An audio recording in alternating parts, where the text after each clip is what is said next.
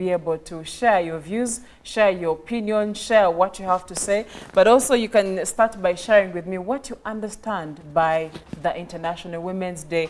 Why do we celebrate it? And going forward, how best can we celebrate this day? We're going to be having different conversations this morning. Now, I'm very lucky this morning that I'm joined by phenomenal ladies on set, and I would say it's such an honor to have Miss Rachel Takari on set, and that is the Chief Editor, UBC Radios, not Radios, not Radio, UBC Radios, the Chief News Editor. Also, I do have Mama Josephine Kasato, and that is the President of Mothers Union, Buganda.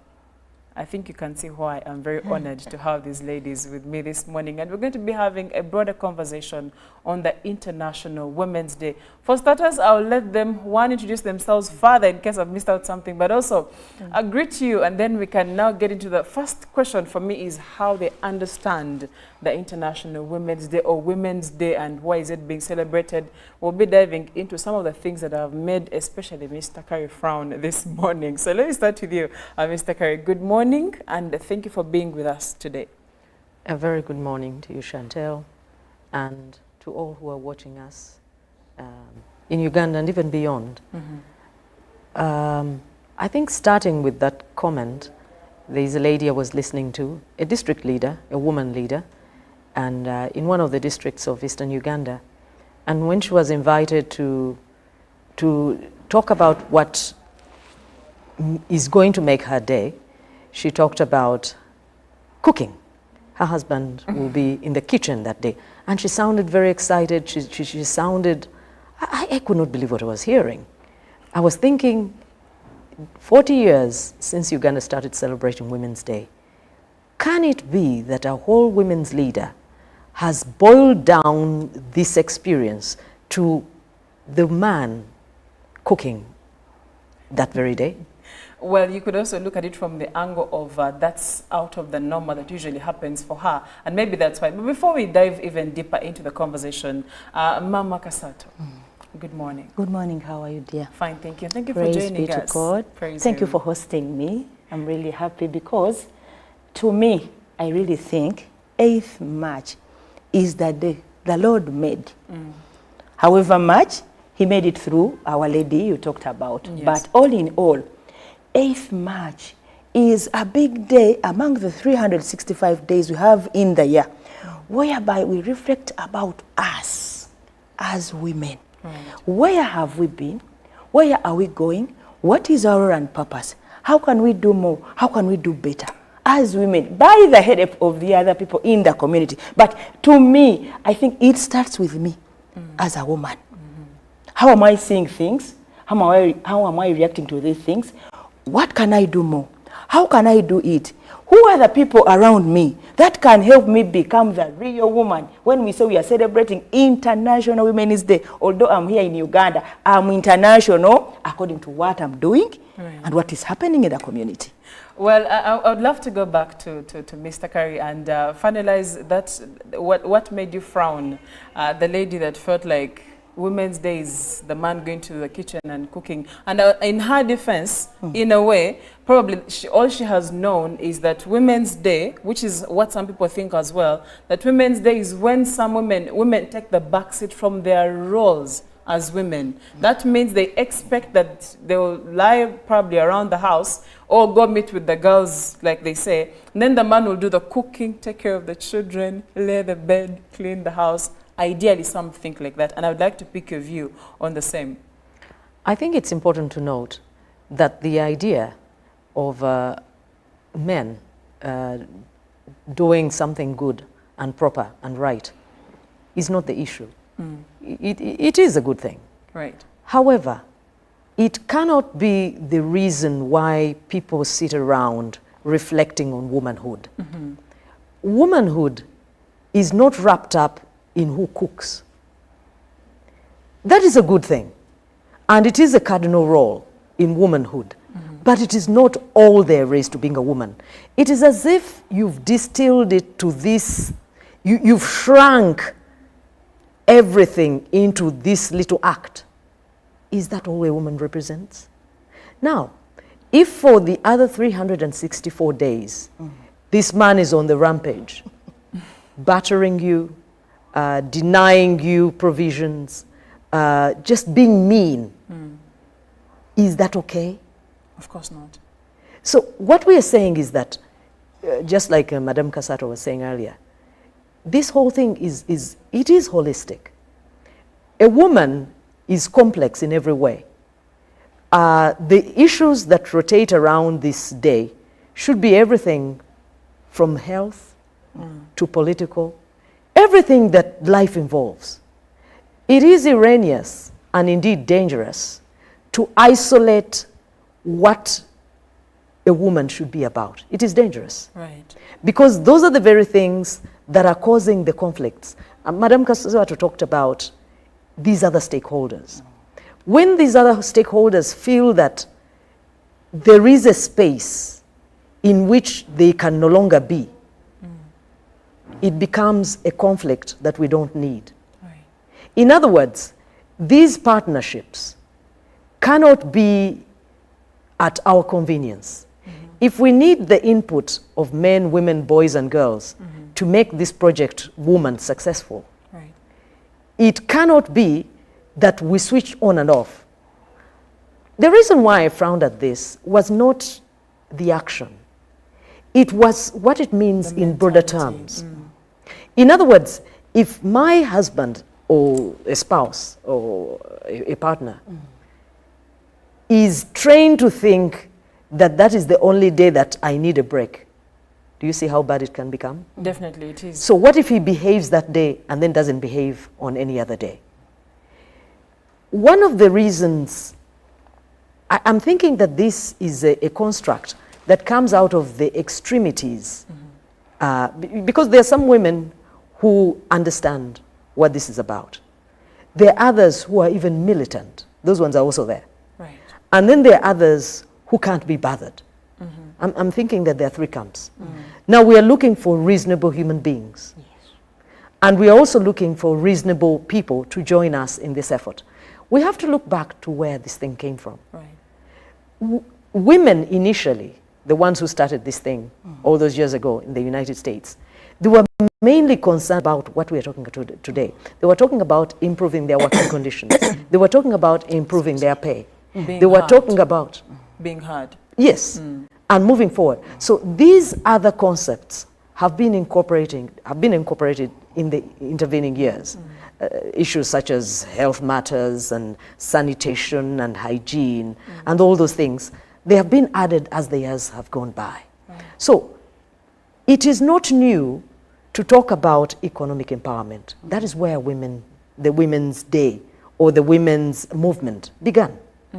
But we are saying, more than all these years later, are we making the kind of progress we should be making? If we are now retreating to small little, not very useful interpretations of what this is about, Chantel, that is concerning. Indeed, it is concerning. It is. So ideally, how should we be celebrating Women's Day? I'm thinking Women's Day is celebrated daily, Okay. without the fanfare, without the big do in Katakwi. It should be something that is done day in, day out, at our workplaces, in church, Homes. on the streets, and wherever Right. women are found. It should be an extension of us. It should now engulf the community thinking. It is now a thing that should be owned by countries. This is not an effort that should be left to women alone. But I think some of the ways we approach it can isolate would-be partners. So I'm thinking that on this particular Women's Day, it would be a good thing to reflect. What are those things that are causing us to be resisted in some quarters? Because, for example, I'm sure there will be domestic violence on account of this cooking thing in some places. That is very true. It could be verbal, it could be physical. There's going to be some altercations. There will be men who say, look, I think finally you've outdone yourself, and I must place you where you belong. I'm thinking it is a work in progress concerning persuasion. This whole thing of women empowerment cannot be forced on people. They have to be persuaded. Right. So, you're asking how should we do it? By engaging in persuasive mechanisms around the clock, in my estimation. Great. To you, Mama Josephine, how ideally would we be celebrating, or should we be celebrating the International Women's Day? Really, as she said, we should celebrate every day. But maybe when we reach 8th March, this is that time we really need to evaluate and see what exactly have we been doing.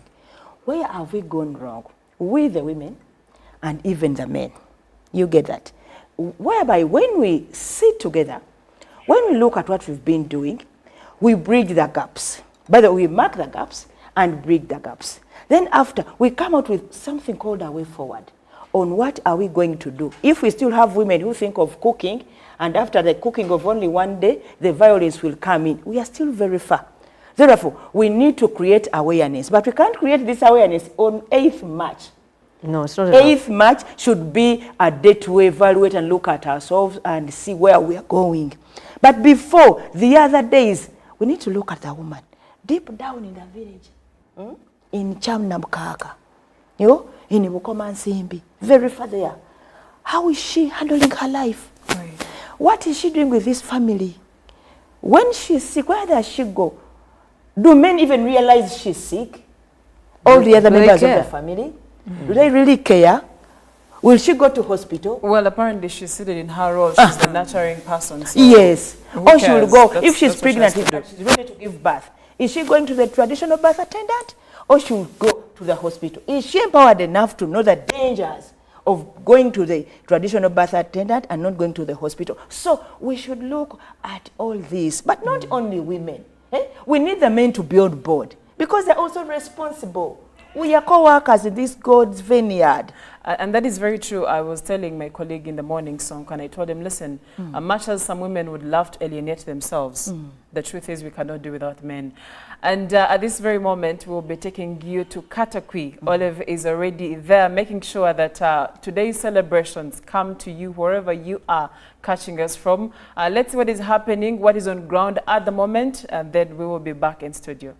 For International Women's Day celebrations, we are coming live to you from Boma Grounds here in Katakwi District. My name is Olive Monica Najima, and thank you so much for being a part of us. Now, the International Women's Day celebrations are taking shape here in Katakwi. We are seeing different representatives coming in. We will be seeing women that will be receiving medals from different walks of life. And I've seen a few ministers happening already here that have already arrived. Later on, we will be expecting the president himself as the main celebrant of the occasion.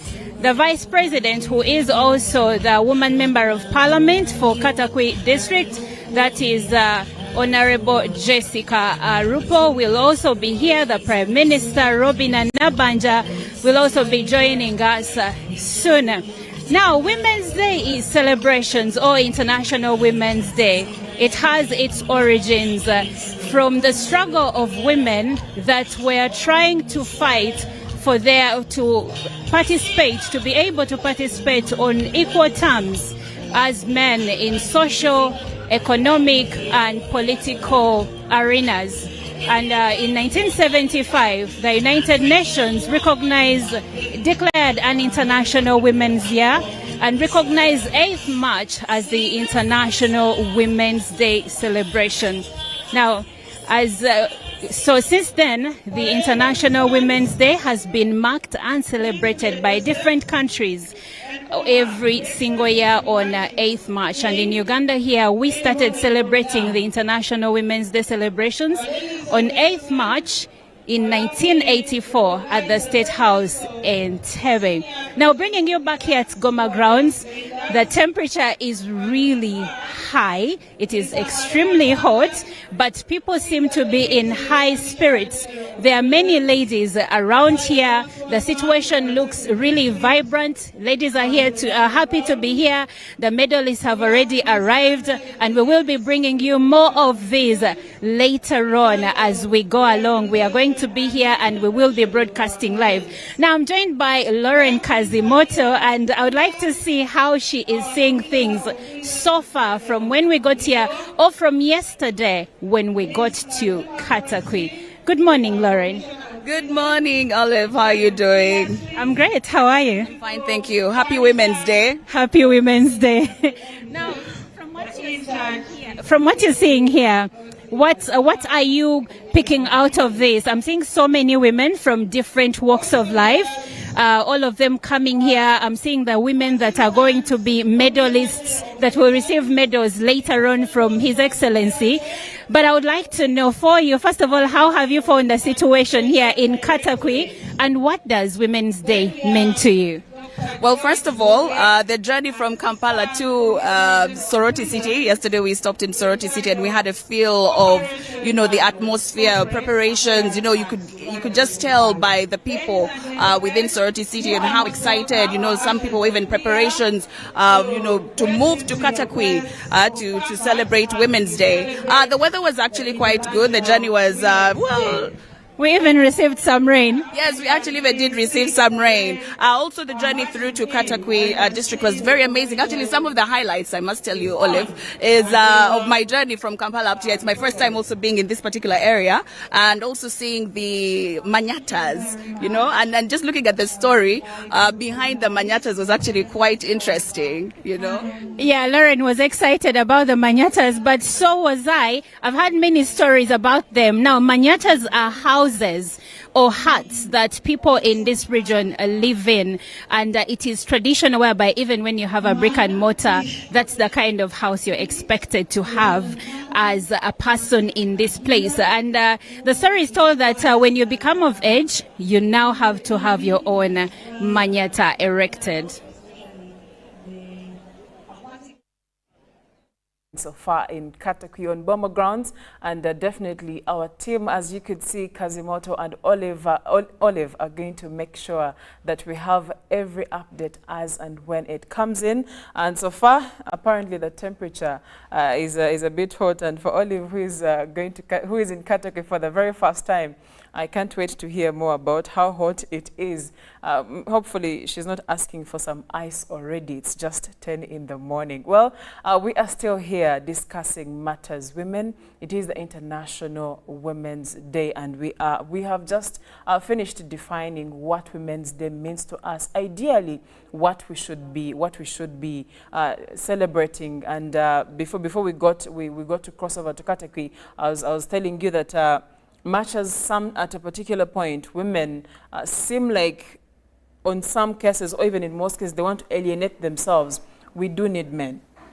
As men also need women. So we need each other, and we can work together to ensure that that we have one, better working relations, two, we coexist and we complement each other instead of competing with each other. Yeah. Now this year's theme as of the International Women's Day is invest in women, accelerate progress. Yeah, and of course that definitely entails economic empowerment for the women. So, Ms. Takari, when you talk about economic empowerment, for starters, for the women, what is the first thing that comes to your mind? The first thing in terms of economic empowerment, it is definitely a mental, an exercise that you cannot separate from one's mental processes or outlook. But even before we go to that very issue, there is something that came to mind when you are emphasizing that we need one another, the genders, the men and the women. This whole thing about women empowerment, there is no such thing as one size fits all. That is true. I think one of the reasons why our country and others are struggling with women empowerment is that in characteristic Western fashion, because that is where the present or the current movement, the women's movement, is more pronounced. Even in modern times, we can trace it to the Western world, the US in particular. But in characteristic Western style, whenever they introduce something, they don't seek to supplant, they seek to uproot what they found. Interesting. The basis of the struggles that have now shown themselves or come to the fore in terms of domestic violence, it is because the empowerment of women in Western style seeks to replace the culture. That is very important, by the way. If we develop women empowerment, Uganda style, it will not look like Kenya, Tanzania, US. or Britain. But the present arrangement, UN originated and pushed, is Western in every way. Right. The Western interpretation of women empowerment is straining our culture. It is straining the way we do things, our traditions. But that should not be the case. Right. What we are saying, even before I come back to your question, the reason, for example, why we are struggling in integrating women empowerment in our economic processes is because the application is alien. We have to domesticate this women empowerment. Because we are struggling with an interpretation that is European, that is American. It can't work. The only way it can work is by destroying us. You know, I had a conversation with someone who was saying some of these policies that are brought in some of our countries are meant to cut us off. Yes. Our culture. They will destroy us. To alienate us. And, but that, for example, when you work for certain organizations that I will not name, one, you will be moving across different parts of the world. By the time you get to settle, you get to retire, you can't even correct your child and they listen. First of all, they are part European, they are part American, and part Asian. And then in the fourth instance, they are African. Right. But they look like you and me. So, Madame Kasato here was talking about the need to revisit some of these approaches. Remember, it is 40 years since we started to celebrate this thing in Uganda. Right. We started in 1984. But it is time to now see, if we are nearly 50 years into this thing, what is working and what is not. What is not working, that is very true. You see, one of the things that we have been struggling against in recent times, of course in this country, we talk about the homosexuality bill, for example. This is not directly related to women empowerment, but it is a case of coming to the realization that some of the things that we are consuming are not for us. Is it good for a woman to have a decent income? Of course. But at what cost? We have to examine those things. Okay, because I'm if my in family this. life will fall apart in the name of a better income, really? How about this school of thought? Okay. Imagine a woman that has been, girl that has grown up in a family where one, the mother is a stay-home mother, takes care of the family, but she has witnessed a lot of disrespect because one, that woman is entirely dependent on the man. And 1, 2, 3, all you hear is, I am taking care of your every need. You're nothing without me. Statements like those. Different cases can be named and scenarios painted. And then this girl now grows up thinking, if my father is disrespecting my mother on the grounds that he's the sole provider of the family, what if I earned my own money and provided for myself? Will it cut out that kind of treatment? And for some cases, it has proven that it can work in some cases, where a woman is able to give everything she wants to herself, and now to the extreme, she feels like she does not need a man. So in this case, isn't that the point where we now try to see where to strike the balance? Because very many women may not be in position to say at what cost, especially if they know in the background, the moment she sits home, you've interacted with women, you know, she will tell you, I can't afford to be jobless because I don't know how he's going to treat me when I have no job. I have no quarrels with those concerns. I really don't. But what we are trying to say, and it came from the question of asking, what does this day mean to you? It cannot mean to me what it means to a woman in Britain. True. It can't. Because we are not the same people. We don't even live in the same society. So the culture is different. Even when it comes to what you're saying, a woman earning a decent income, it still doesn't mean the same as a woman who's in Britain. The only problem is trying to lift the meaning of what it means to have a good income and a balance, so to speak, of lifting it wholesale and putting it in our context. It can't work.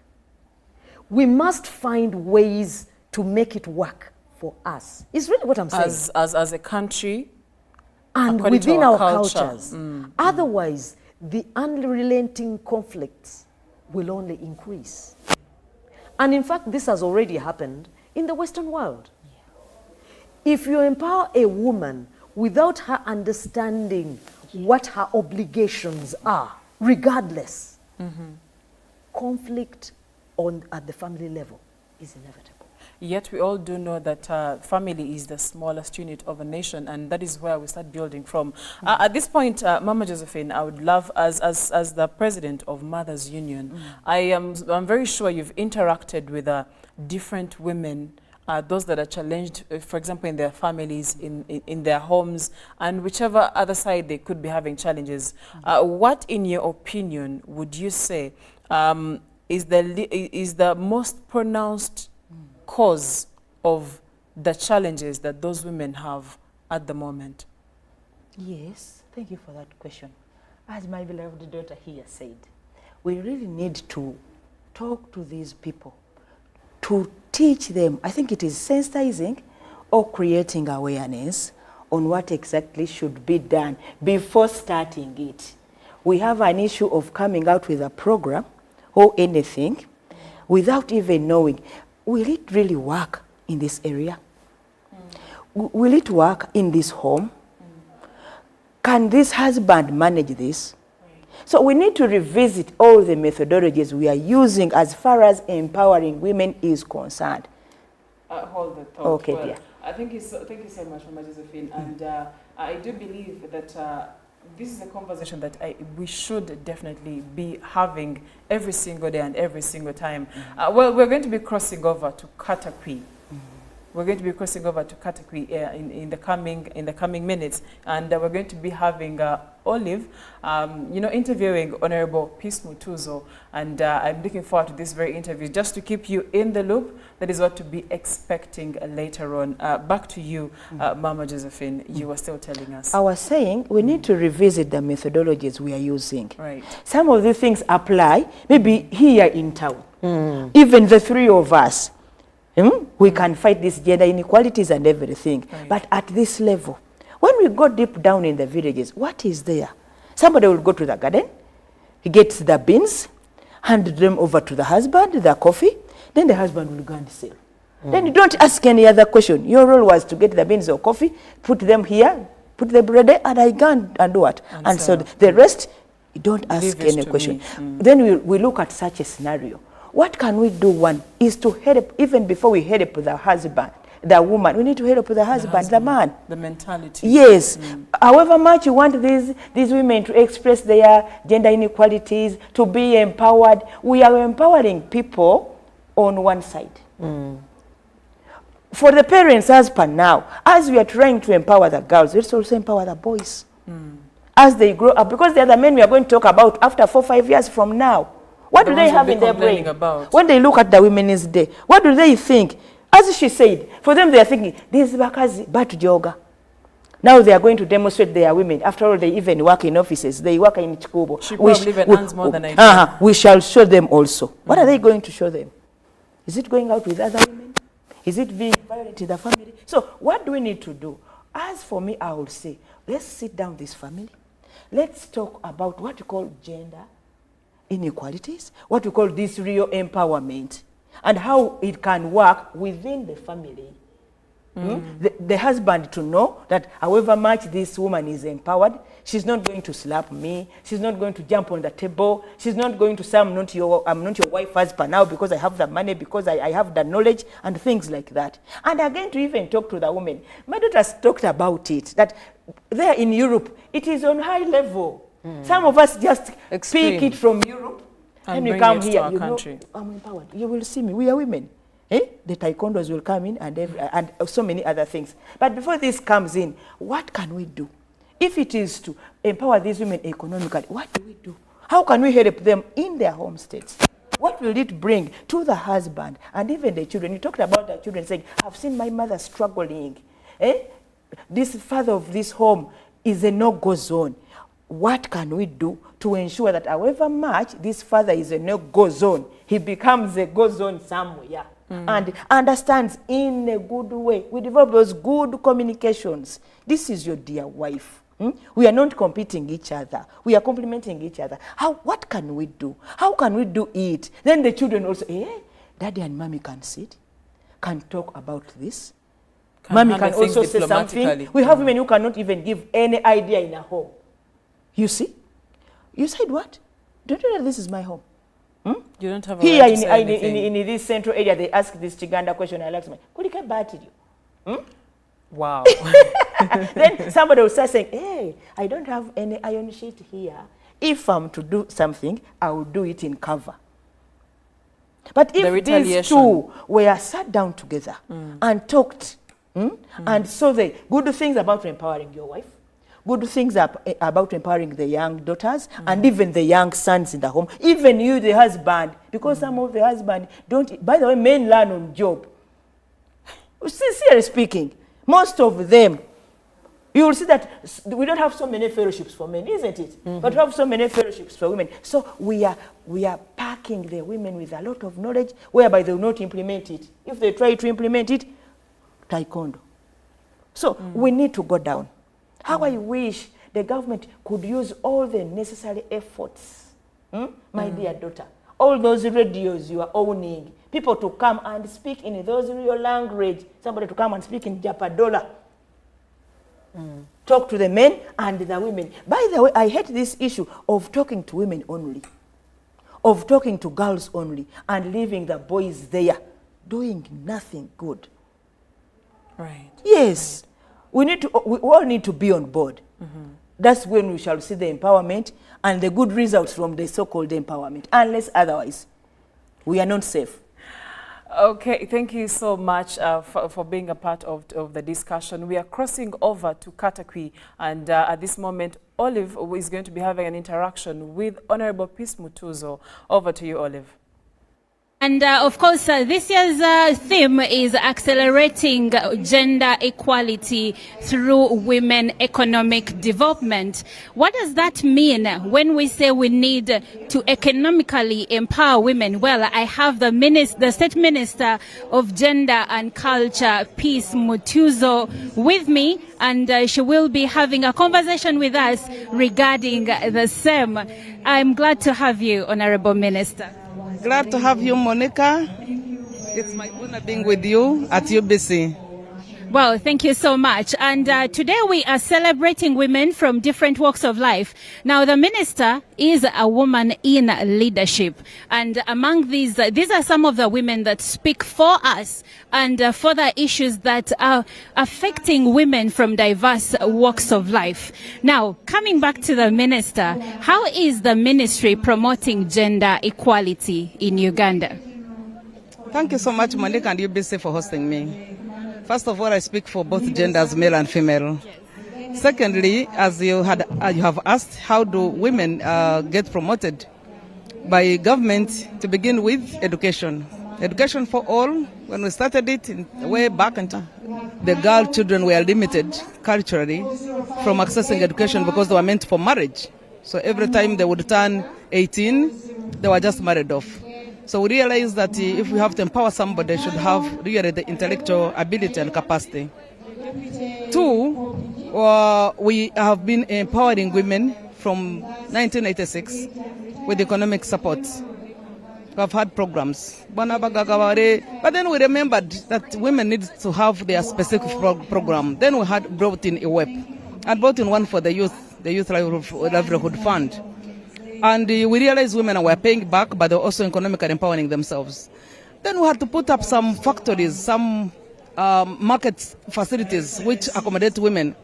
Right now, when you go to any market, be it one of the rural markets, even here in Arapai, you will find 70% of the people in the market women, because they have also something to deliver there. Previously, they did not own anything that would possibly take to the market. It was husbands that were interfacing with the market, and so the exchange of money was only with men. But right now, we have put those facilities deliberately to ensure that women are empowered, women can be able to produce, even implements of labor. We had to put in a law to ensure that women can access land, they can buy on their own. Previously, you'd have to buy through your brother, through your father, through your husband, and land titles were not processed just in the names of women. Now, land titles are processed in the names of whoever buys. With that, 43% of the total land now is owned by women with land titles. That is a very big milestone step. Now we are moving to health. Every sub-county now has a health facility, because previously it is a gender need. We have 5 gender needs, 5 female interests. And by ranking, I will just flash one by one. One is security, the second one is access to health, the third is access to economic empowerment, the fourth is access to information and education, and the fifth is autonomy, the power to decide on your own. Do you know that women did not have chance to determine how big their families would be, and they're the one producing? Until the man puts a stop, is when a woman would stop. But now, facilities are available, they are close to us. You go to a health center, which you can easily access. You would have to go to a referral hospital many years back to deliver a child, and many of them were dying along the way, because labor pains will come anytime. You can't determine that on the ninth month is when they will come. So with that, we have reduced infant mortality rates. We have now access to water facilities. Ministry of Water already indicated that now 78% women are accessing water. Previously, it was a woman's work. Up to now, even in the villages, it is a woman's work to fetch water, and even to put it in the bathroom for a man to bathe. But right now, with the modernity, with the many factories coming around, now you can just put the tap on, and the man will bathe without necessarily requiring you to put water into the bathroom. So I think it's a milestone achievement. Yes, that is a big milestone. But Honorable Minister, we have women, over 40% of businesses that are registered and have premises in Uganda are owned by women. Yet also studies indicate that these women are also susceptible to corruption, that they are bullied and they are forced to pay bribes to, let's say, revenue officials.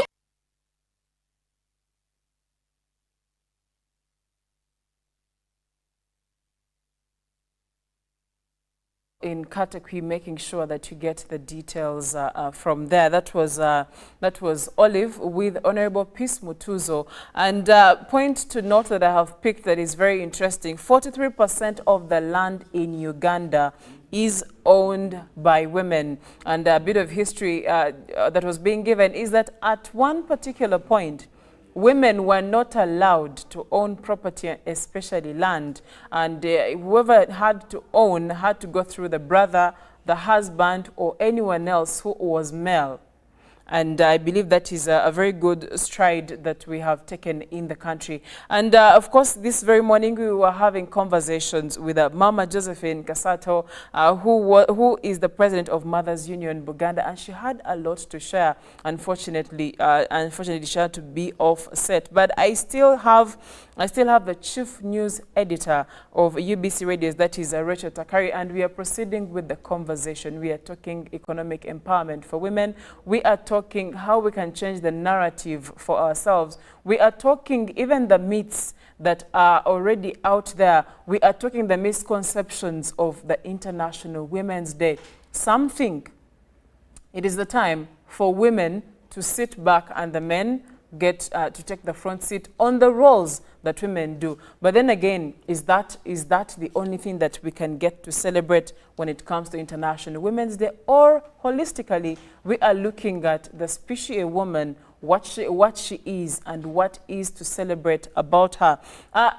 Just a briefly to take us back, back in the day, we all do know that women, even maybe up to now, are still viewed as very fragile beings. That is one. Two, they are viewed as very vulnerable. Now, please note my choice of words, very vulnerable beings. And that, in my own opinion, structured and formed what we have seen over the years as the perception towards women. That is why when you find a woman who is a painter, you will ask yourself, how does a woman do a painting job? When you find a woman who is an electrician, especially those who work with companies, organizations like Umeme that have to go up electric poles, the question would be, how does she get to do that? And that is because there was the mentality that those things are for men. Partially because, yes, when a woman falls down and maybe breaks her back, giving birth might be a challenge. A number of issues, yes, in there that made women be viewed as vulnerable creatures or vulnerable humans, and that is maybe what structured some of the constructs that we see in society. Having said that, I would like to know if Mr. Curry actually agrees with me that the problems came in from way back when women were believed to be very fragile, and thus they could not do some of the work. Yet we are seeing women doing some of this work at the moment. Mr. Curry.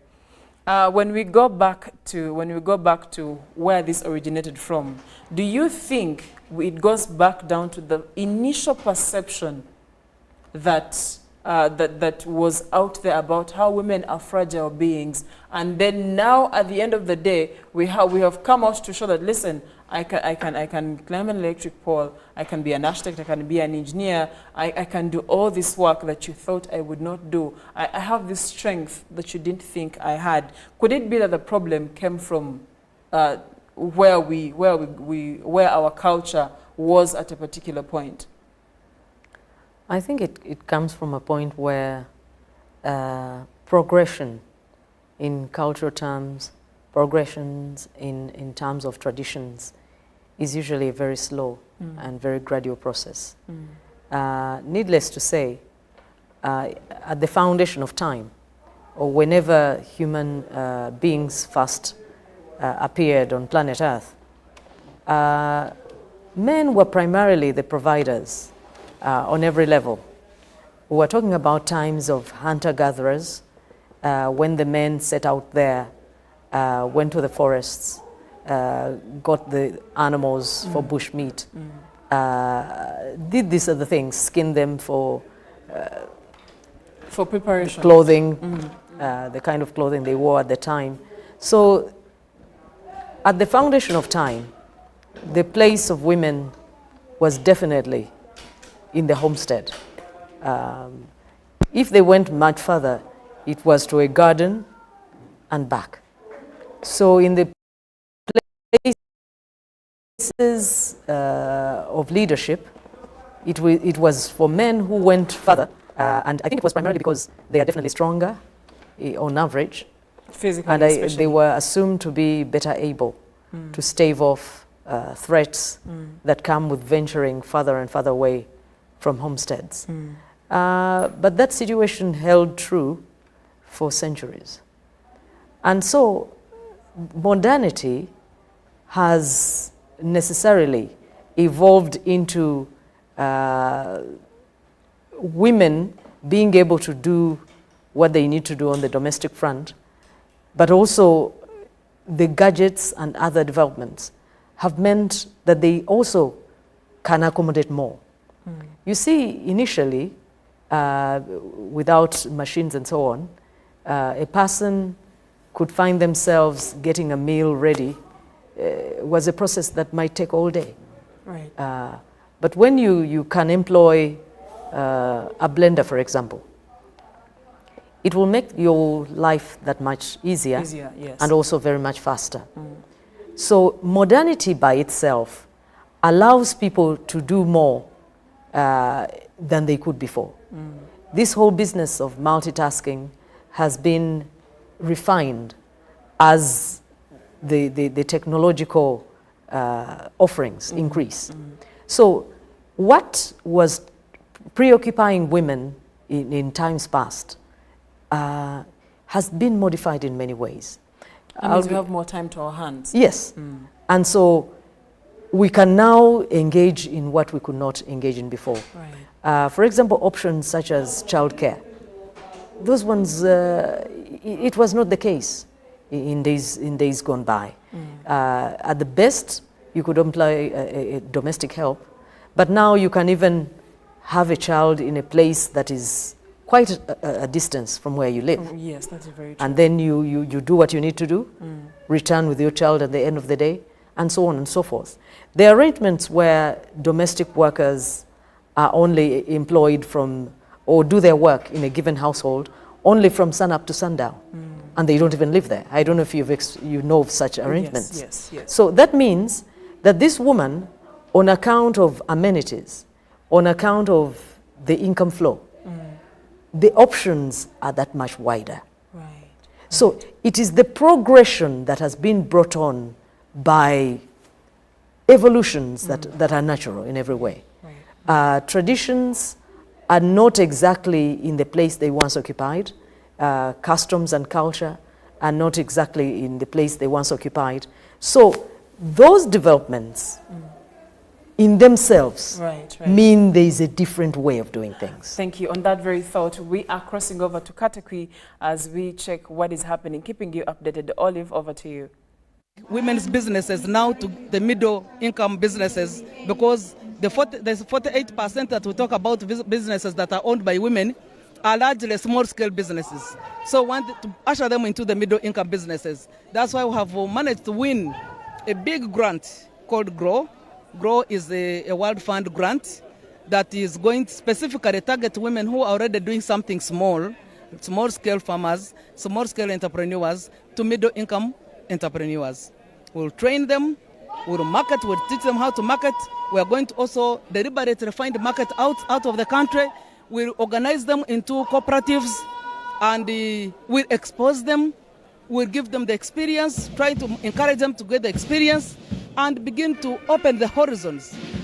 Because Uganda is blessed, widely blessed with agriculture. That is where our backbone is. So if we grew and managed these women and we were able to put our produce at the international scale, we would not have lost the points. Right now, many of the things come from Uganda, are packed in Kenya and are sold as Kenya products. But now we want to market them here, beginning with our tea, which has almost lost market. We shall have an auction plant here that will be soon launched by the president and have about 7 factories in different areas that are growing tea. So don't lose hope. Well, we will not lose hope, and we are still here at Boma Grounds. I've been having a conversation with the State Minister for Gender and Culture, Peace Mutuzo. We are still coming to you and giving you more when it comes to the Women's Day celebrations. We will have other guests that we will be talking to as the day continues. So stick with Uganda Broadcasting Corporation. We have so much for you coming your way. My name is Olive. And as we continue along, I am still with Lauren Kazimoto. Lauren, I've had quite a wonderful interview with the State Minister for Gender and Culture, Peace Mutuzo. And she did mention that girls can also now, especially now these ones joining university. She said, yes, you have finished senior 6, your results have come back, you have 2 principal passes or even more, and now you can join university. But she was saying, instead of joining university to study the humanities like journalism, not that journalism is bad, I mean we are like the foot soldiers, right? But anyway, what she was saying, girls can now consider going into the sciences, going to study. You have the points as the boys, you have the same capacity. Go and do what the boys are doing because you can excel, you can do it. What are your thoughts on that?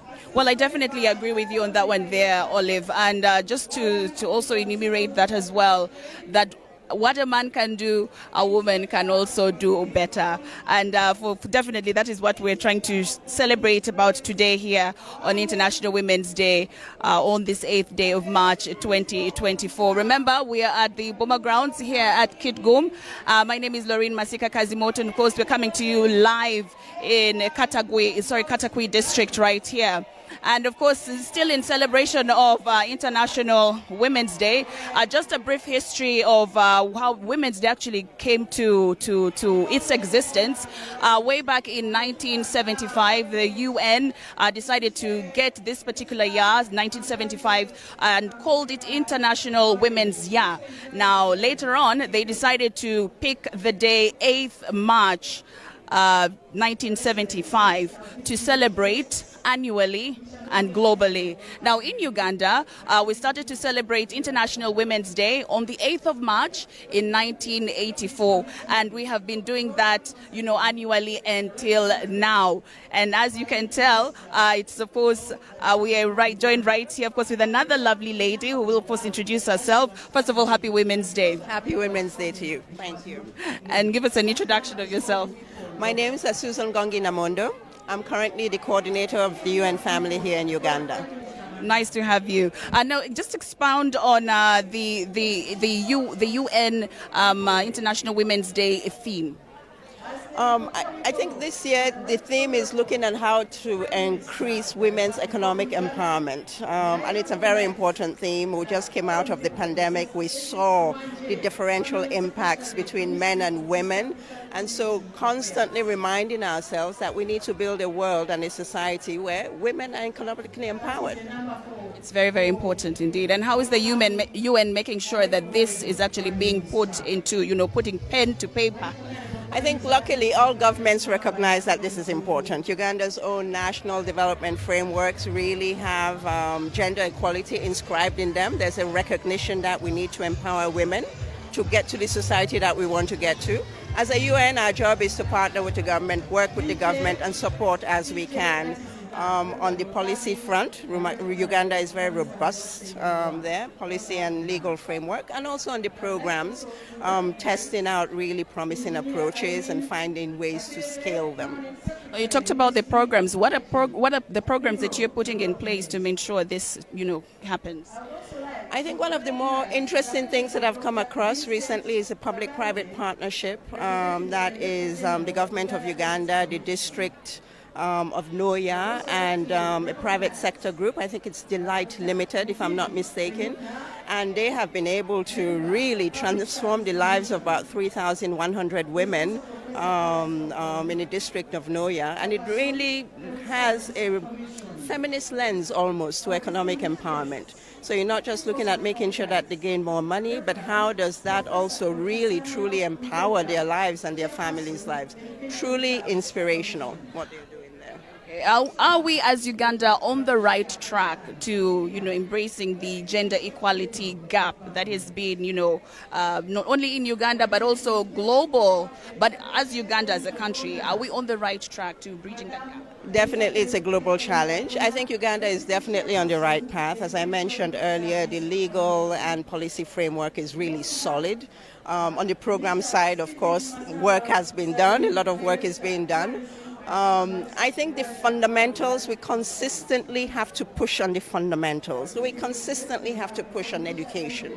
The full breadth of education, basic education, TVET, entrepreneurial skills training, digital and financial literacy. So we still have to do a lot more of that. And then constantly work on the norms, the social norms, because the social norms are these contracts we have in society that says, well, we do it this way, and women should have this, and men should have that, and they should aspire to this, etc. That's the foundation, that's the bedrock. I think a lot is happening. There's a lot of change in Uganda today. It's not the same Uganda of 1984 when we started celebrating International Women's Day here, but a lot more needs to be done, especially on the norms front. What are some of the challenges that you might have faced, in your office, in making sure that, we have an equal balance when it comes to employment, when it comes to gender pay as well? Within the UN, we take these issues seriously, and of course, we're trying to live up to that which we are, advocating for in the world. And it's not always easy. Ensuring parity is not always easy. We're making huge strides here in Uganda. The places where we find the biggest gaps, you would not believe it, is among our drivers. It's very hard to find drivers. It's mostly male dominated. It's mostly male dominated, and that's a norms issue because, quite frankly, women can drive. So then we have to be deliberate in places like that. Generally, though, we are inching, getting there towards parity. In terms of our senior technical national staff, we do have parity, so we're getting close. I think the biggest issue is making sure that we recognize that women also have social responsibilities. Women are the workers, are mothers, their sisters, their family members, and there are a lot of roles that are ascribed to them that they also have to cater for. So if there's no way that you have flexible work policies, it becomes difficult for women somehow. Because unfortunately, the rule book says when the child is sick, it's usually the mother who is at home taking them to hospital, not the dad. When there's a problem in the family, we need the women to go and help out, etc. So you need to have some of that flexibility in terms of work and provide some services that women can avail them. Creches are used, they're helpful where we can put them, etc. Any parting shots before we let you sit down? No, I think there's a lot to celebrate. Obviously, this is a day where we look at all the good that has happened. And also we interrogate how we can do better, how we can do more. For instance, the UDHS was just released yesterday, if I'm not mistaken, and it shows that a lot of good things have been happening. There's progress, things are happening. But it also shows that there are some places where we're not managing to make progress, like this issue of teen pregnancy. So we really have to interrogate that as a society and see how we can do better. Thank you so much, and thank you so much for your time. Happy Women's Day once again. Likewise. All right.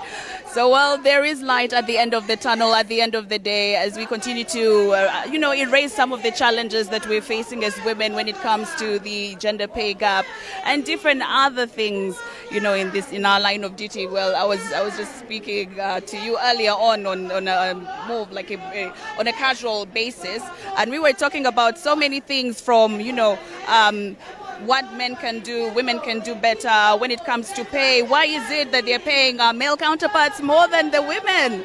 And different other, issues that of course, that they're going to address. Hopefully, they will highlight to you on this particular day. So, how are you feeling? The heat is heating, right? The heat is definitely hitting. My goodness, Katakwi is hot. There was rain last night, but actually when we woke up in the morning, you couldn't believe that we had any bit of rain at all. But that being said, we are here and the celebrations are now in full gear. We have women from different walks of life, leaders, entrepreneurs. Others have been already given medals in different walks of life. My goodness, you should be here. This is the event where every woman should be, but every person that cares about the rights of women, the things that women bring to the table, the contribution of women in our society. Now, I am joined by Miss Ruth Kasolo from the Private Sector Foundation, and would like to see and hear how the Private Sector Foundation is actually supporting women. I'm sure I want to learn that and hear that too. Good. Is it afternoon yet? No, it is morning. Why is it so hot? Good morning. Morning. I'm happy to be here. And today, His Excellency the President is going to be launching the partnerships under the GROW project. I am now the coordinator of the GROW project at PSFU, and I'm glad that I'm going to make sure that things for supporting women are going to happen. Today, we want to ensure that going forward, any woman in Uganda that wants to formalize her business, it will be funded for under GROW. Any woman that wants UNBS certificates, GROW project will pay for it. Any woman that wants training under Uganda Industry Research Institute and incubation, go through our procedures and GROW will pay for it. Any woman in the dairy sector right now, it is open. Dairy Development Authority will be offering trainings. We are working with NARO to offer trainings, and Museveni will be launching it today, and I'm happy about it. And going forward from April, we are going to offer the lowest loan products for women on the market. Women of Uganda are going to be accessing money as low as 10%. Why is it low? No charges. Pay 10%, no processing fees, no insurance, no chidogo, nothing, 10%. And then, if a woman pays well in 6 months, your interest is cut by 5%. So meaning practically, a woman will be getting a loan at 5%. And I'm happy to be part of that. I like that you say that, because it has been found that in as much as 40% of businesses in Uganda today that are registered and have premises are owned by women, women are still bullied when it comes to taxes, when it comes to paying different fees regarding their businesses. And also formalization of business is a problem for women. So how exactly, I hear about Grow project, by the way, but tell us more. You've told us what it is going to do, but what is the Grow project in itself? Now, the Grow project is growth initiative to support productivity for women entrepreneurs in Uganda. It's the largest grant Uganda's ever received for women. It's $217 million, which is about 800 billion for women of Uganda. The GROW project has so many interventions. We are doing it with the Ministry of Gender. There is money for training women in mindset change. These things of women believing in themselves, they'll be able to get that support. Women advocacy will be funded. We are going to support also women that have innovative ideas. You have something innovative and you don't have capital. The Ministry of Gender has money for that, up to 100 million shillings, and they will support about 5,000 women. So when you look at the GROW project, it is actually going to answer the challenges that women have been facing. You find that a woman has a product she wants to export. She doesn't even have money to go to a trade fair. Just come to GROW. GROW will be funding us. We are Trust Towers, Chadondo Road, just near the NRM Secretariat. Just enter and we'll be able to support you. And for me, I think the GROW project, if well handled and well utilized, we are not going to look for every woman, but we are looking for women that are already doing something, whether in education, creative arts, agriculture, hospitality, tourism, journalism, marketing. I had to pass my people there. ECD, we want to encourage women to go in businesses of ECD, looking after children for money. There are many areas in Uganda where there are no nursery schools, there are no kindergartens, and I want to support women from today. If you want to go into that as a business, where you are, to help, many women have kids, and when they are going to the garden, they have nowhere to put their kids. So we are saying, why can't fellow women be caretakers of these children? We are going to support such women to clear those safe places, paint them, give them toys, give them tools, give them playbooks for kids, and then train these women, and they're able to do it as a business. So for me, I think more than ever, it's good to be a woman in Uganda now. Wow, it is good. And you've heard it from Mrs. Ruth Kasolo, who said that the Ministry of Gender has money for women initiatives. Thank you so much. And Private Sector Foundation. And Private Sector Foundation Uganda. So you've heard it from the horse's mouth. The money is there, so you should reach out to them. They are at Trust Towers and get more information. Lauren, I am so happy. I've had the best news. Mrs. Ruth Kasolo from Private Sector Foundation has said the Ministry of Gender and PSFU have money for women in Uganda that are in business. Isn't that amazing? Yeah, so that means the women out there, you do not have to worry when it comes to, empowering yourself and also developing yourself at the same time. We're still here in Boma Grounds in Katakwi district right here. The sun is up, the weather is bright and lovely. The women are looking lovely, the women are looking beautiful this particular morning. And of course, I'm joined by the Commissioner of the Ministry of Gender, Labour and Social Development, Madam Angela Nakafero. It's good to see you once again. We met a while back, and it's good to see you once again this morning. Thank you very much.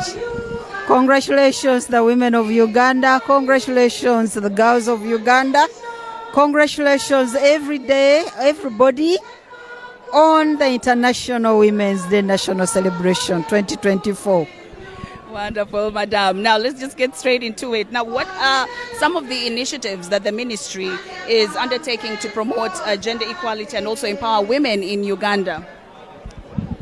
Thank you very much. As Minister of Gender, Labour, Social Development, we are in charge of ensuring that our laws and policies are enabling to the delivery of gender equality and women's empowerment. And currently, we are reviewing the Uganda Gender Policy 27. We presented it to Cabinet. We are waiting Cabinet's approval. So we feel that will be a very important piece of work in terms of accelerating gender equality and women's empowerment. We implement several programs.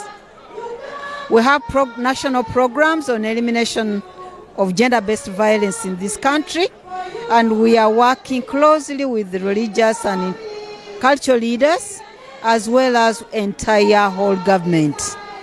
All of us know that gender-based violence is an issue. So as Government of Uganda, under the leadership of Minister of Gender, Labour, Social Development, we are committed to eliminate gender-based violence, and we need the support of everybody. Today's theme is Women Economic Empowerment. Minister of Gender, Labour, Social Development is spearheading several programs in this direction. We have the Uganda Women Entrepreneurship Program that is targeting women who are beginning from zero to start an income generating activity. This program started in 2015, and quite a number of women are being supported to start their income generating activities. Currently, an increasing number of Ugandan women are able to earn an income, provide unemployment to other people, pay for social services, education, health, and others. In the same direction, we have the generating growth and productivity opportunities, GROW, that is coming in with the support of the World Bank to ensure that women with businesses are supported to grow their businesses, increase productivity, and be able to contribute to national development. Of course, we don't forget about the program around national security. We can't do much when there are conflicts.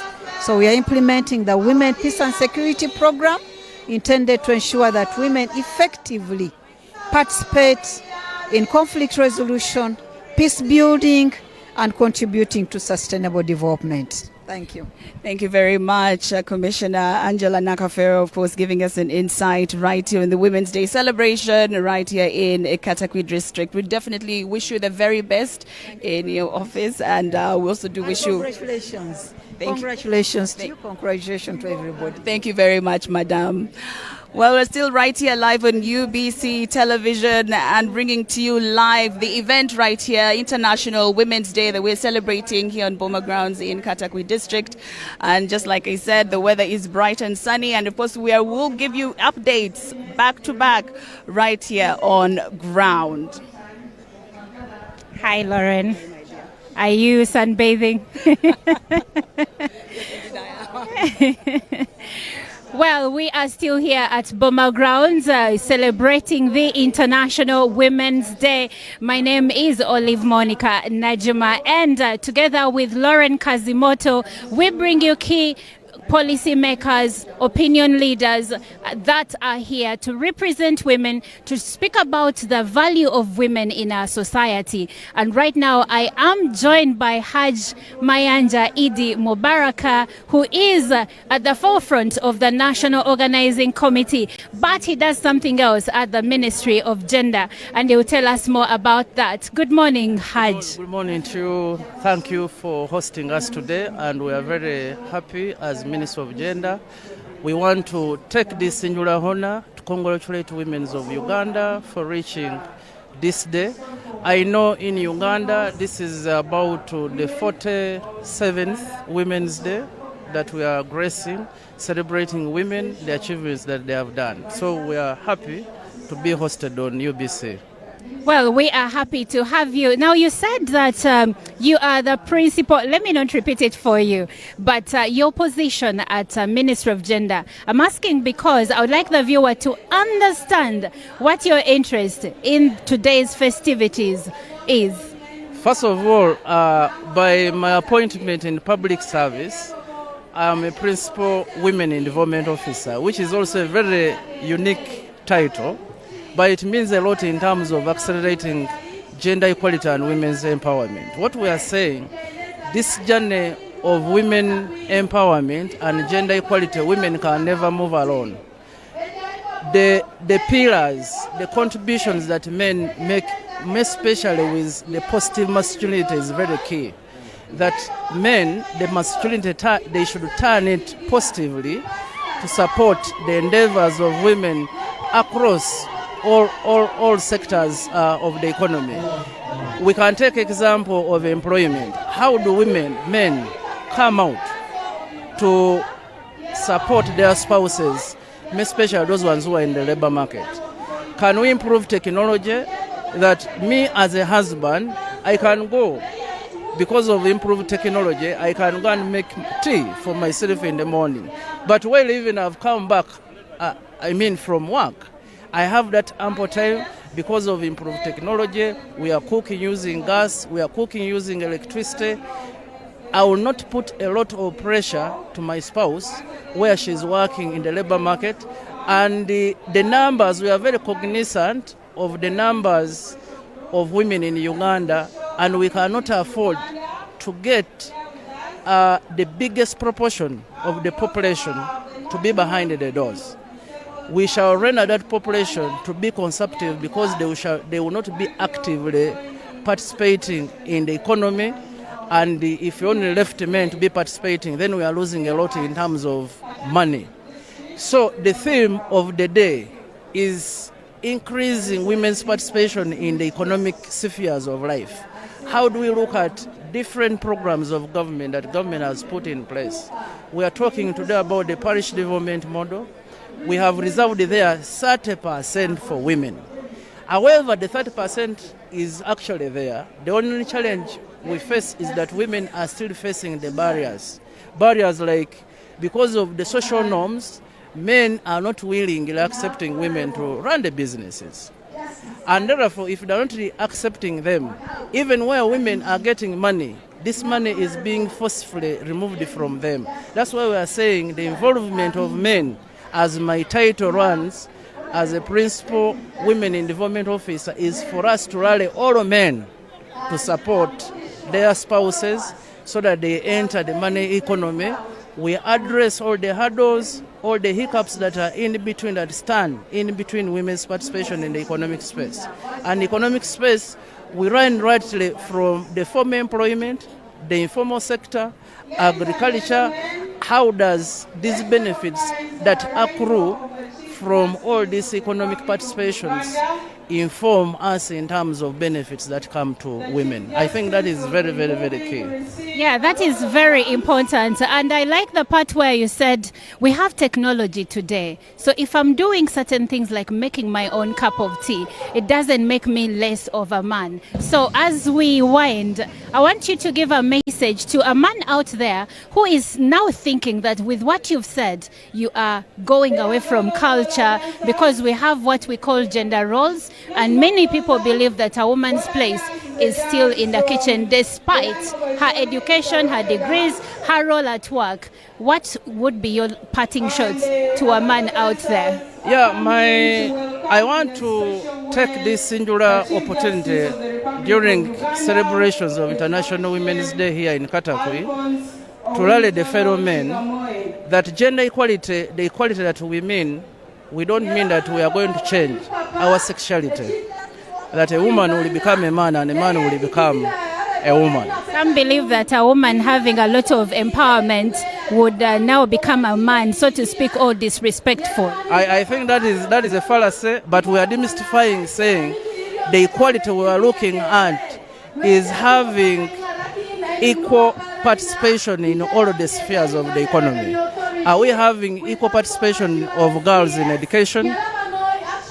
In all levels of education, higher institutions of learning, are we having equal participation of women in participation in employment, participation in business? If you took statistics today, it shows about only 37 women in Uganda who are involved, who participate in businesses. Where is the other proportion of women?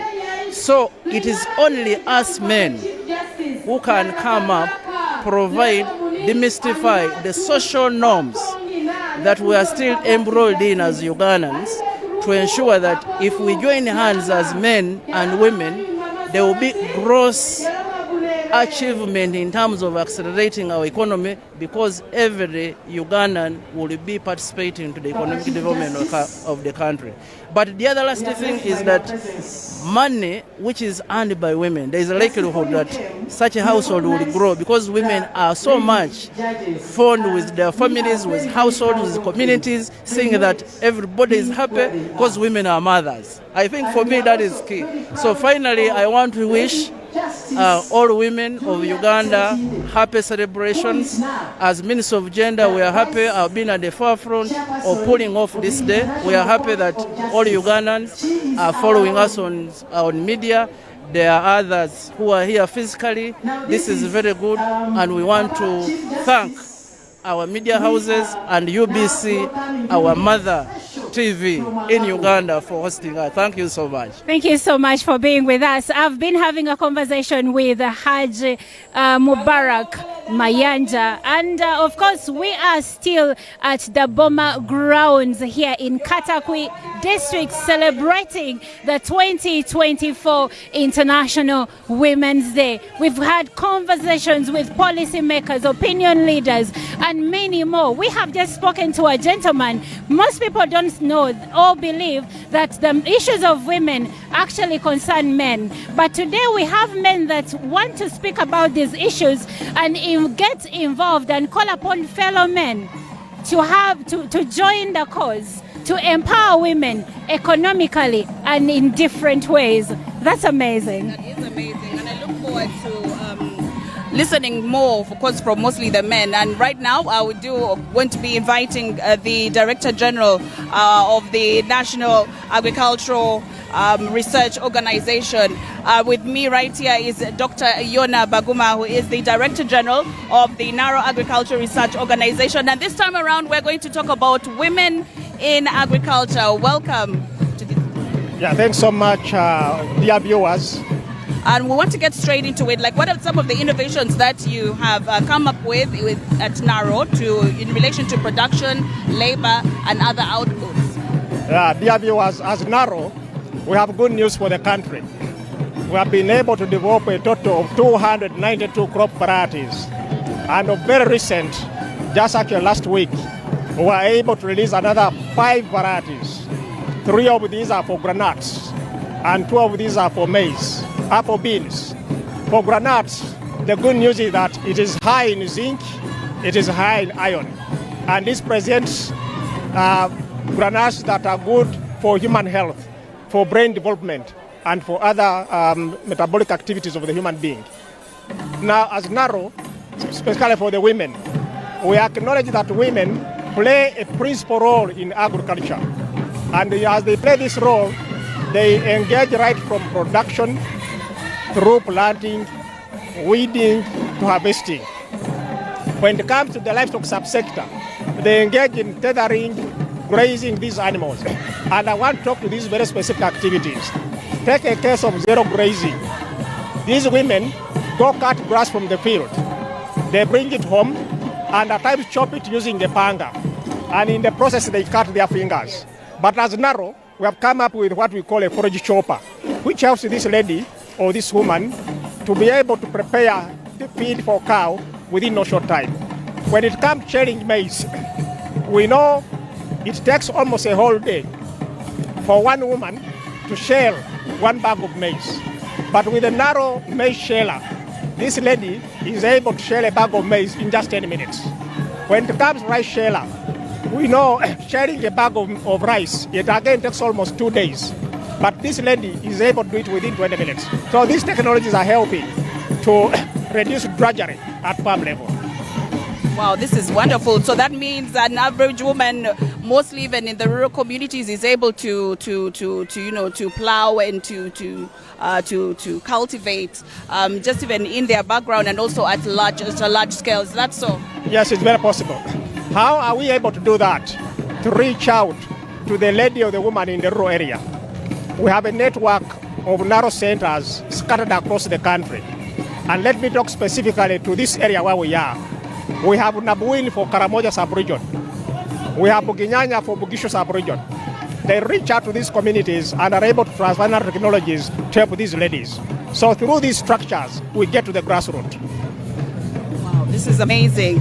Maybe there are some of the some challenges that maybe you might have faced in maybe reaching mostly ladies in the hard-to-reach areas. Also in terms of fertility of the soils, also in areas that have a bit of a challenge when it comes to trying to cultivate particular kinds of crops. What has NARO come up with to make this a little bit easy for communities and most also ladies as well? As NARO, we are starting what we call a seed multiplication hub. We know that these ladies at the time of planting like now, they need seed.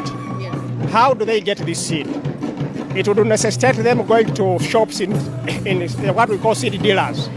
But we are having a distribution system which is being guided by NARO Holdings Limited that makes sure that through hubs, they are able to pick quality seed from these hubs. And that's wonderful. Any parting shots and any words of encouragement that you'd give to a woman who is watching the television right now from NARO? We want to encourage all ladies to remain focused in agriculture, to know that agriculture is a business. And through this business, they are able to bring up good families. They are able to provide for their home domestic needs. We thank you and we thank the government for the support. Thank you so much, Doctor, and have yourself a lovely day. Well, we're still right here on Boma grounds here in Katakwi district, of course, celebrations of Women's Day right here every 8th March and annually. We do celebrate the women, we do celebrate their achievements, we do celebrate their struggle, and how far the women have come from back in the day until right now. We celebrate those who are here before us, we celebrate those who are besides us, just like my colleague Olive here. And we also celebrate those who are yet to come, the young girls who are studying in schools, looking at people, looking at you and me, potential role models as well. Other people as well. I'll tell you this. I remember when I was at university, one of the national celebrations, and Irene Birungi Mugisha was hosting one of these. I think I was at university, and I remember admiring her so much. Now today, I am here hosting this event. What am I saying? Tomorrow it will be you. Tomorrow it will be your daughter or someone else. Anything a woman wants to be, they can be. All you have to do is set your mind onto it and go ahead and work towards it, and you will achieve it. Do you want to be an engineer? Do you want to fly a plane? Whatever you want to be. You want to be the richest woman in the world? Yes, you can be that. Just work hard and you will get there. So for me, what I take from these celebrations today is that as women, we've come a long way. We still have a long way to go, but we have done tremendous work, and we will continue to do tremendous work if we support each other in every aspect of life. What do you think? Yeah, most definitely, and more so when it comes to economic empowerment. The women should be empowered. We should not be limited to only doing things in the kitchen. Women should be empowered. And of course, the advice to the men who are here and also watching on television: empower your women, empower your mothers, empower your sisters, empower your aunties, empower your wives as well. Economically mostly, in this case, because since we're celebrating acceleration of gender equality and women empowerment, mostly the economic. Yes, men need to empower their women, their wives. I just had a conversation with Haj Mubarak, who said, when you go to the kitchen and prepare your own cup of tea, it doesn't take away the fact that you are a man and that you are still your husband. But like the government says, when we empower women, then we are going to achieve economic growth as a country. Imagine this, if only men are in the money economy, it means that we will have more people, more people from one gender having it all and the other not having it all. And guess what?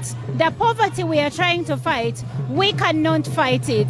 Now I'm joined by a lady from UN Women, and of course, like we said, it is International Women's Day, so we are speaking to various women from different walks of life, civil society organization, and so much more.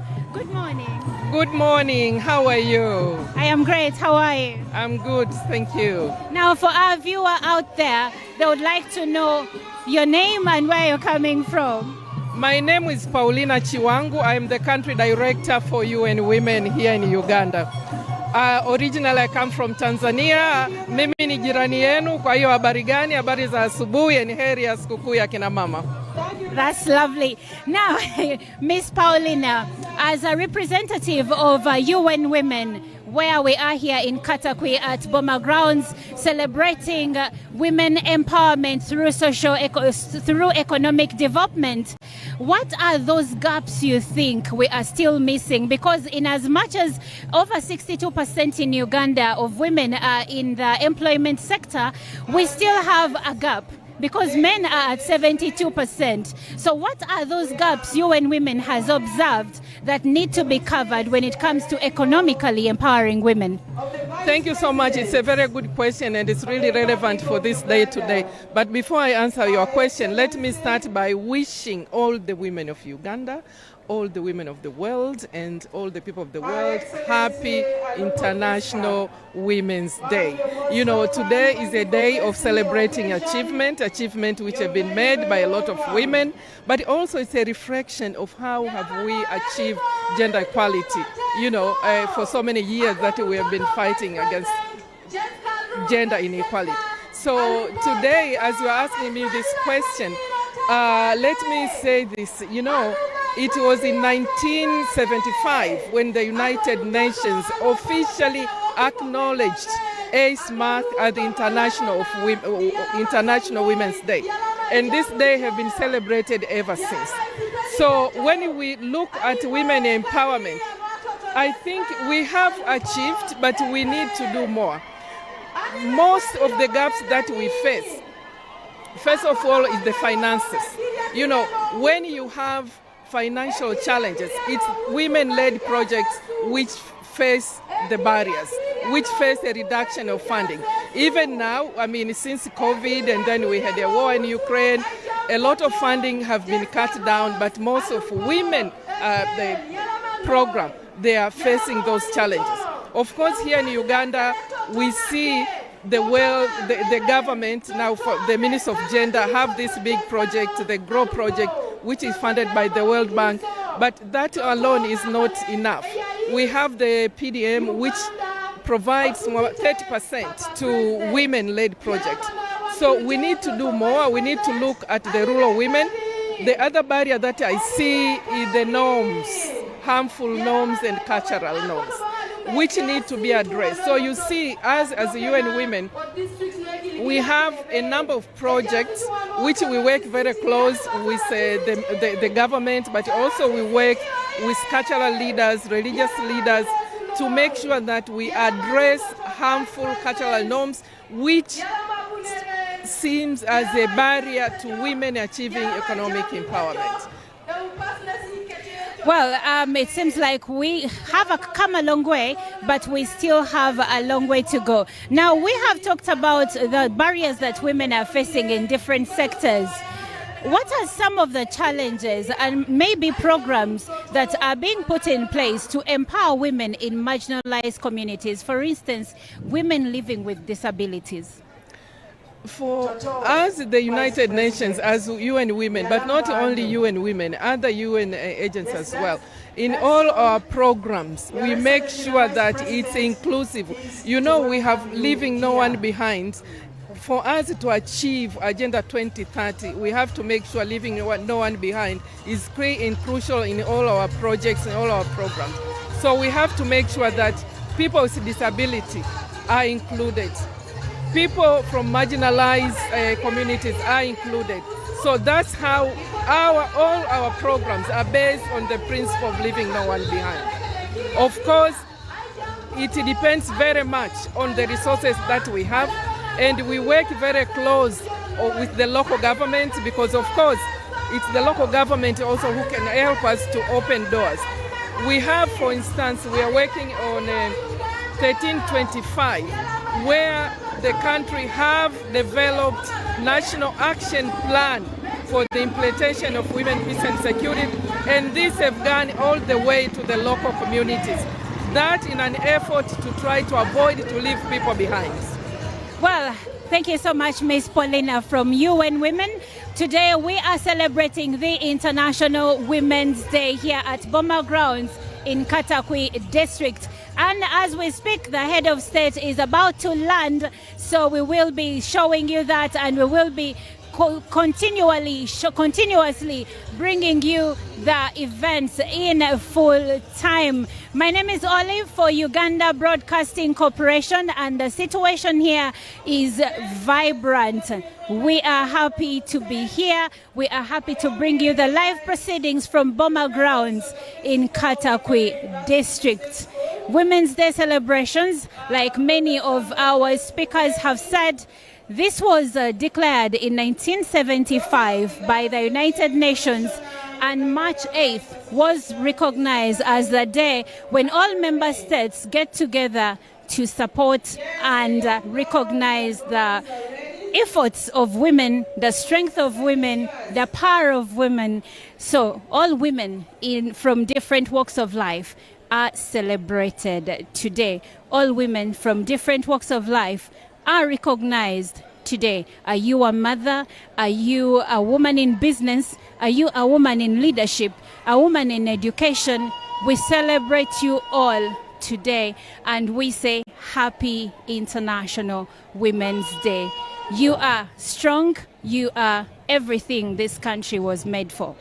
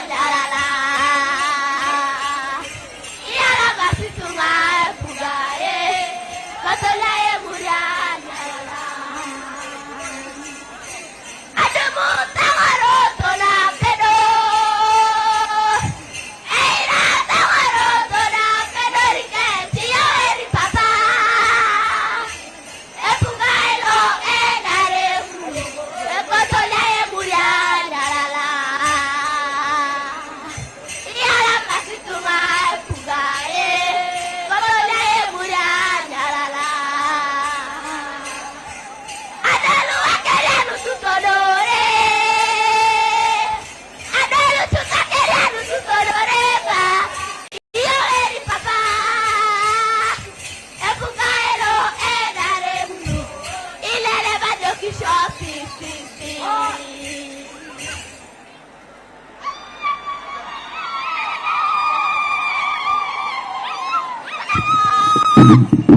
done, well done. Well done, girls. Now, when you are going back, young people,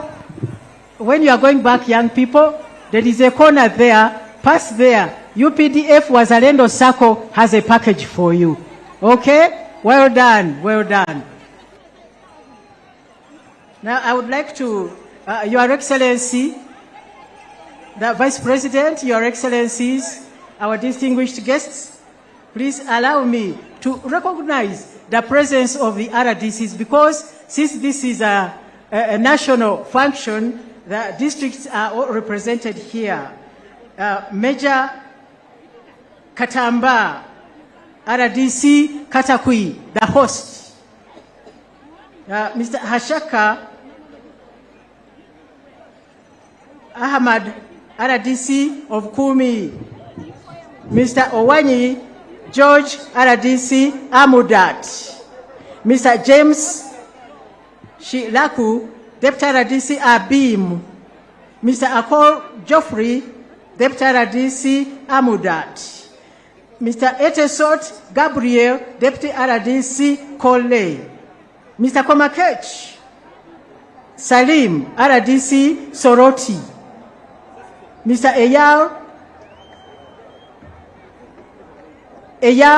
Didian, RDC Amuria. Okot Emmanuel, RDC Serere. Ekom Stephen, RDC Ngora.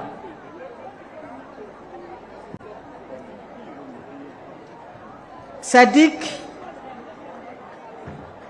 Bataga, RDC Kalaki. Okwameri, RDC Otuke. Major Martha Asimwe, head of RDCs. Okwi Vincent Xavier, Deputy RDC Katakwi. Okori Dennis, RDC Napak. Ochailap Filbert, RDC Karenge. Josephine Omara, RDC Kole. Oleg Geoffrey Osborne, RDC Lamuo. Jane Flores Amongin, RCC Guru City. Olinga Otukol Tom, RDC Kabelabyong. Lino Lotte, RDC Kaberamaido. Aipo Claire, Deputy RDC Kaberamaido. Osirot Emi, DRDC Kapelebyong. You are most welcome. And even the retired RDCs and RCCs, you are most welcome, because I know that you are here. I have seen some of you.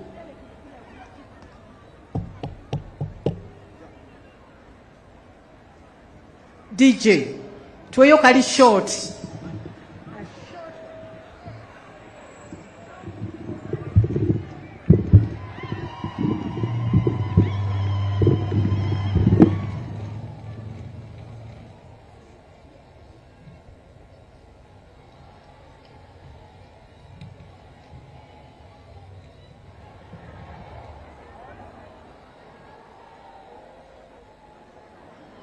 Good morning to you once again. Assistant Commissioner of Police Navakasenoga Claire, the Deputy Public Relations Officer. I am also part of the Assistant Masters of Ceremony.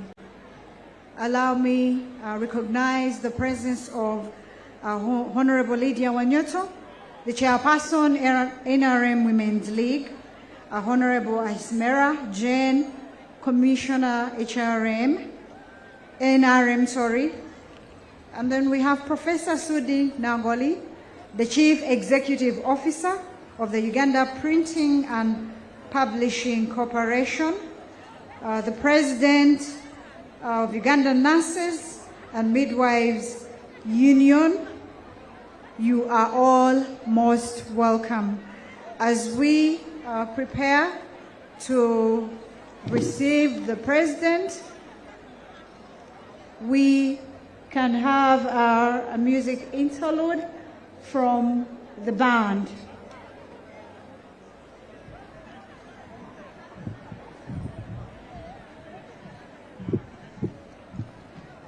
So, Your Excellency, the Vice President, Your Excellencies, our distinguished guests, we have got our neighbors from Karamoja. They are also going to perform from Karenga. Alakaranoi.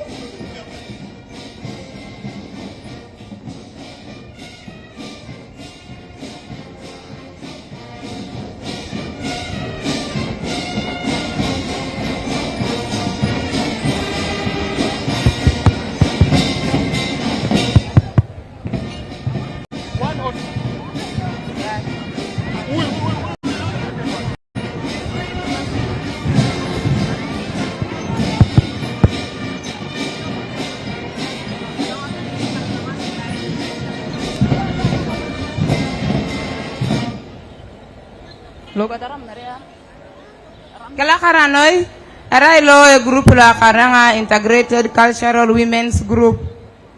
Iya kaling iten ngare kala kara. Ya nganyara mangina lubang itu nga tarawaire tajong debo. Ya nyara yo eri Museveni itu nga lamang maire itu kotido. Ya la yo eri Museveni itu nga lamang maire itu kotido. Ya nyara mangin jeskang itu nga lamang maire itu kotido. Dalagni kala. Nyara Museveni itu nga lamang maire itu kotido. Tunga la mga maire ka vida po. Tunga la mga maire ka moroto. Ya nyara lupo jeskang tunga la mga maire ka moroto. Ya nyara lupo jeskang tunga la mga maire ka moroto. Ya nyara yori Museveni tunga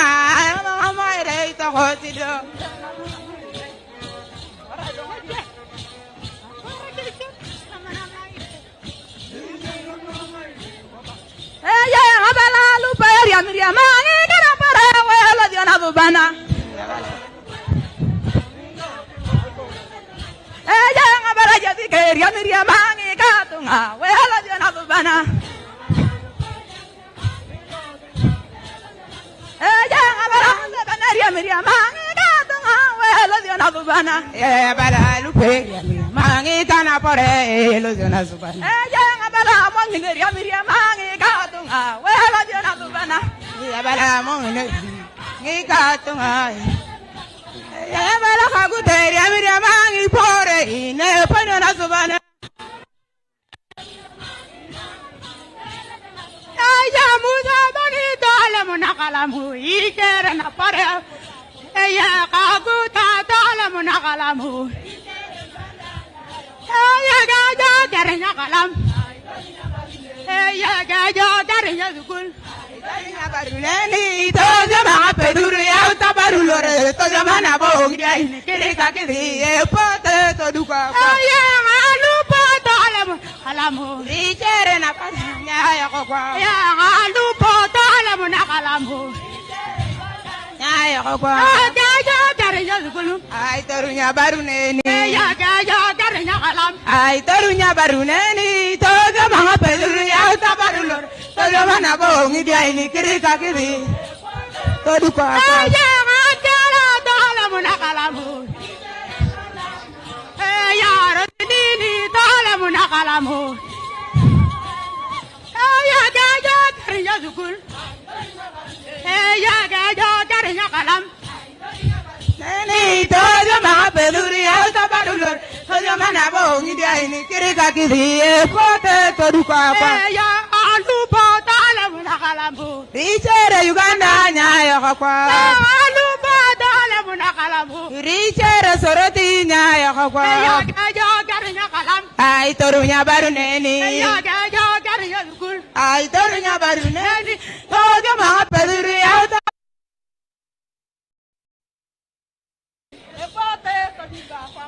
kila kara Museveni kiria Miriam ngabari Women's Day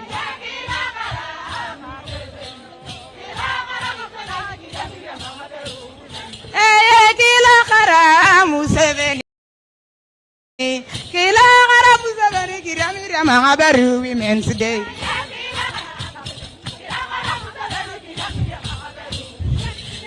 kila kara kaguta ela kara ngabari Museveni ari amunu PDM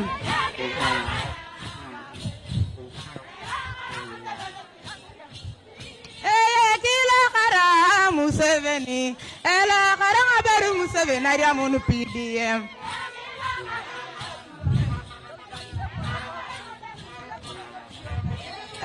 kila kara Museveni ela kara itongana pare ari amunu CD school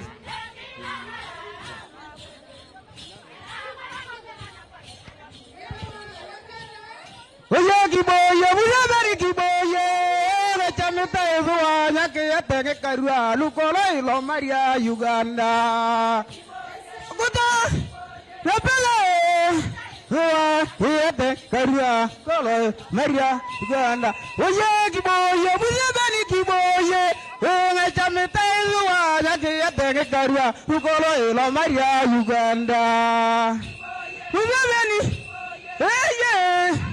Uwagi yatenge karua lukolo Yakarinya liputa ngekani komwana atomoni kauni Museveni kiboye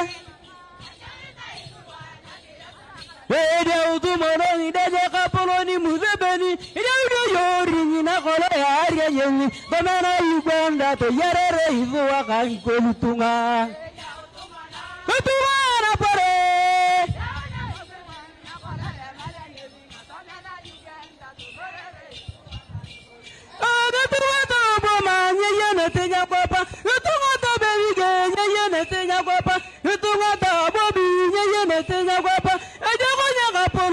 Karinga to mena oje wote wage makaji goro ne ni goya oje wote wapezura ge yalo lo gare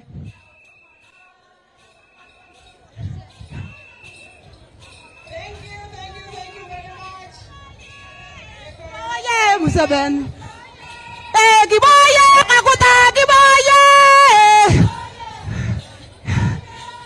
kichara wa Uganda ola ya pei papa kiboye alupo kiboye pele paye kiboye kapon kiboye kichara wa Uganda ola kodira papa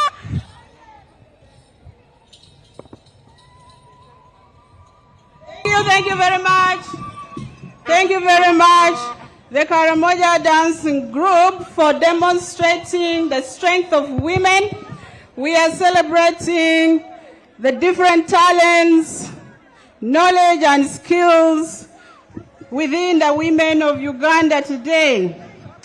I would also like to thank the parade commander together with our team for the resilience the uniformed ladies are demonstrating.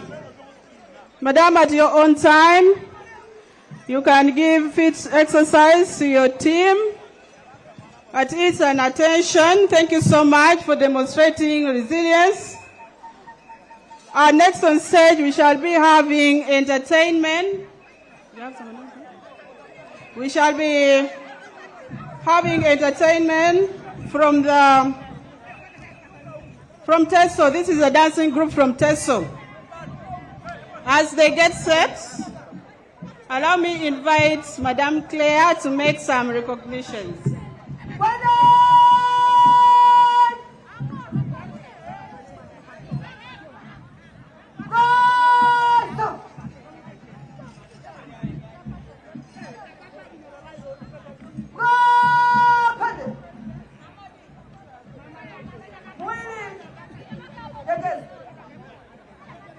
We do recognize the presence of Dr. Ruth Aisha Kasolo, the project coordinator of GROW.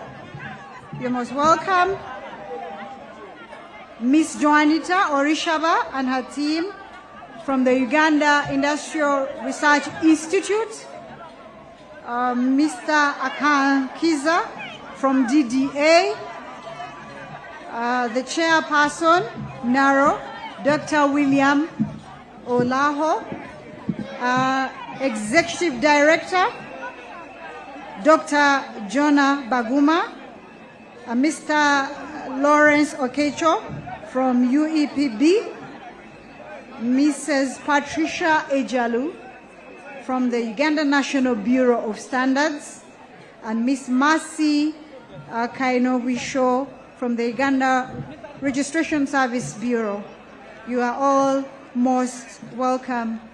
I would like to call the attention to Kenyangi Sophia Safina, Chairperson National Muslim Women Council, and Madina Betty Odong to please come nearer. You will be part of those who are going to take us through the prayer.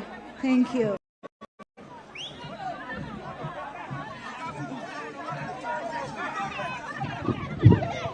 Ladies and gentlemen, allow me also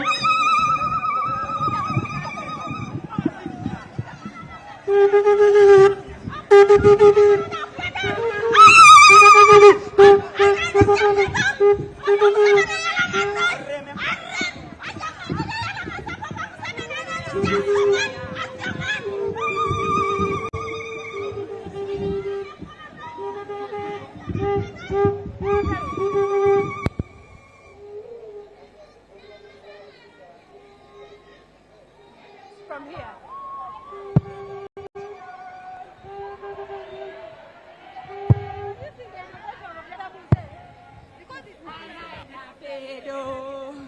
Paranina polo, naikionera muchalan, papa yoga, mami alongo, papa yoga, mami alongo, abongo inoicholo, papa yoga, mami alongo, papa yoga, mami alongo, abongo inoicholo, yala masangara kere. Yo eri papa, aina pedo,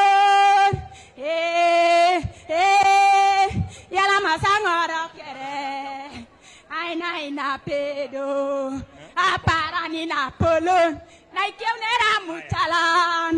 Yala masangora kere, yo eri papa, aina pedo, yala masangora kere. Aina pedo, parani na polun, na jamera mikalan, papa Papa yoga, mami alungungu. Papa yoga, mami alungungu. Abongo yungu. Papa yoga, mami alungungu. Mami alungungu. Abongo yungu. Yala masangoro kere. Yo weri papa.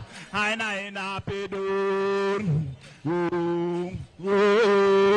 Yala masangoro kere. Aina pedor. Parani na pulun. Na ijaunera mochalana. Yala masangoro kere.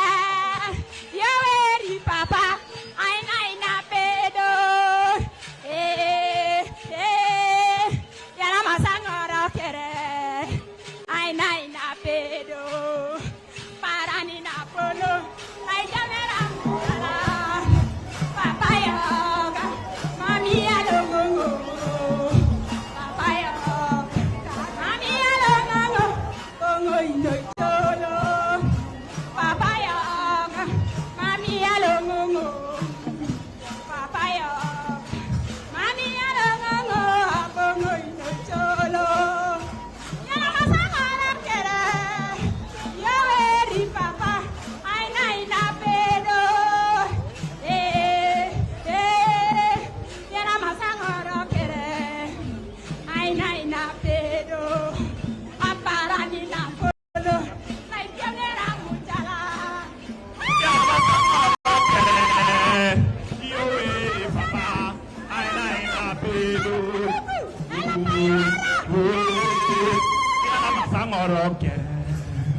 Aina pedor. Parani na pulun. Na ijaunera mochalana. Papa yoga, mami alungungu. Papa yoga, mami alungungu. Abongo inu ichulungu. Papa yoga, mami alungungu. Papa yoga, mami alungungu. Abongo inu ichulungu. Alamasangoro kere. Yo weri papa. Aina pedor. Yala masangoro kere. Aina pedor. Parani na pulun. Na ijaunera mochalana. Yala masangara kere. Yo eri papa. Aina pedo. Yala masangara kere. Aina pedo. Parani na polo.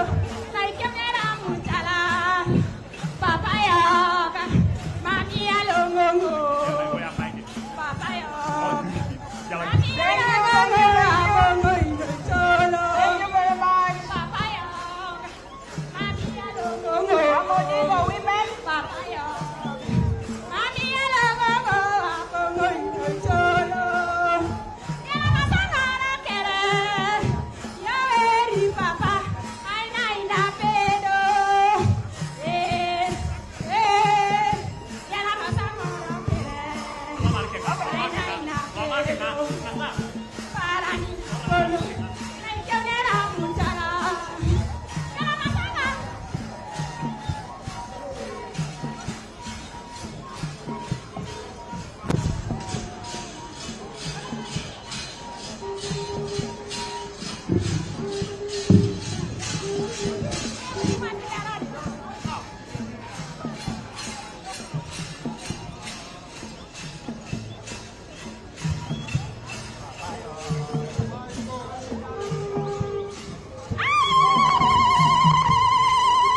Bwana Papa Museveni, alakuna, elapayuara.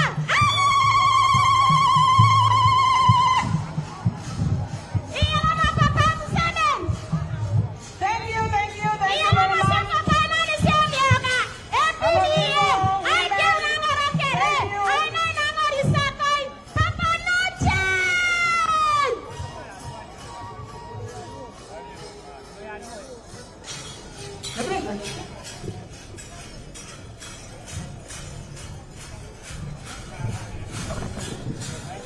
Ladies and gentlemen, distinguished guests, all signs are showing that our guest of honor is on the ground.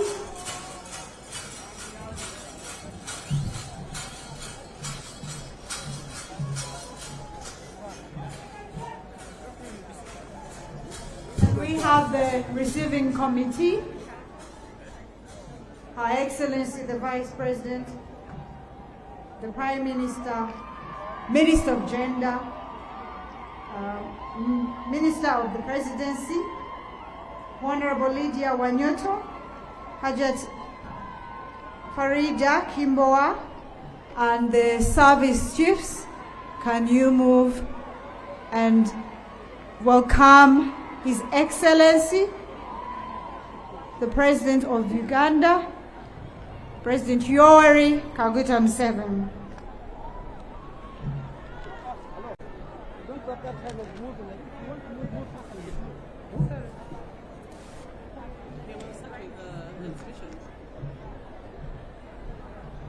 Your Excellencies, our distinguished guests, His Excellency the President will start with inspecting the stores.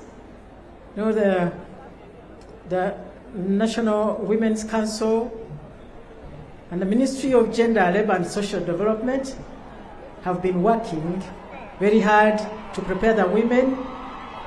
The women have had many interventions.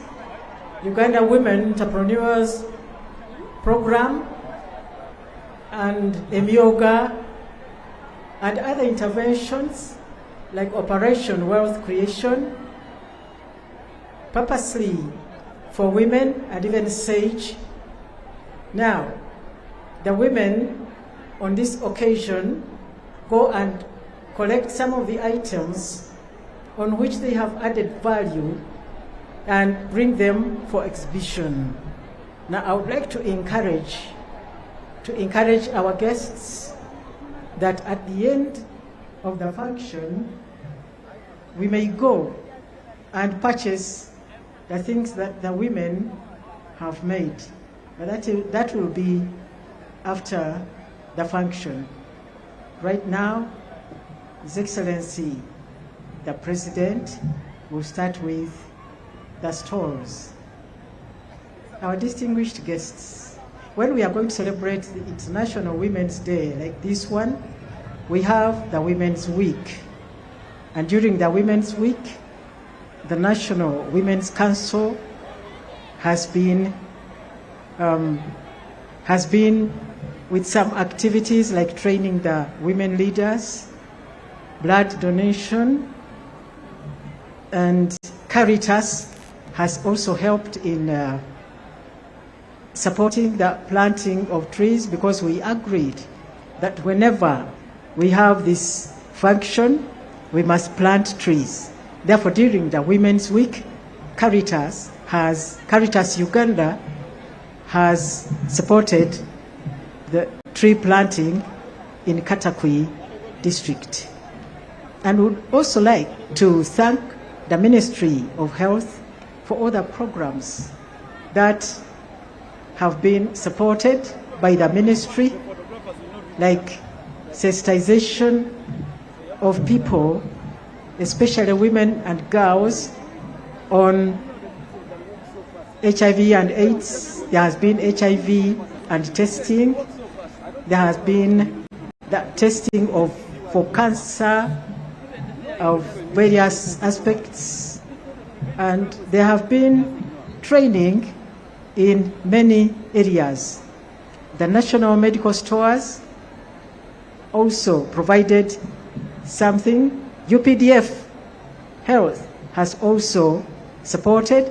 Mulago Hospital has also been supportive, and there has been the testing, COVID testing, and some people have been found positive, a few, and even with HIV and AIDS, some few have been found positive. And there have been, among the cancer screening, there have been breast cancer screening, prostate cancer and cervical cancer,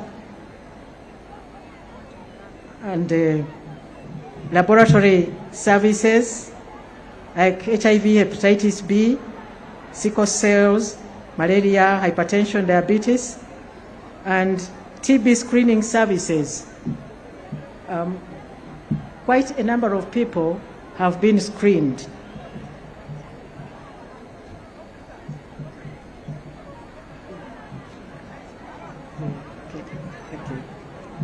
So like cancer screening,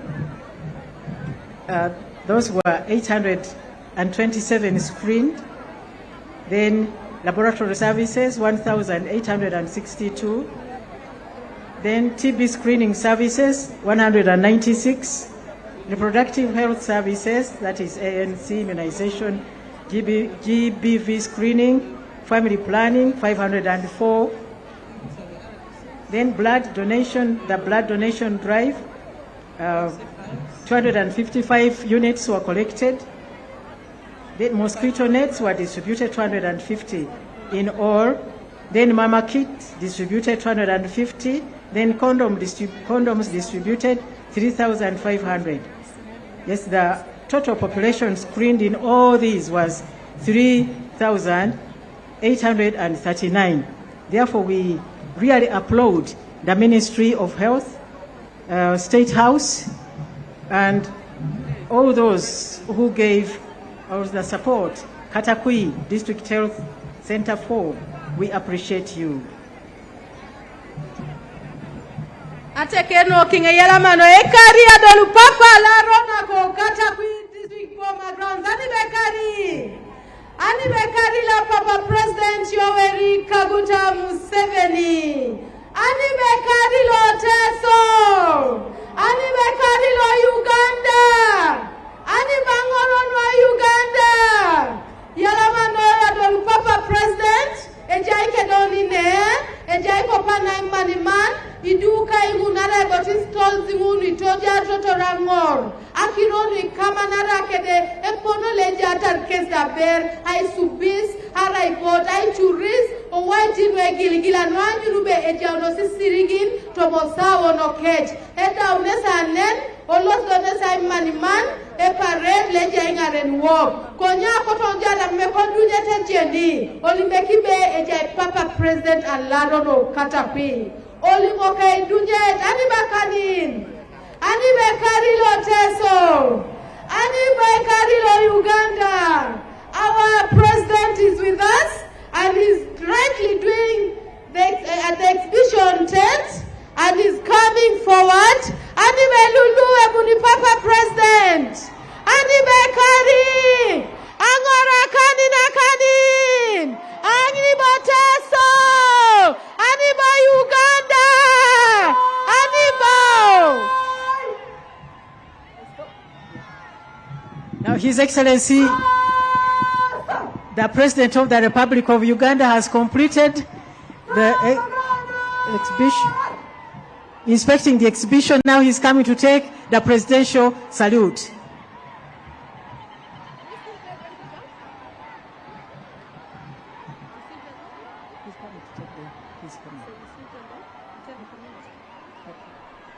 Yeah, please stand up.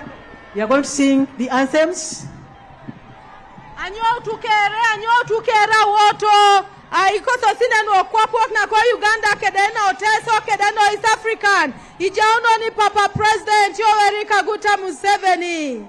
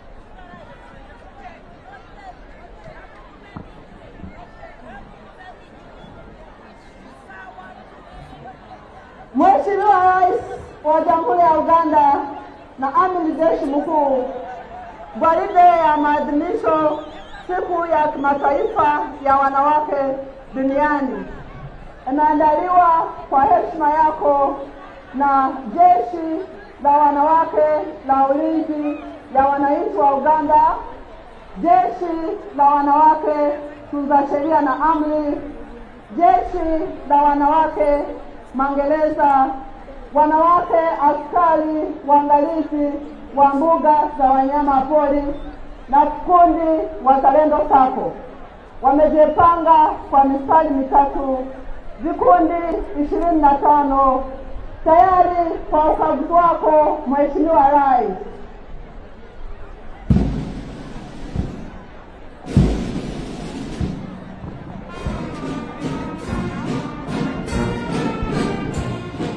Distinguished ladies and gentlemen, our guest of honor is now inspecting the parade.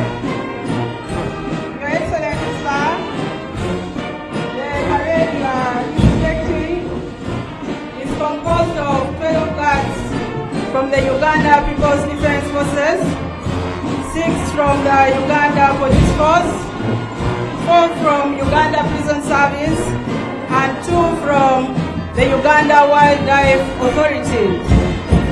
Your Excellency, sir, this parade is under the command of Honorable Lieutenant Colonel Evelyn Asimwe, and the TYC is Major Juliet K. Taliba. The parade adjutant is Major Gift Kaganda. Sir, the parade RSM is Warrant Officer Class 1 Nekesa Sharon. The first guard is commanded by Lieutenant Flavia Katisime. Guard 2 that you are inspecting, sir, is commanded by Lieutenant Immaculate Elimasia. Guard 3 is commanded by Second Lieutenant Lillian Chongo. Guard number 4 is under the command of Lieutenant Brenda Aparo. Guard number 5, Lieutenant Dr. Victoria Namaga. Your Excellency, Guard number 6 is commanded by Lieutenant Olivia Kapupo. And number 7 is Lieutenant Mary Nambuya.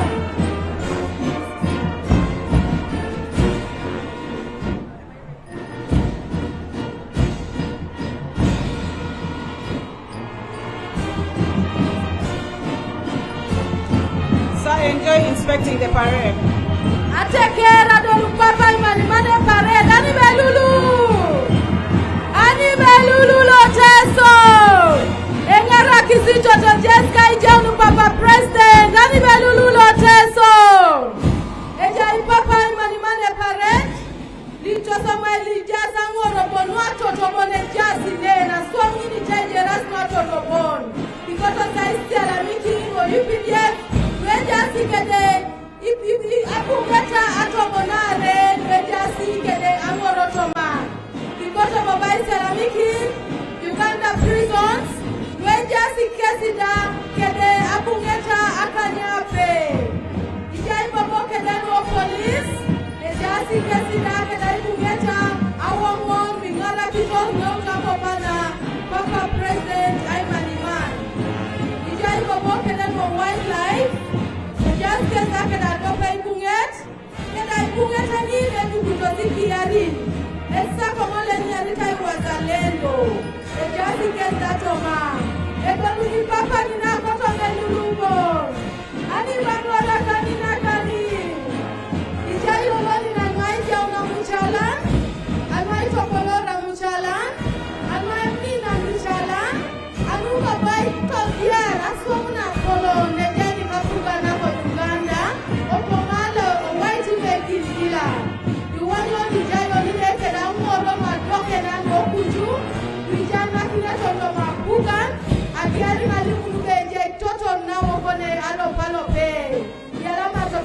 Rosa Lupai Jouni Pedro, Yalama Tekero Teso no Uganda in Anaki Jodo, I Jouni President Katakwi, Yalama Minister Keren Mediasine, Eja Samora Tomadokenan Wifu, Eda Samora Pilots, Eda Samora Doctor, Eda Samora Malimun, Eda Samora Subu Sainte, Panera Jouni Mabeluke Demba Judge, Eutabe Rekoli Nyamatato Mosokoli, Eutabe Rakswam Rekililo Tomosokoli, Awani Lube Inala Kirekeka, Serigo Papa Ilimori, I'm Manimana Voices, Ani Belulu of Peduru, Amina Peduru of Peduru, Ani Belulu and my President Yoweri Kaguta Museveni, Kabala Yaitona no Uganda, Yalama no Babakure, Ekakiro Ramiro Beti, Yalama no Sukere,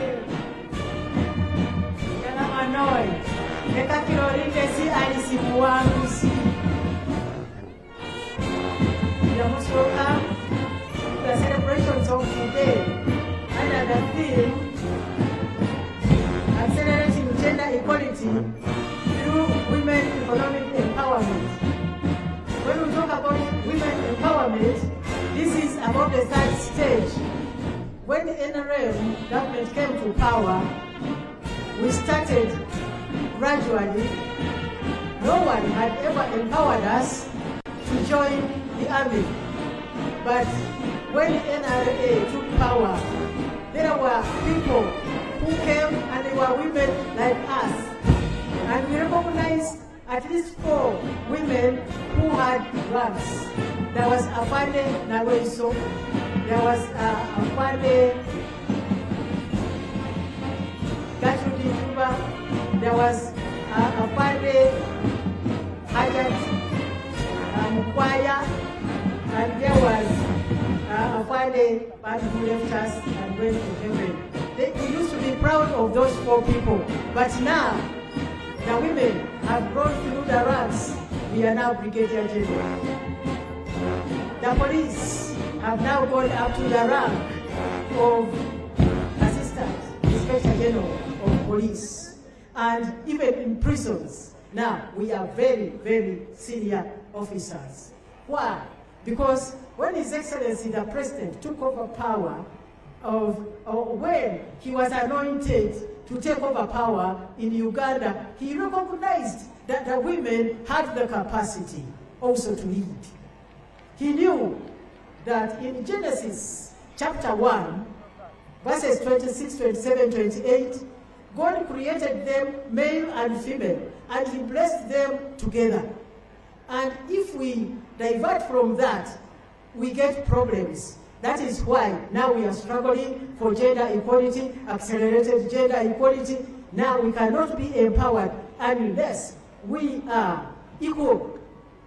Unless there is gender equality, we cannot even achieve socio-economic transformation as fast as we should. Therefore, now the men should also understand what we are going through, and the women should also understand what the women are going through. Because when we talk about gender equality, the understanding of both is so different. The men understand it differently, the women also understand it differently. We started by talking about women liberation. Then we went into women emancipation.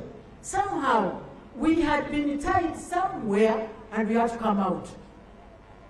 When we start talking about women empowerment, now we have started coming to gender equality.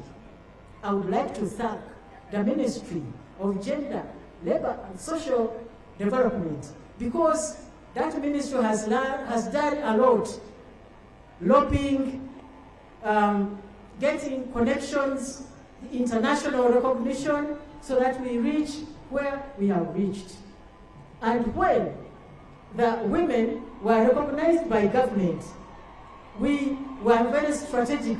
If you want something, you must be very strategic, because we knew that NGOs were not going to do our emancipation. Therefore, the women lobbied to have the national machinery. We when we talk about this, we remember the late Honorable Joyce Mpanga. She was the first Minister of State in the office of the President. We were strategic in that the ministry started in the office of the President. So we got all the support. Now we are a fully fledged ministry, the Ministry of Gender, Labor and Social Development, and a lot has been achieved. When you talk about Ugandans, the ministry is the mother ministry because it takes the women, the youth, the children, the workers, the people with disability, the people, the old. All of us are under the Ministry of Gender, Labor and Social Development.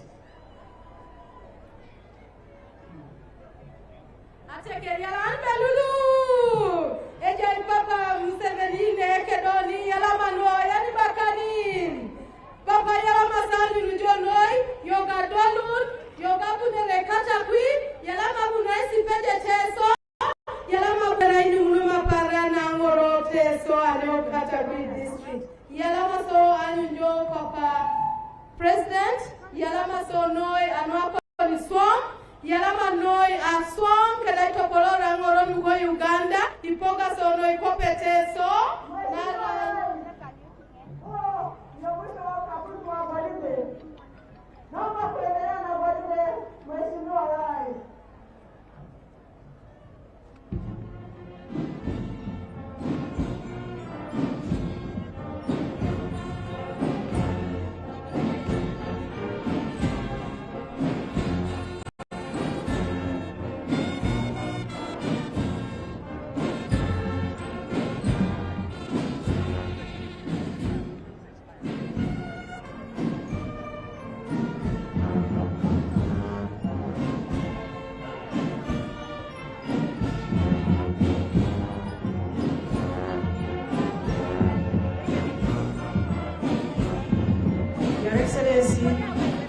we thank you for hosting the parade, and other people you see standing there are women. There are no men there standing there. Therefore, the women have been empowered to that level. We can command the parade. We are the two ICs. We are the admins. Yes, we are the guard commanders. Yes. We have been empowered, and Your Excellency, we are strategic.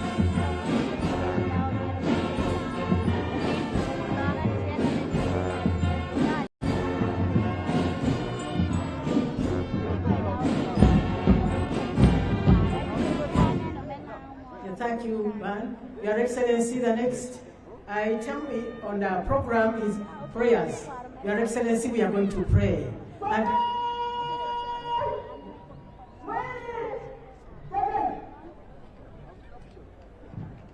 yes, Your Excellency, now, yes, I have been set free now to invite the people who are going to pray.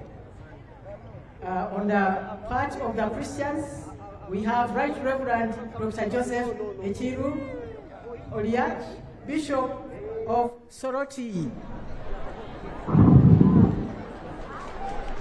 Bishop of Soroti Catholic Diocese. And on the side of the Islamic faith, Your Excellency, we have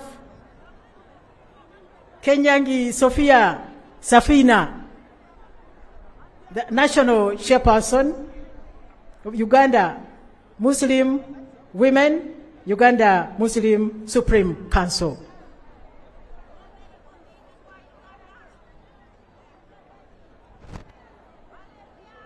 Your Excellency, today is the Day of Women, but since we are talking of gender equality, even the men can come and pray.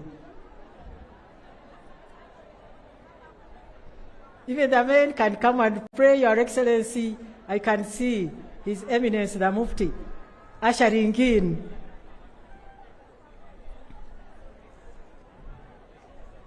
Ushering in the national chairperson of Muslim women. But the other religious leaders can also accompany the people who are going to pray to give them spiritual strength and support. Thank you.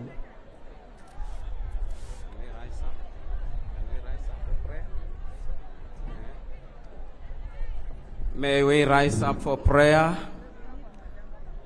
In the name of the Father, and of the Son, and of the Holy Spirit. Lord God, you created us male and female, and today we gather here to celebrate with the rest of the world the International Women's Day. We thank you for the gift of our mothers and for their immense contribution towards the development of this country. Thank you for our chief guest in today's function and for the journey mercies that you have accorded to each one of us. We now ask you to bless our celebrations, bless us with your presence, bless our mothers, bless all of us, and bless our country. Let us now pray through the intercession of our Mother Mary, the model of all women. Hail Mary, full of grace, the Lord is with you. Blessed are you amongst women, and blessed the fruit of thy womb, Jesus. Holy Mary, Mother of God, pray for us sinners, now and at the hour of our death. Amen. In the name of the Father, of the Son, and of the Holy Spirit.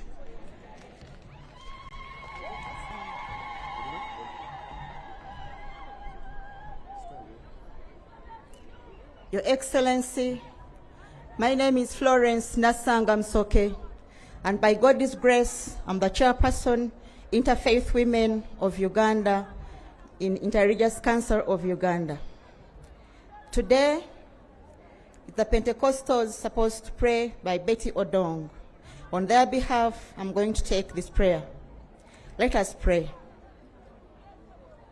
In the name of the Father, and of the Son, and of the Holy Spirit. Dear Lord, we praise you, we thank you, we give you honor for your great in your glory. We thank you for the gift of life. We thank you for today. We thank you for this district amidst us where we are gathered right now. We thank you for the good leadership of President Yoweri Kaguta Museveni and the cabinet. We thank you for everything you have given us. We thank you for the mothers. We thank you for everything, for the food we eat, for the clothes, and for everything underneath us. Dear Lord, as we are gathered here in this district, we pray that you help our country come across and make all different things possible. My Lord, our greatest Lord, we bring forward our religious leaders, our interfaith leaders. We bring forward our women at all levels. We bring forward the leadership of the cultural leaders. We bring forward the youth, oh Lord, the greatest population in this country. We bring forward those who are not able to eat right now. We bring forward the Ministry of Health, Ministry of Education, all those ministries amidst us. We bring forward our dear ones, those serving in the climate changes, especially the UPDF. Thank you, Lord, for protecting our country. Thank you, Lord, for loving our country. Thank you, Lord, for the friendship and for the weather. Thank you, Lord, for the partnerships. Thank you for everything. I pray this in Jesus Christ, our Lord. In the name of the Father, and of the Son, and of the Holy Spirit.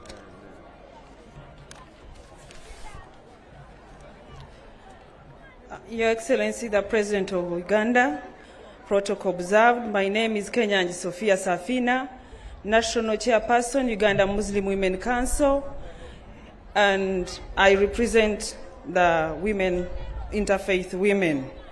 In the name of Allah, the most merciful, the most gracious, all praises be to Him, the sustainer of heavens and the cherisher of the world.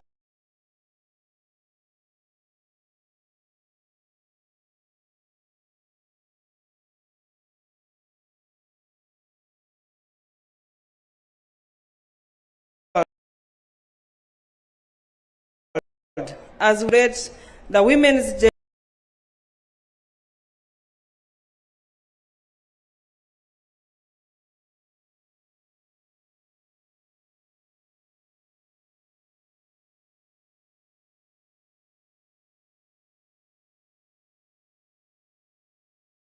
of Katakwi for hosting the Women's Day. It is the day that honors the achievement of the women. Let us work together to protect the women and the children. Quran chapter 4, verses 19 says, enjoin kindness to women. Chapter 4, verses 34 says, men are protectors of women because Allah has given them strength. In our Islamic teachings, a woman can inherit as a mother, as a wife, as a sister and a daughter. Also, Prophet Muhammad sallallahu alaihi wasallam said, you have rights over women and they have rights over you. Almighty Allah, as we gather, celebrate the fruitful and love, we thank you for the gift of life. We want to commit ourselves on the promotion of full humanity in diversity for all the women. We want to thank everyone who has put efforts, support, and cherish a woman. Whoever diminishes the full humanity of a woman is not from you. Oh Allah, we ask you for forgiveness for whatever we have transgressed, and we pray for the sick, the heartbroken, the suffering from all the kinds. God, we pray that you serve the women that are suffering from wars, diseases, poverty, human rights violation, oppression, aggression, and regression. We pray for a God-fearing, peaceful, healthy, and secure, stable, prosperity, economically sustainable nation. We pray for the affirmative action which was ushered in by our president. We pray for His Excellency, the President of Uganda, his family, and all our leaders in government, religious leaders, cultural leaders that have become game changers of our nation. We thank you and we pray that you give them wisdom and continue making the right decision for our country. Tetuva Kumeini. In the mighty Allah, we have prayed for God and my country.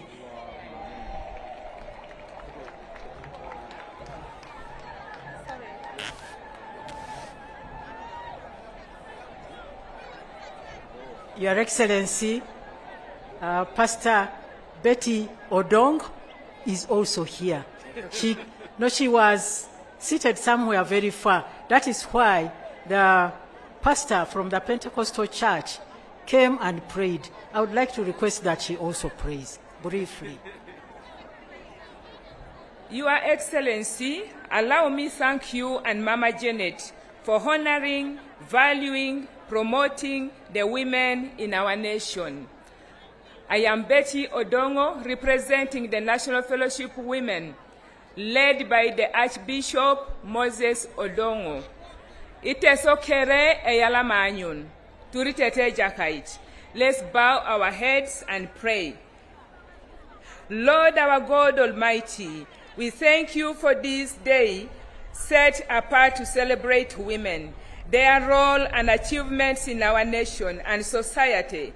We thank you for the affirmative policy by our government, especially the legislative gender quota that has increased the participation of women in politics and government, especially at the higher levels of government.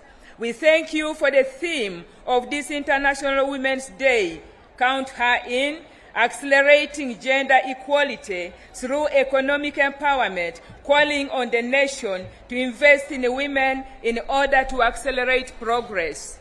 I pray that today, women will be good examples and role models of their children and their spouses in Jesus' name.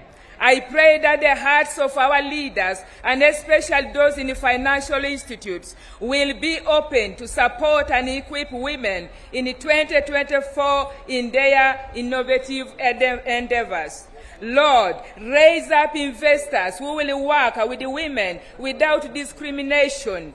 Furthermore, increase the number of women investors in our country, taking advantage of available investment opportunities.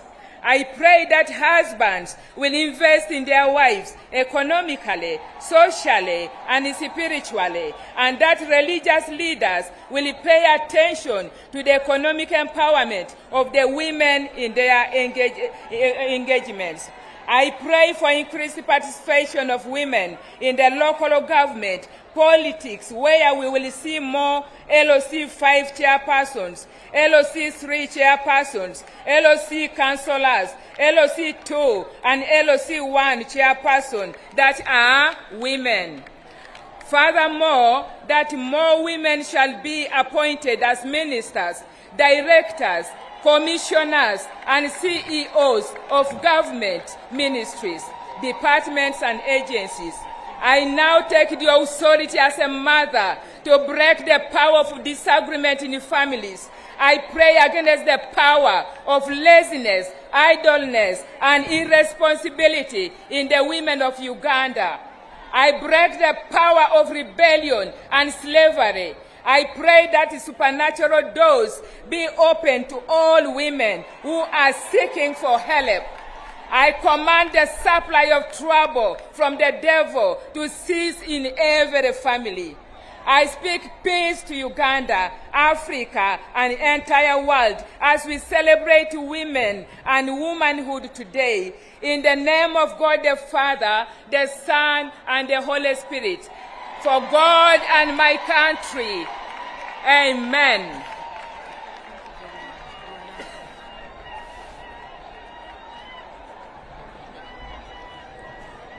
Yalamanoi, Papa President. Now we shall proceed with the march past.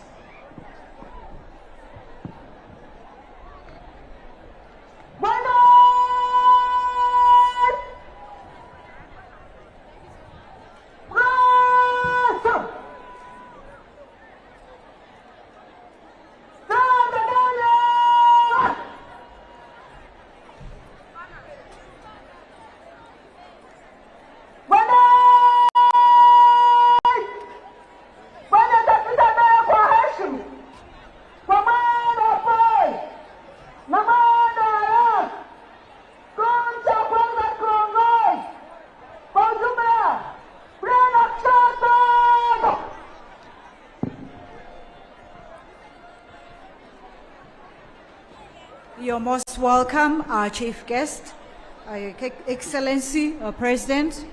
The parade commander will take the parade past. Lieutenant Colonel Honorable Evelyn Asimwe, the second in command, Lieutenant Taliba Juliet,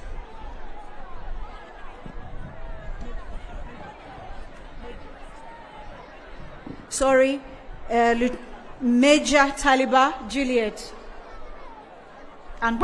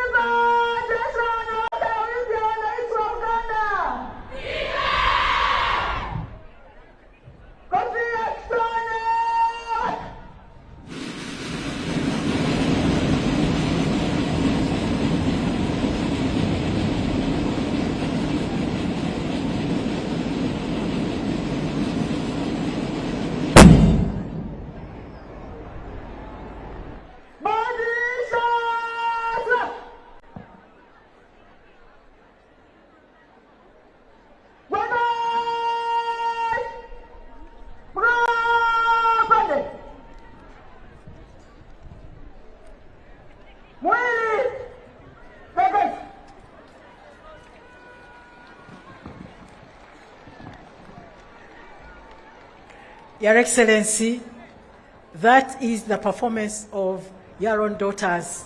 Thank you for mentoring them, sir.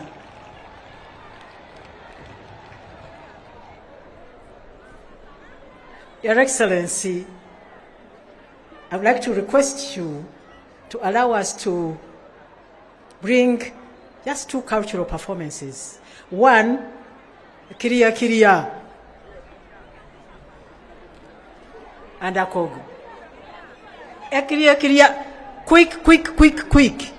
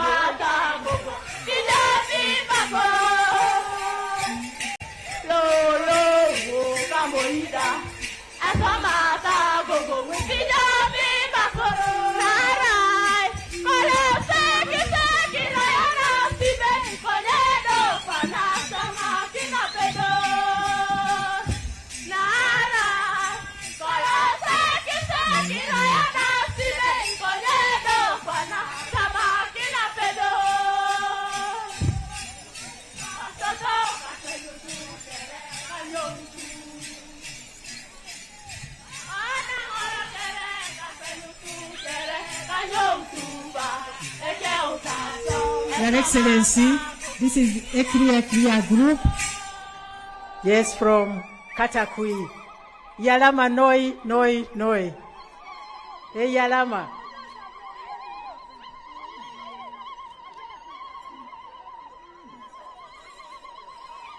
Hey, Yalama. Yalama noi. Your Excellency,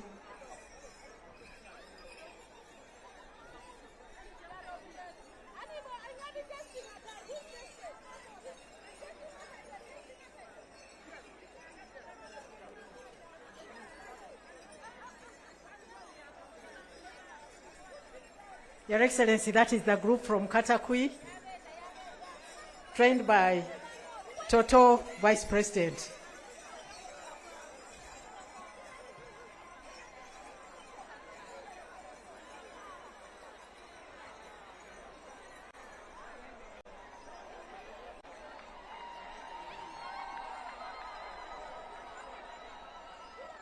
Your Excellency, now I would like to invite the Chairperson, National Women's Council, Hajat Farida Kibowa. Hajat Farida Kibowa, by God's grace, I think you National Women's Council. You can come over with your team.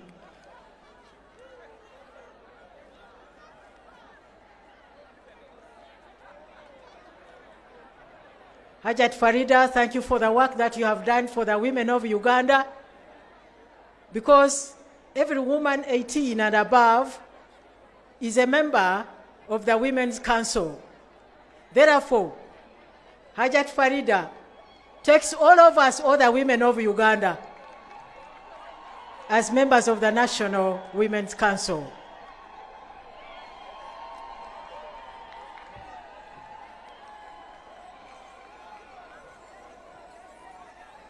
Your Excellency, as Hajat comes with her team,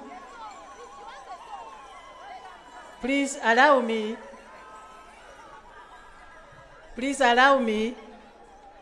to read this message very fast.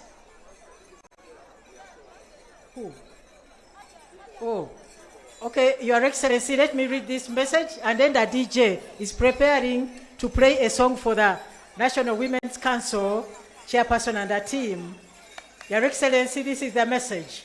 The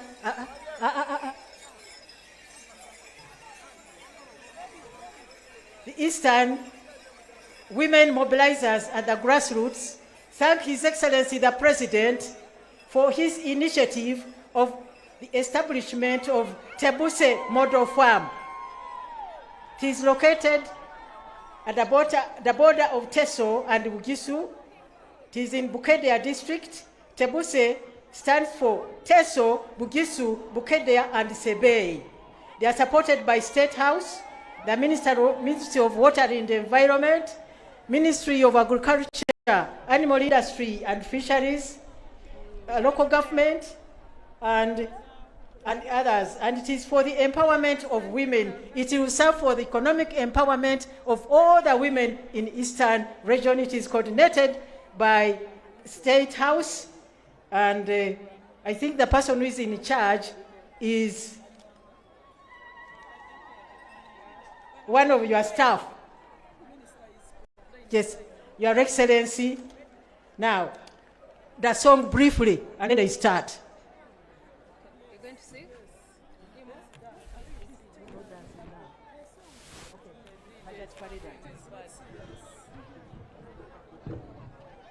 Your Excellency, the President of the Republic of Uganda, General Yoweri Kaguta Museveni, Your Excellency, the Vice President, Major Jessica Alupo, who doubles as the woman representative for this district, where we are, His Lordship, the Chief Justice, the Right Honorable Prime Minister of Uganda, the Right Honorable Nabanja Robina, the Deputy Prime Ministers, the First Deputy Prime Minister, Mama Waife Rebecca Aditwala Kadaga, the Third Deputy Prime Minister, Hajati Rukia Nakadama Isanga, Your Highness, members of the Central Executive Committee of the Mighty Party, NRM, who are here, Your Highness, the cultural leaders, Honorable Cabinet Ministers present and State Ministers, Your Excellencies, the Ambassadors and High Commissioners, Honorable Members of Parliament, religious leaders, Head of Civil Service, RDCs, LC5 chairperson, persons who are here, local leaders,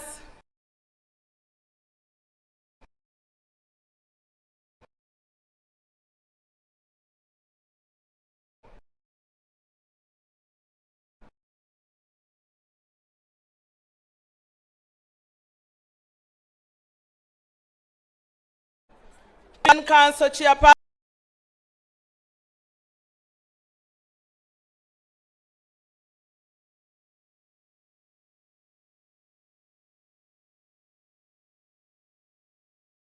and in the parade, ladies and gentlemen, my name is Hajat Farida Chivoa. I'm the National Chair of the Women's Council of Uganda, the chairperson of all the women of Uganda, irrespective of your political party, religion, tribe, or culture. With me here are the members of the Executive of the Women's Council.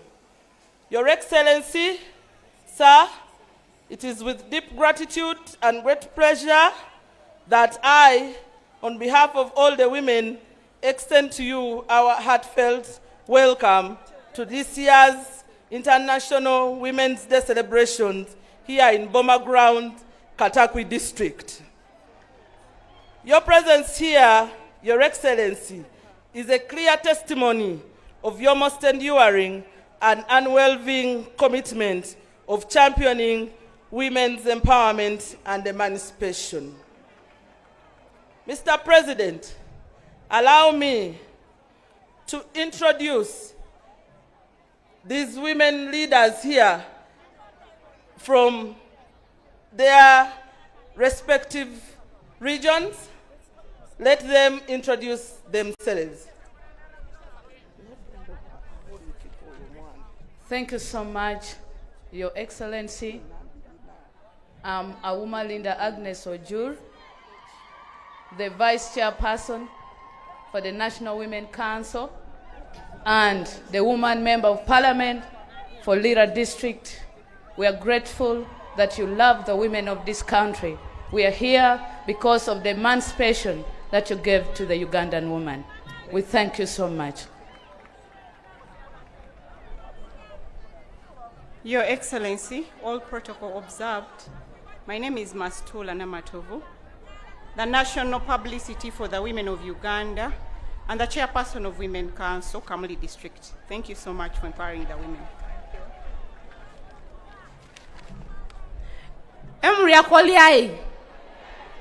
Your Excellency, all protocol observed, I'm Akwi Nora Robina, the National Treasurer of the Women Council, and I come from Nakapiprit District.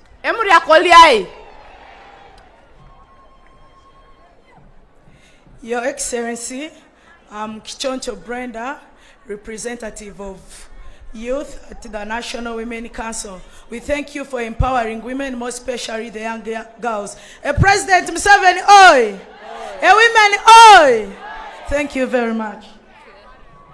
Thank you. Your Excellency, we have our own Honorable Asamo.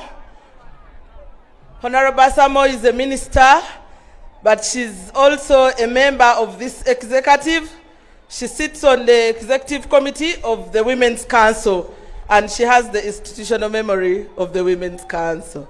Thank you so much. Mr. President, I want to thank you and Cabinet and Parliament for the decision you took of extending our term of office legally as we wait for the resources, because we were in a state of confusion, but you decided that we stay there legally as we wait for the elections. We can't take that for granted. We are standing here as chairpersons representing the women of Uganda. Museveni, we also want to thank you yesterday for hosting the women leaders of council, the district chairpersons, and the NRM Women's League in State House.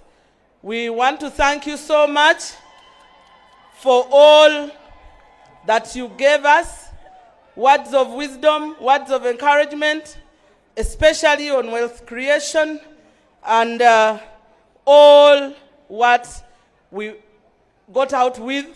We are really grateful, and I can assure you the women are proud of you, and they decided that Museveni, you're still our choice. Museveni yechi? Museveni yechi? 2026 and what? And beyond. Okay. Inshallah. Your Excellency, in the last 1 year, we lost our own, the district chair of Rakai district, Nasaji Annette. We also lost two very important inspirational women leaders worth mentioning here. Honorable Joyce Mpanga and Honorable Cecilia Ogwal, a team. These two women, Your Excellency, were not ordinary women, but great contributors in shaping and driving the women's emancipation roadmap and nurturing many women leaders. We thank you, Your Excellency, for having accorded them a befitting decent state burial ceremonies. So at this point, allow me, Mr. President, to request you that we stand up and observe a minute of silence in their remembrance. May their souls rest in eternal peace. On this day, Museveni, it's very important. This is a very important occasion. I extend my sincere congratulations to you once again, not only as our wonderful and patriotic president and the father of this nation, but also as the newly elected chairman of the Non-Aligned Movement, NAM, and the G77 China Summit. This signifies trust and recognition of your leadership ability in the global stance, for it's such an honor to be handed such a mantle of high stature. Imagine up to 2027. Your Excellency, the women of Uganda wish you well during your tenure of office in both, and pray for God's continuous grace upon you. The women of Uganda wish to again congratulate you and Mama Janet Kataha Museveni on marking 50 years in the marriage institution. Your making of 50 years was a bold gesture to all men and women to be in a stable and steady marriage, in their marriage, build cohesion and ensure stability of the most important and most basic unit of society, which is the family. Thank you, Museveni and Mama. We have a present that we organized for you as a couple in recognition and appreciation from the women that every family looks up to. You'll send our greetings to Mama. She has made us proud as women. She's a role model.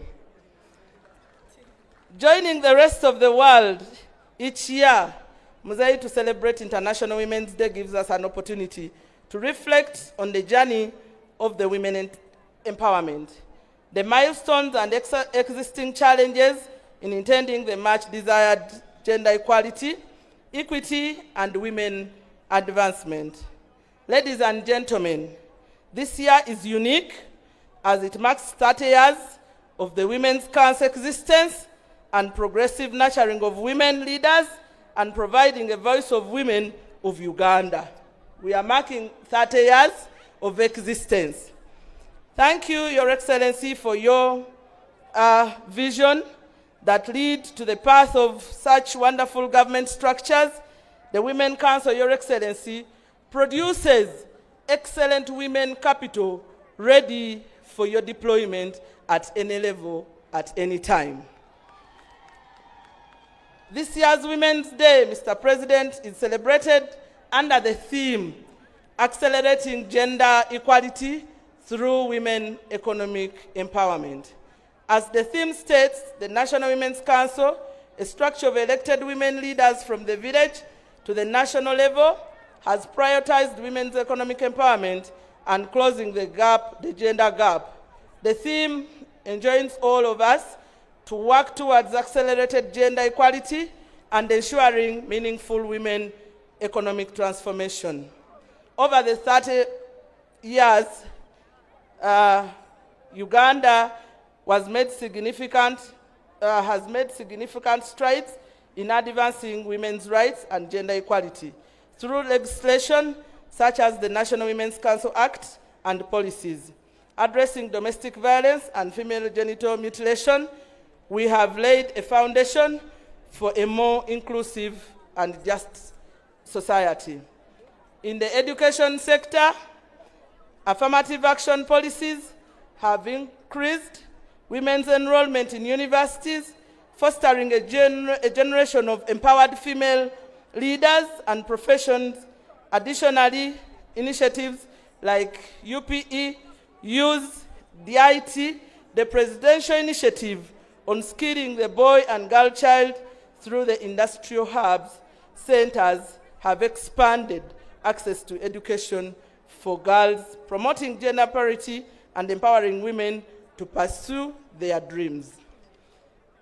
Property rights have also seen remarkable improvement with a significant increase in the proportion of women owning land and houses, and we still want more.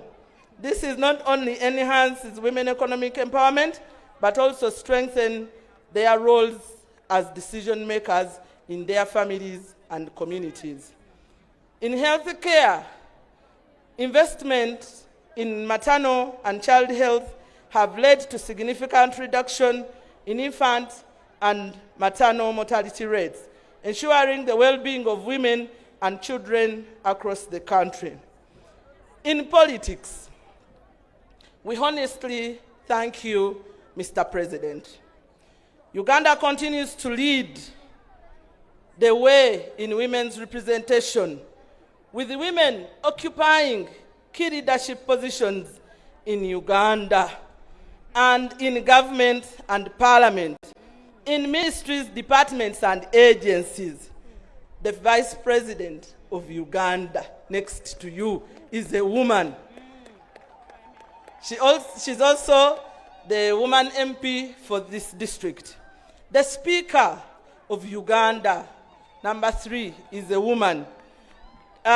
We have the Prime Minister, Majegere. The first one is also a woman. The Deputy Prime Ministers, the ministers, cabinet ministers, state ministers, the list is endless. This is a testament to the President Museveni's commitment to gender equality and the empowerment of women in all spheres of society. Over the past 30 years, women in Uganda have excelled across diverse sectors, from security and defense forces, we have seen them here, to businesses, civil service, engineering, nursing, banking, law firms, entrepreneurs, teachers, in healthcare.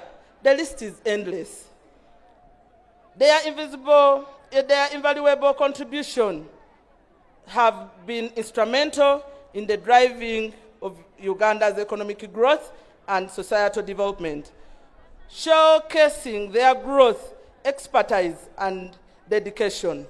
On this day, we aim to spotlight the remarkable strides made by women and girls in combating poverty, pursuing economic empowerment, and catalyzing national development by not only uplifting the individual, but also boosting the prosperity and resilience of the entire society.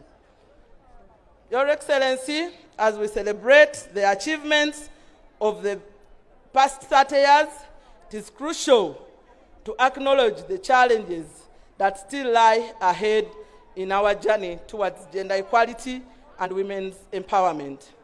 Despite the progress we've made, there are still persistent issues such as gender-based violence, domestic violence, and this one doesn't know status. It hits you the way it finds you. Unequal access to resources and opportunities, and some cultural beliefs that hinder women's full participation in society. To overcome these challenges, we must continue to advocate for policies and programs that promote gender equality and address the root causes of discrimination and inequality. This includes strengthening enforcement mechanisms for existing laws, protecting women's rights, investing in education and healthcare systems that prioritize women and need promoting women's leadership and participation in decision-making processes at all levels.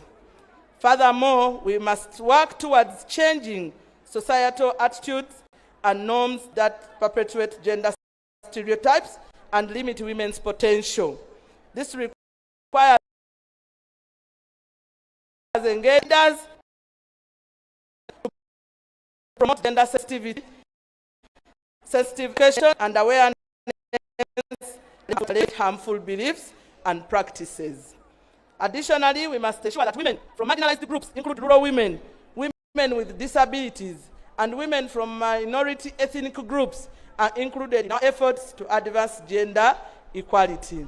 Their voices and experiences are very essential in shaping policies and programs that truly address diverse needs of all women in Uganda. Your Excellency, we support the government policy on rationalization of government agencies, especially for those who are doing duplicated functions. However, not all agencies should be merged. We should look at case-by-case basis. For example, the proposal to merge the councils for women, youth, PW, elder persons into one secretariat has legal, policy, and administrative historical justifications that will weaken the operations and effectiveness of the council. We also believe that proposal to merge EOC will also may bring negative consequences. On this issue of affirmative action and equality use of the country, we therefore humbly propose that these institutions be looked at as special cases, not be merged, but rather be strengthened. May this day evoke our recommitment to the cause of gender equality and women's empowerment. Let us continue to advocate for equal opportunities in all spheres of life, from education, employment, to leadership and decision-making. Together we can create a more just and equitable society where every woman and a girl can realize her full potential and thrive. As we look to the future, Mosei, let us recommit ourselves to the cause of gender equality and women's empowerment with renewed vigor and determination. Together we can build a society where everyone and the girl has the opportunity to fulfill her potential and contribute to the development of our nation. I want to congratulate the Ministry of Gender. I want to congratulate the ministers, the PS, the National Women's Council Secretariat. I want to congratulate the women of Uganda, all the people of Uganda, and everyone who is here with us. Thank you all. Happy celebrations. Aluta continua. Assalamu alaikum wa rahmatullahi wa barakatuh. For God and my country. Amen. We have our gift. Hope we are taking it straight. Protocol has it.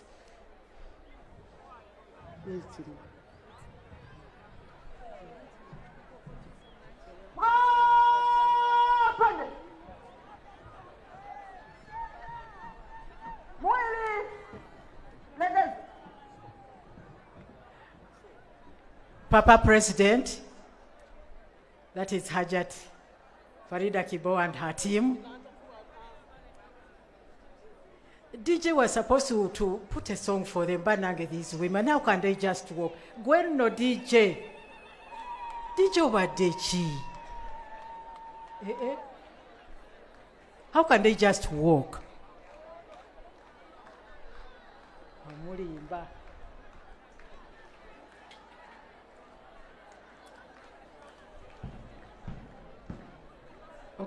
Okay, DJ, you can leave it. The band has a band ever one be. Just leave it, DJ.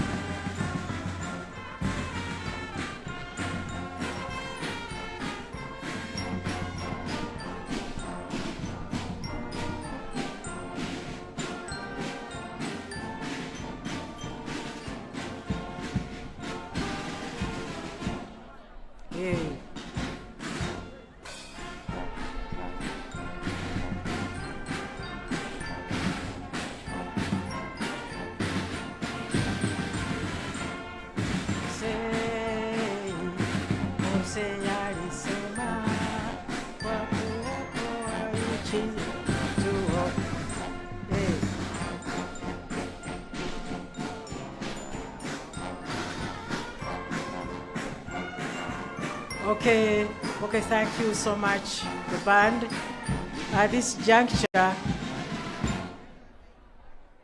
juncture, Papa President, I would like to invite the Director of Ceremonies, Honorable Dr. Mutuzo Peace Regis, MP, the Honorable Minister of State for Gender and Culture Affairs. DJ, bring her with the song Abange.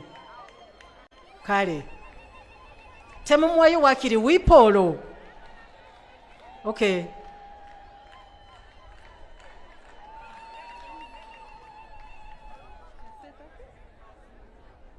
Honorable Dr. Mutuzo Peace Regis, State Minister for Gender and Cultural Affairs, is the Director of Ceremonies for today. Please welcome her. Thank you, Honorable Minister of State.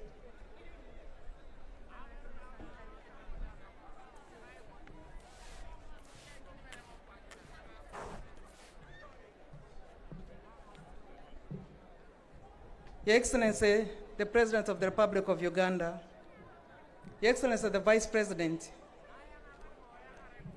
the Right Honorable Speaker, Your Lordship, the Chief Justice, the Right Honorable Deputy Speaker, Your Lordship, the Deputy Chief Justice, the Vice Chairperson of the mighty NRM Party, the Right Honorable Prime Minister, the Leader of Opposition in Parliament, the First Deputy Prime Minister, the Second Deputy Prime Minister, the Third Deputy Prime Minister, Cabinet Ministers, Ministers of State, the Principal Judge, the judges of the Supreme Court, the judges of the Court of Appeal, the judges of the High Court, heads of the diplomatic missions, members of parliament, former national leaders, traditional leaders, religious leaders, Inspector General of Government, chairpersons of the Constitutional Commission, head of civil service, Auditor General, permanent secretaries, the chairpersons, LC5, distinguished invited guests, ladies and gentlemen, Emilia Koriai, Emilia Koriai.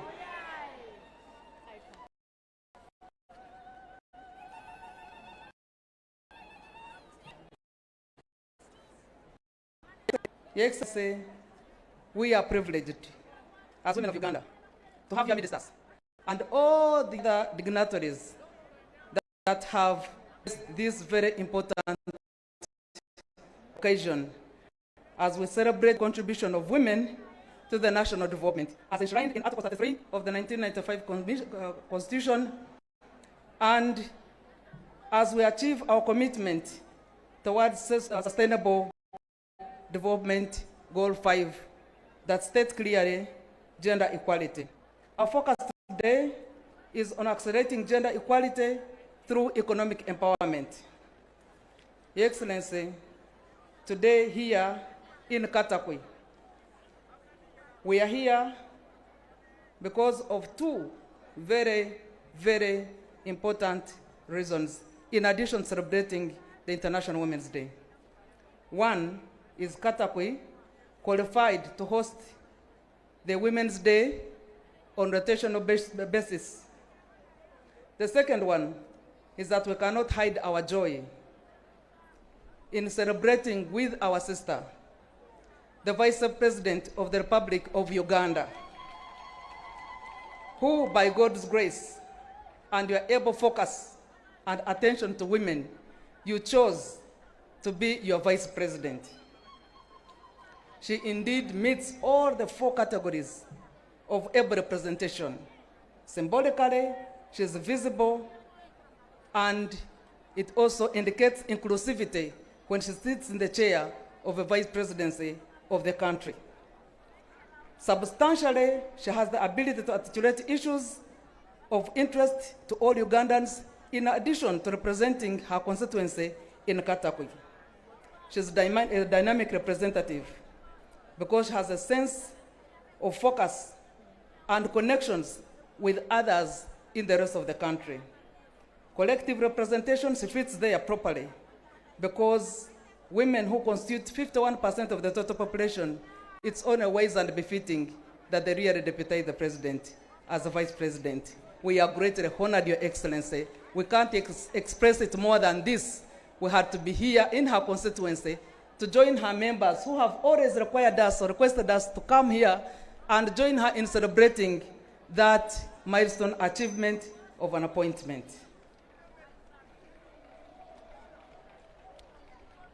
Ladies and gentlemen, socioeconomic transformation is at the heart of the NRM government. In several national development plans, women have featured openly and clearly. In the National Development 1, 2, and 3, and we continue to focus on women in the 4th National Development Plan as we take it up. Today is a day when we take stock of the achievements.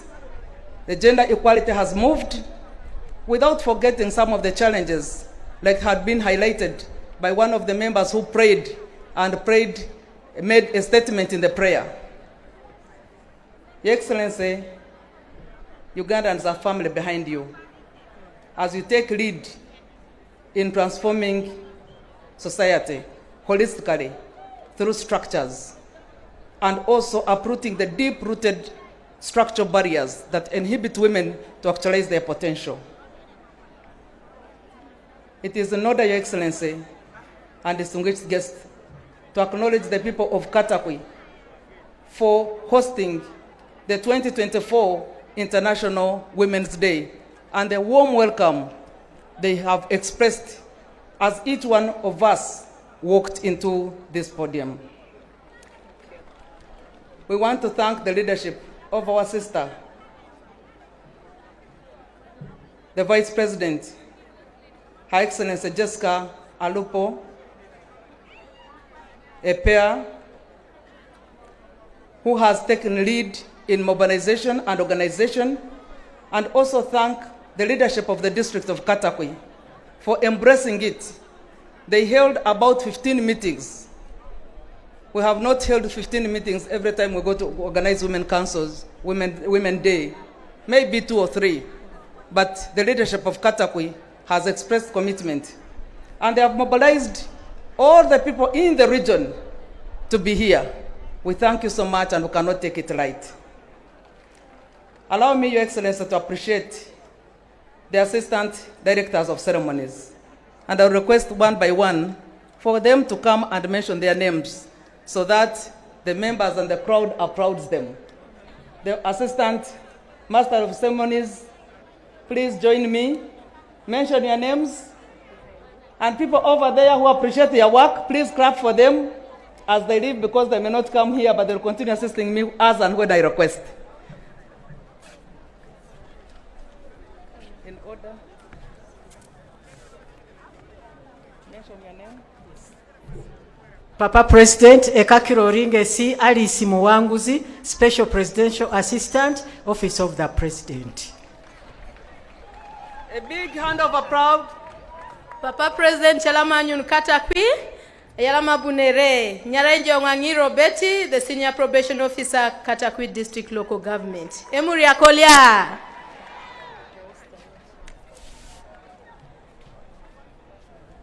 Assistant Commissioner of Police, Naba Kasenoga Claire, the Deputy Public Relations Officer of the Uganda Police Force. You're welcome, sir.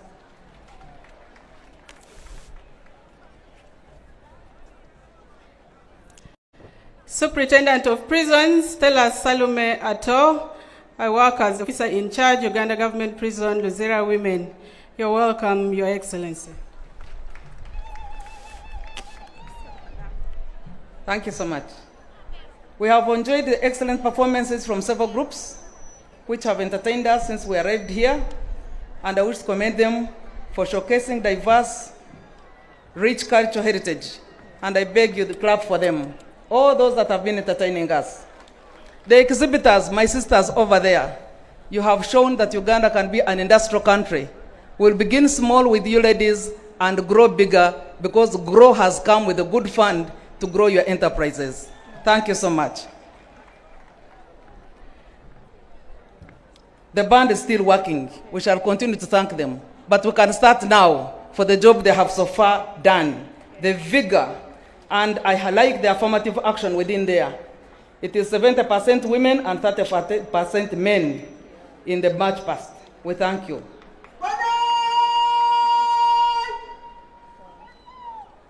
Allow me, Your Excellency,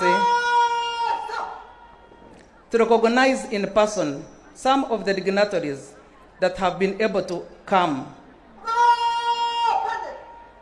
I wish to recognize the presence of the Vice President, Her Excellency, Major Jessica Rose Alupo Epea. A big hand of applause. And our host, and the woman member of Parliament, Katakwi District. The Chief Justice, His Lordship, Alphonse Owen Dollar. He has never missed a single Women's Day celebrations. We thank you so much for always attending our functions. The Prime Minister, the Right Honorable Robina Nabanja Majegere, if you wish to add. Thank you so much for being with us today. The First Deputy Prime Minister, the Right Honorable Rebecca Aritwara Kadaga, and Minister of East African Community. Thank you so much for always being with the women.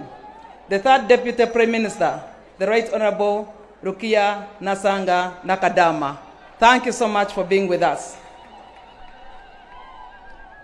Your Excellency, the ministers have all attended.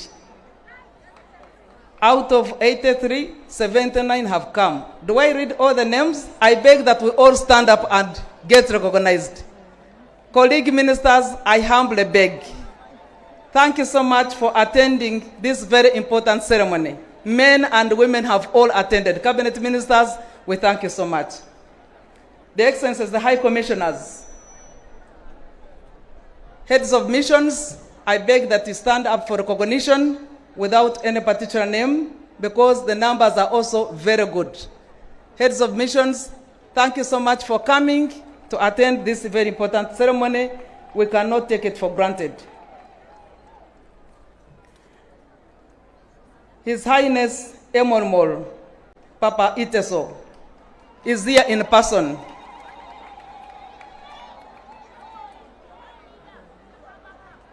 His Highness Otaya Raphael, Won Atekel Mi Kwonman, he's also in person. His Highness Jude Mike Mudoma, Umukuka Weba Masaba, is also in person. We have a delegation from the Afro-Arab Youth Council, led by Honorable Agaba Abbas. They are 72 in number, and they come from different countries. Can they stand over there, over in the corner? 72 of them. Morocco, Algeria, Tunisia, Libya, South Africa. Mention every country in this in the whole on the face of Africa. They are all here.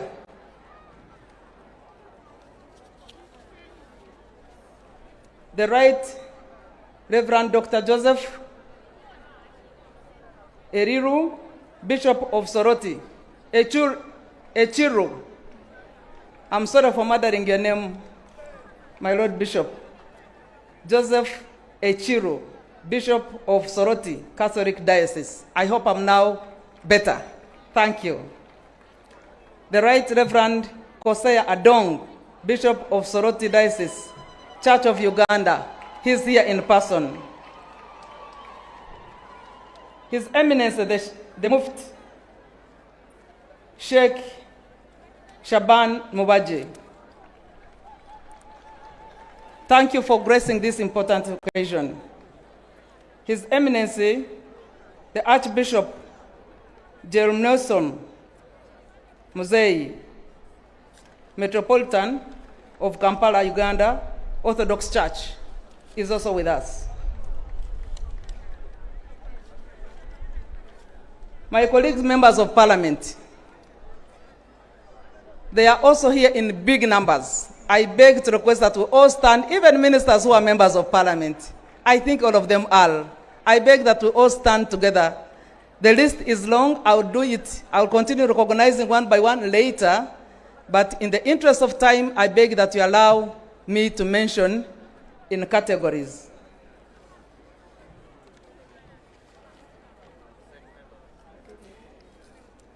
We have SEC members, the Central Executive Committee of the NRM party. These ones are few. Can I mention them kindly? Honorable Semera Jane, Honorable Lydia Wanyoto, Honorable Tom Butime, Honorable Gedudu Dominic, and Honorable Olera Huda Abbas. Thank you for coming.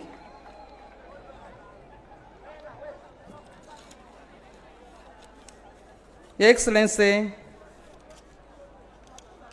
and friends who have been able to come here, we are really very grateful for the physical presence of our esteemed guests and all those who are following on the celebrations through the various media and online platforms. We pray that God blesses you all as we continue and conclude the celebrations on our journey back home and to our families. We wish you a prosperous and joyful 2024. It's now my pleasure and honor to invite Her Excellency, the Ambassador of Austria, Head of Mission, for her role in gender equality and development. Her Excellency Kashaboma, please come and make a brief statement so that we can proceed on program. I thank you all.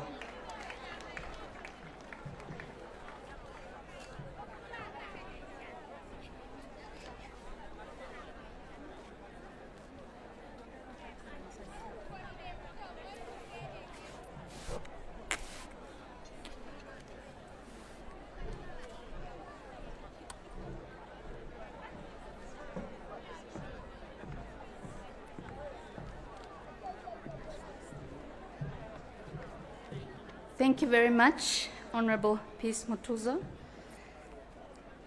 Your Excellency, Yoweri Kaguta Museveni, the President of the Republic of Uganda. Your Excellency, the Vice President of Uganda, Honorable Jessica Alupo, the Honorable Chief Justice of the Republic of Uganda, Alphonse Chigamoy Owinidolo, the Right Honorable Prime Minister, Honorable Robina Nabanja, the Deputy Prime Ministers, the Minister of Gender, Labour, Social Development, Honorable Betty Amongi, all ministers and senior government officials present, the UN Resident Coordinator, Susan Ngongi, heads of diplomatic missions and heads of UN agencies, and in particular I would like to recognize the country representative of UN Women, Ms. Paulina Jiwangu, members of parliament, representatives of district local governments, religious and cultural leaders, women's organizations and activists, ladies and gentlemen, all protocol observed. It is an honor to be here with you today as we come together to celebrate International Women's Day under the theme Accelerating Gender Equality Through Women's Economic Empowerment.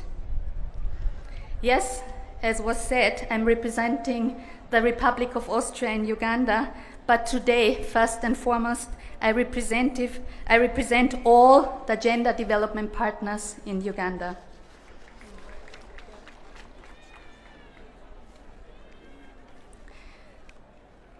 First and foremost, I would like to express my appreciation to the Minister of Gender, Labour and Social Development, Honourable Betty Amongi, and her dedicated staff for organizing this event.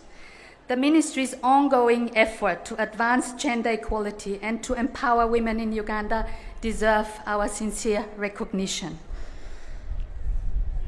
I also would like to thank in a very special way His Excellency, the President of Uganda, for his strong interest, engagement, and unwavering support towards the cause of gender equality and gender equity in Uganda.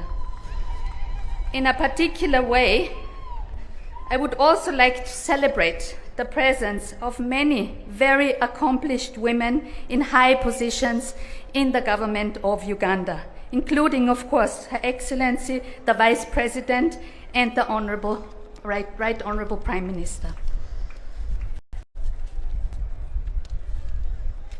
In a world grappling with numerous challenges, the importance of achieving gender equality cannot be overstated. As communities face unprecedented pressures, securing women's and girls' rights across all facets of life has become paramount. This is not just for the sake of equality, but it is necessary for building prosperous and just economies and ensuring a healthy planet for future generations. Advancing gender equality is indeed critical if Uganda is to attain the aspirations as laid out in Vision 2040, the Sustainable Development Agenda 2030, and the African Union Vision 2063, amongst others.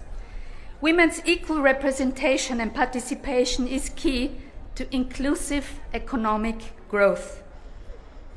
Today, we see many advancements on leadership in the private sector, where women now lead in some of Uganda's largest sectors, including finance, telecommunications, agriculture, and others.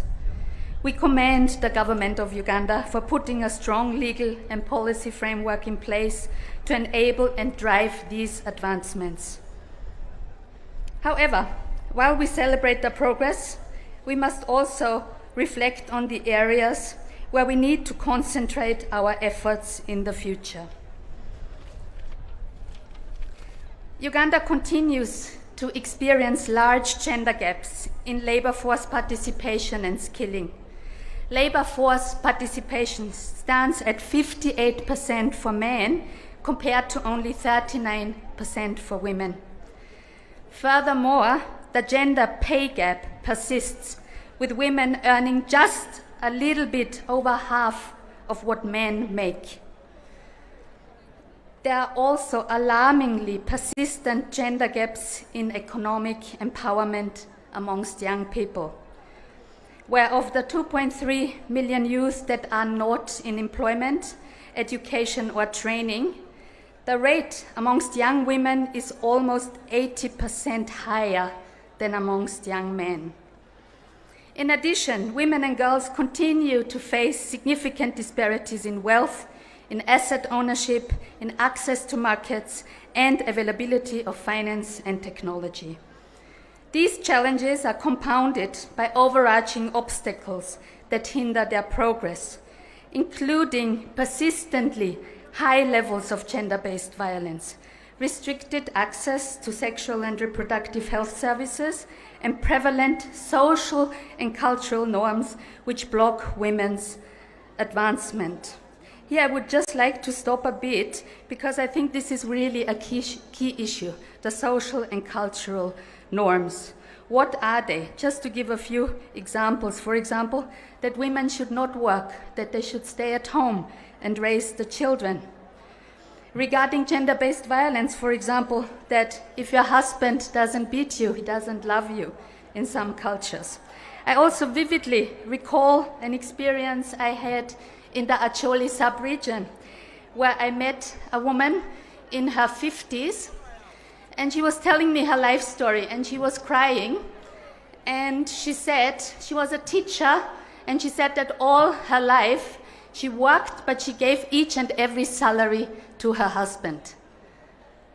Her husband mainly spent the money on drinking and on other women, and now, in her 50s, after having worked all her life, she basically has nothing left. This kind of economic abuse, Your Excellency, also hinders women's economic empowerment. So what must be done? We must, firstly, invest in programs and initiatives that are tailored to the needs of women's businesses. 38% of businesses in Uganda are owned by women, yet only 44% out of these are registered. To truly support these enterprises, we must invest in tailored business services and ease the process of formalization, including gender-responsive tax policies. We welcome initiatives such as the GROW program and look forward to additional measures that foster growth, formalization, and economic policies supporting women's businesses. Secondly, the social and cultural norms that undermine gender equality and women's advancement must be addressed as key enablers for eradicating poverty. This includes continued efforts on addressing gender-based violence both at home and in the workplace, which hampers women removing themselves from poverty. Thirdly, we need enabling policies and implementation. While we commend the efforts to date, more must be done to enforce changes in the world of work with enabling policies, closing the gender pay gap, addressing violence in the workplace, and taking targeted actions to tackle the unpaid care work burden, including through the expansion of social protection and family-friendly policies. We welcome the passing of the Employment Amendment Bill in 2023 and believe its ascension and implementation will greatly advance the position of women in the world of work. Furthermore, it would be important to see how fiscal policies can be more responsive to differential impacts on women and girls. Fourthly, we also need to close the gaps in education and skilling. The investments made in young people today will be critical to the projection of Uganda's development in the future. We therefore must invest in human capital development, in particular programs that support the re-entry into education and second chance education options for girls who have dropped out due to the high rates of early pregnancy and other challenges. When the COVID-19 pandemic hit, the number of adolescents getting pregnant spiked because they were exposed to sexual abuse following the closure of schools. Last year, 1,065 teenage pregnancies were recorded daily in Uganda. A total of 31,565 pregnancies were registered monthly, a figure higher than ever before. Investing in education will certainly increase the rate of school-going girls, in turn ensuring their safety and ultimate participation in the economic growth of the nation. Your Excellency, as your partners, advancing the gender equality and women's empowerment is a key priority that we see as fundamental for sustained and equitable growth. This work is important to the overall quality of development results. Uganda's population is projected to increase by 60% in the next 20 years to around 74 million from an estimated 45 million in 2021. Close to 2/3 of the population will be of working age, and about half will reside in urban centers. This presents an enormous opportunity and necessity to invest in human capital. We welcome the trend towards increasing the government of Uganda's budgetary allocations in this area. Your Excellency, ladies and gentlemen, to conclude, as the gender development partners in Uganda, we invested over $250 million last year in gender-targeted programs alone, in addition to multiple other programs which targeted women's inclusion.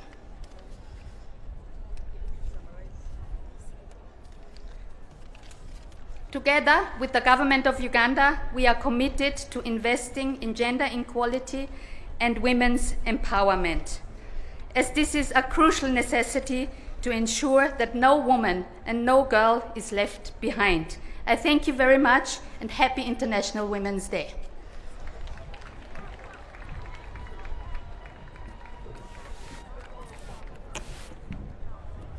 Thank you so much, our development partner. A big hand of applause as she leaves, as I invite the UN Resident Coordinator, Madam Pauline Chiwango.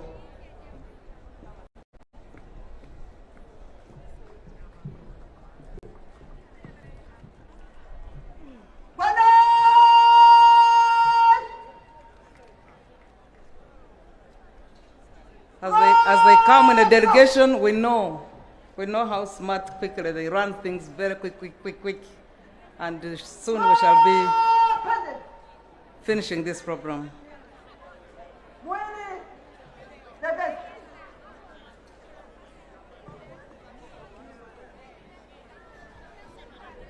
Thank you for working like soldiers.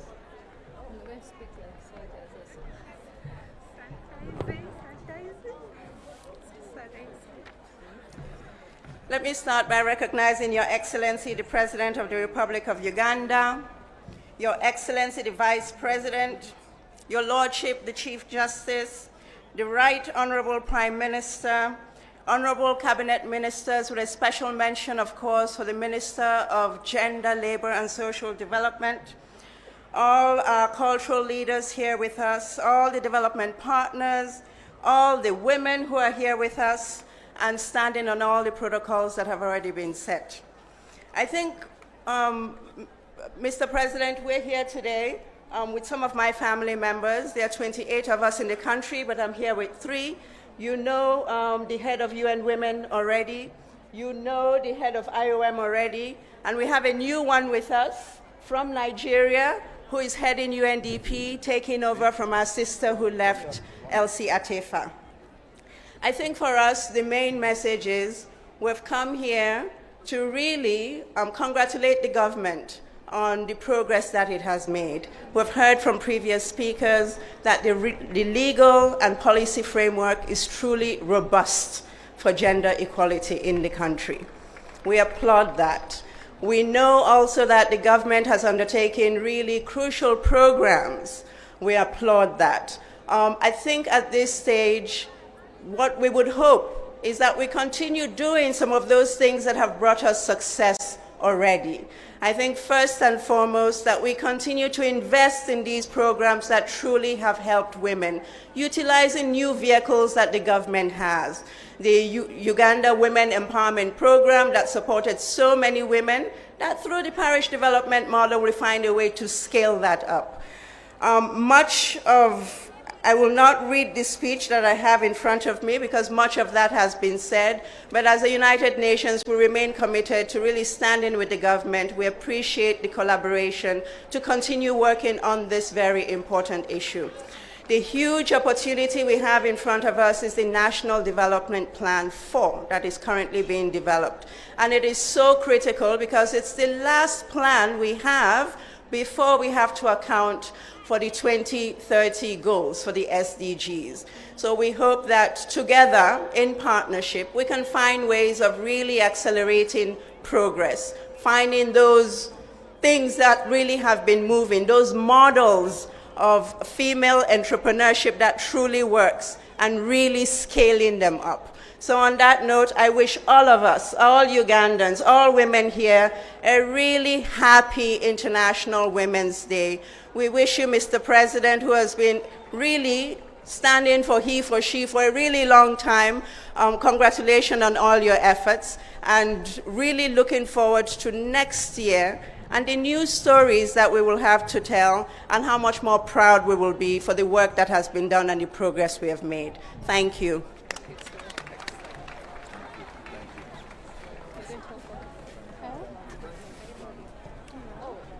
Thank you so much, UN representatives, for being time smart and also being articulate. I want to take this honor and opportunity to invite the Minister of Gender, Labour and Social Development, the Minister of Gender, Labour and Social Development. I want to take this opportunity, Madam Among Betty Ongom. And as she comes, I want to recognize the presence of the Head of Public Service, Madam Luce Nachobe. Thank you for coming. The permanent secretaries are all here. We request them to stand as the minister comes. Oh, she's the most favored. She's the only one that has come with the dance. So please honor the dance and shake the body a bit as you get here.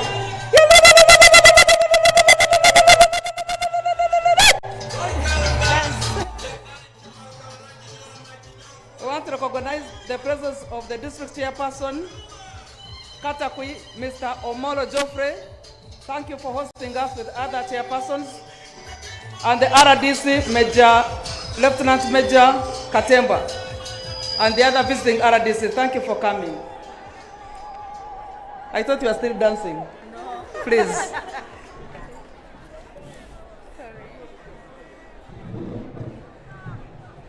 Thank you very much, Your Excellency, the President of the Republic of Uganda,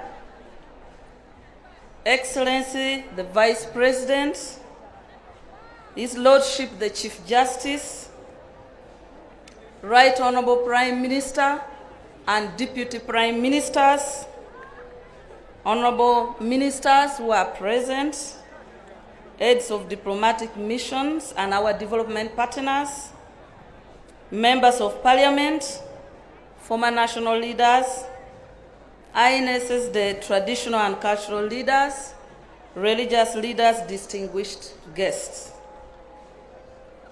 It is my great pleasure that as women of Uganda, we are here to celebrate International Women's Day in this beautiful Katakwi district, where Her Excellency the Vice President hails from.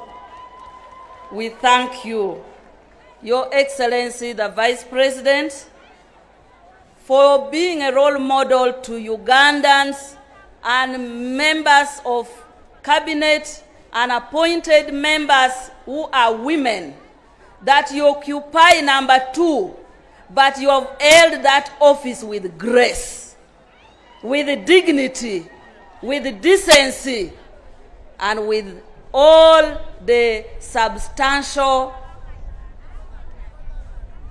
When the Vice President chairs cabinet, We are all proud as women. We are all proud as women. When His Excellency the President delegates the Vice President to go and represent this country abroad, we all see how she has performed. We want to thank you. Your Excellency, this year's theme, Counter in Accelerating Gender Equality through Economic Empowerment, is premised on the realization that women everywhere still face barriers to enable them achieve their full potential. Recognizes that there are still gaps in economic areas that empowers women. For instance, in the labor force, it is telling us that women have not yet achieved, with women in Uganda still occupying 39% of employment compared to 58% of their male counterpart. In businesses in Uganda, most women are into micro and small businesses, and they're occupying 44%, according to MasterCard International. Of this, only 9% of the women are in medium and large businesses. Women like, I saw one of our progressive women who is into chairs production in Nwoya. Those ones only still constitute 9%. It is also telling us that we have not yet closed the pay gap, that in most circumstances, women can be in the same employment as men, but women will be given less pay. It is also telling us that most of the women who are employed, they are employed in less secured, low-paying jobs in the informal sector, temporary job, part-time, like cleaners, people like in the principal below where women mostly occupy. When you go to commissioners, directors, and others, in the corporate private boardrooms, women are still few. And yet, research globally is saying what pushes the global demand, the global consumption, are the women. That actually, if you are to aggregate today as we are here, what women have bought to come to this function, from the shoes to the dress to everything they are putting on, it will constitute 70% of what has been bought compared to men who would have only consumed 30%. So it's saying women are the people who consume your products, but you are not bringing women into the economy. So, Your Excellency, this theme is calling for a deliberate, targeted measures towards eliminating those barriers and ensuring that we accelerate through different programs. Your Excellency, we have known you, we have heard you, and this theme resonates with your strategy and your approach that you have been guiding us as women ministers and as women of this country. You've been telling us to always tackle the root causes of women's disempowerment, that we should focus on transforming the structure and the institution.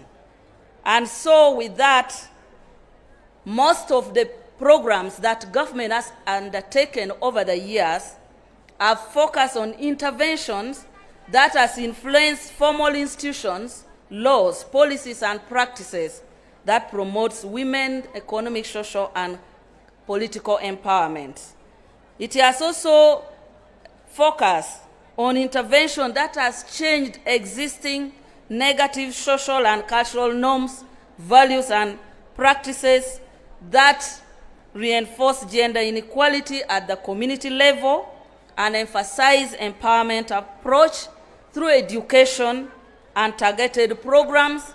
And let's applaud His Excellency, the President, for being a role model that he has always stated that he has put his girls to inherit from his property, and has always encouraged Ugandans that do not leave your girls from inheriting and supporting them from your family.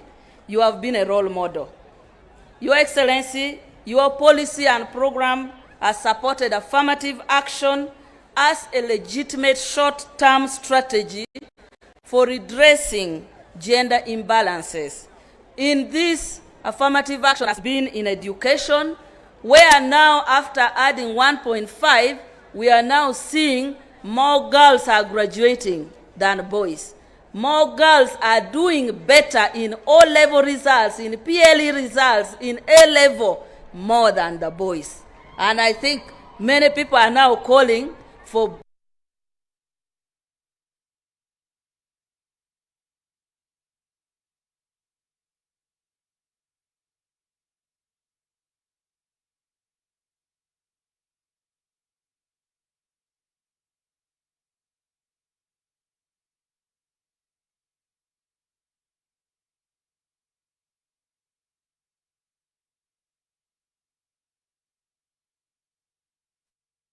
there's no need for explanation that women has been appointed in strategic position, not only at political level, but also at other technical level.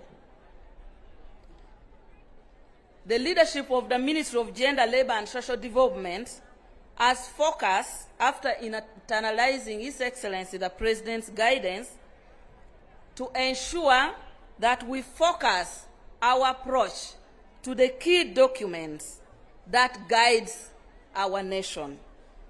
This is contained in Uganda National Development Plan, the NRM Manifesto, the East African Community Vision 2050, African Union Agenda 2063, which has defined key national, regional, and continental programs. And we have also focused on comprehensive interventions which are context-specific. For example, if we go to Karamoja, we are not going to impose programs or gender programs without contextualizing the culture, the custom, and the need for progressive revolution of those social programs. We implement our gender program within the context of the society, because, Your Excellency, you have guided that society should not be forced. We should allow society to organically transform. So our programs usually ensures that we build individual household income, skilling, changing norms and institutions, and I'm glad, Your Excellency, that I need to applaud the two institutions here, the cultural institutions and the religious institution. Through the interreligious and through their cultural institution, they are supporting us in mindset change in that context. We want to thank them for that partnership. Your Excellency, our mandate as a Ministry of Gender on behalf of government in fostering these issues has enabled us to start programs to empower women. We have Uganda Women Entrepreneurs Program, which gives capital for rural women at parish, sub-county and district level at 6% of interest rate with 1 year grace period. So you borrow the money the first 1 year, you don't pay any interest, you start paying after the second year, but also only 6%. We have the SACCO, PDM, Emioga, now we have GROW, which I will articulate more shortly. Your Excellency, we want to thank the commercial banks and financial institutions. Most of the businesses are private sector driven, and they require capital to start, expand, and grow their business. Commercial banks and financial institutions have designed programs for women. I want to highlight a few banks: DFCU, has a program of women in business program where they tailor their product. Stanbic Bank, they have a Stanbic for her. Finance Trust Bank. Centenary Bank has a Superwoman program. BRAC, Uganda Bank Limited, and most of these banks have now designed program where they have less documentation and manage to give less collateral requirement for women to access this program. These are the issues that we need to tackle, that women who are not in these areas are able to go into the bank and get a product that suits them. Your Excellency, I also want to inform you that we are into incubating and skilling women entrepreneurs. The incubating, when you visited the exhibition, you saw most of the women with products there, and they were telling you what they are doing. Most of them are supported to start those businesses, and they have started in certain government institutions. They have now developed the products and require to expand, and I will tell you how we are going to support them to now go into the market. Your Excellency, we are also coordinating government programs to engender them. That's why I want to actually, in a special way, recognize Right Honorable Rebecca Kadaga. I think Right Honorable, first stand up. Right Honorable Rebecca Kadaga, when she was a speaker, pushed three programs. Number one, a program that supported women in parliament to have a room where they can breastfeed their children while they do parliamentary work. Because we realized that most young MPs who produce children needed time for committee work and for parliament.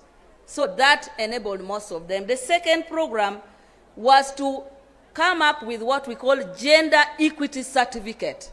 This gender equity certificate ensures that all the MDAs, ministries, departments, and agencies must produce a certificate under the finance budgetary process.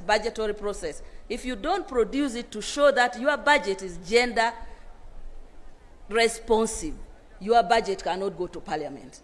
And now we have achieved so much under this intervention that you see Ministry of Local Government, all the markets they have constructed, it has a daycare center, it has a sanitary facility, and many gender issues because of the women of affirmative action that has gone into decision making.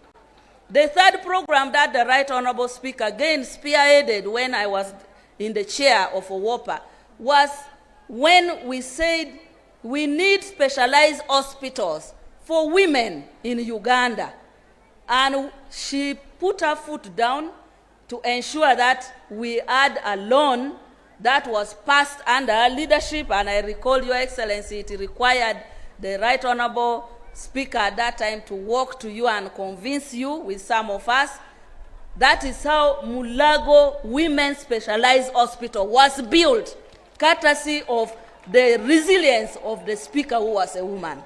So when people say affirmative action does not pay, I want to say affirmative action has paid.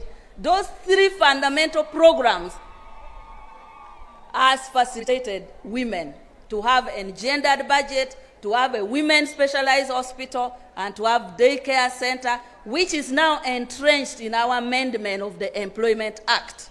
The Employment Act we amended 2022 has now integrated the daycare space or time for women who are in the working class.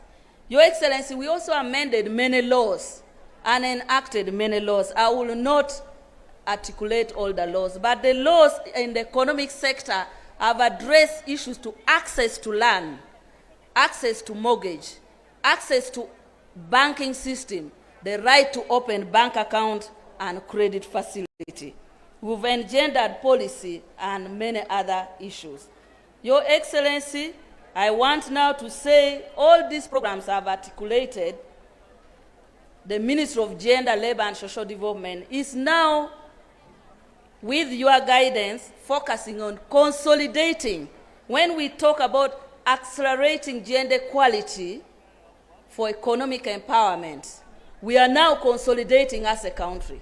Many people have already told you how far we've gone. We now want to consolidate.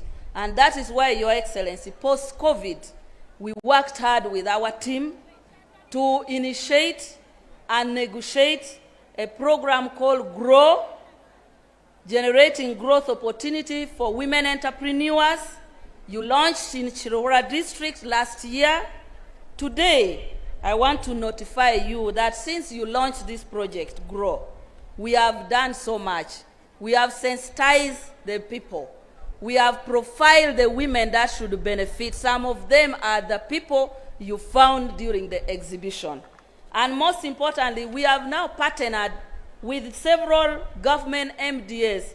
When that program went to Cabinet, Your Excellency, you gave us your guidance that instead of going to consultants and consultancy, and as you always say, your trademark is charm, charm, charm, charm. You say, why don't we partner with government entities that are already undertaking those services? I want to notify you, Your Excellency, with your guidance, we have signed the following Memorandum of Understanding. Uganda Industrial Research Institute. Yuri, you are the one in Cabinet who guided us to work with Yuri. We visited Yuri.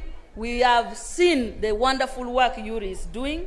They have accepted under the MOU to skill and incubate women entrepreneurs. They will provide them free space to incubate their businesses. Women will use their technology, their electricity, all the infrastructure to go into the various businesses under Yuri. Uganda National Bureau of Standards, Your Excellency, many of the products you saw there have not yet been certified because most women do not even know how to access UNBS. Most of the women, even if they know, they lack the money. And the process is so elaborate for you to get a certification and a stamp to take your product. We've signed MOU with UNBS. Dairy Development Authority, we'll sign an MOU with them. They will be able to train women entrepreneurs in dairy products and value chain development. They will reskill women entrepreneurs in dairy. They will teach them with the good dairy husbandry practices, fodder production, water harvesting. They will equip them with the skills of sourcing inputs, processing, packaging, distribution, marketing, product diversification, and business skills to access the market. Ministry of Agriculture, we have signed with them through Department of Crop Inspection and Certification. Before you export any agricultural product abroad or even put it in a supermarket in Uganda, this department is supposed to give you a certification. We have also signed an MOU with them.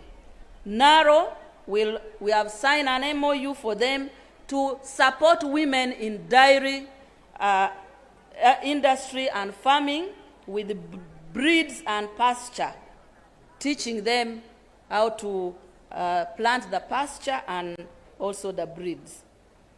The Uganda Registration Services Bureau, we have also signed with them to register women's businesses because, Your Excellency, if a woman wants the product you saw in the exhibition to now go to the market, that woman needs a business name, that woman needs a brand and a certification and a TIN number. Now, Uganda Registration Bureau has signed with us to offer mobile registration services to give women, go to each of the districts and teach women, register them, the name of their businesses, and brand their names. Then lastly, Uganda Export Promotion Board. we have partnered with them to support in export of the products of women and the readiness to access both local and continental markets. And already we are in discussion with African Continental Free Trade Area for women to access their market. So the Uganda Export Promotion Board has pledged to even take women to exhibition under that continental program. So, Your Excellency, all the services that I have enumerated under GROW is paying for all those services, and women in business will access them for free. And Your Excellency, this was your guidance in cabinet, and this cabinet guidance we have fulfilled. And Your Excellency, additionally under GROW, there is money for those women who exhibited and others to borrow at an interest rate capped at 10% and below to expand their businesses, because most of them do not have money to expand, to produce. They have incubated, they need money to take it to the market. Under this product, there is 4 million to 200 million for women to borrow to take their product into the market. And with the private sector, if they are larger than those that require 200 million, and another program, we will have women who will borrow beyond this. Your Excellency, I want to conclude by requesting that the aides of this institution are here today at an appropriate time. You will launch these MOUs, because this is a critical economic development and empowerment that we are going to undertake with these people. Now, for women who are here, I want to request that the women today and yesterday, the last 2 days, we have been with the National Women Council in their meeting. And the National Women Council have been deliberating, how do we really thank this one man that has had the single most important thing, which is called the political will. We have countries. We have countries that have presidents. Some even women heads of state. But they are not where Uganda is. So today we are saying empowerment of women is about political will of the leader who is steering that country. And we are saying that history has clearly shown that leadership matters. With what we have achieved so far, today we want to say thank you in a special way to His Excellency the President, who has had the political will that has made women achieve the strides that we have achieved today. And we have all done this. And for the women, I want to read for you an appreciation plug that the women wants to give His Excellency the President as a gift for what he has done for women. And I would request that the protocol can bring that appreciation award. The appreciation, I am told Makerere University Business School is also here, who is partnering with us. Our appreciation award, you can be bringing it, and I will read people who will sign on behalf of the women to appreciate His Excellency the President. It reads, Appreciation Award for Women Emancipation and Empowerment. His Excellency General Yoweri Kaguta Museveni, President of the Republic of Uganda. We, the women of Uganda, on this occasion of the International Women's Day 2024, appreciate Your Excellency General Yoweri Kaguta Museveni, the President of the Republic of Uganda, Commander-in-Chief of the Armed Forces, and Chairman of the National Resistance Movement, for the unwavering support and commitment towards women's empowerment through institutional and structural transformation, sustainable peace and security as a base for socio-economic development. enactment of enabling policies and laws, initiation and implementation of special programs, appointment of women in strategic position of leadership. The women of Uganda pledge total support to your leadership, Your Excellency, the President. That is the message that is in that, and I'm now requesting the following people to step and sign it, and then we will later give it to His Excellency, the President.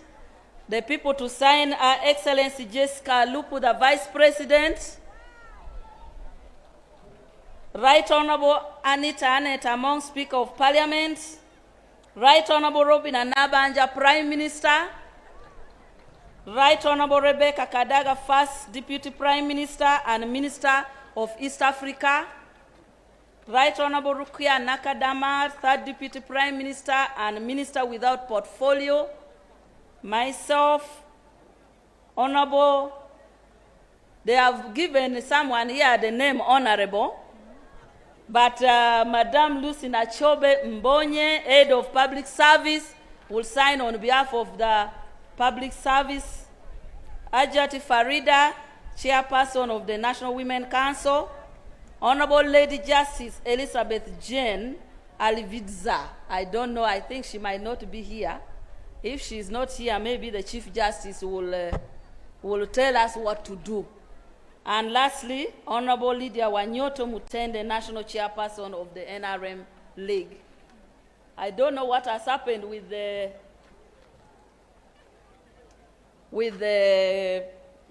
I think the protocol is getting it. But Your Excellency, when I leave here, as we sign and hand over to you, I will now not come back here.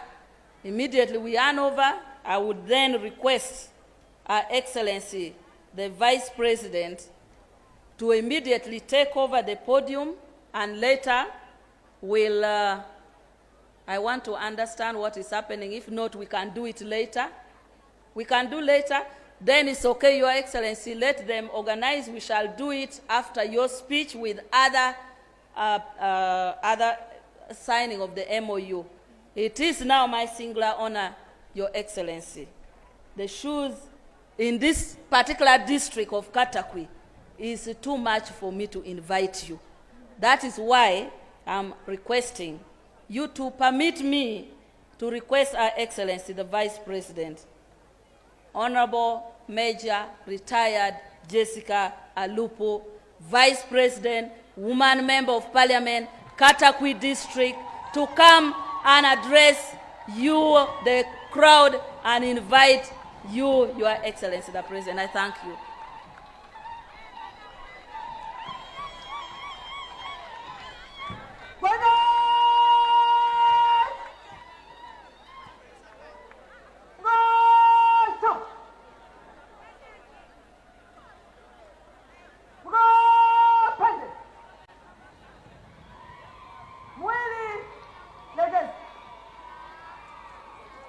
Your Excellency,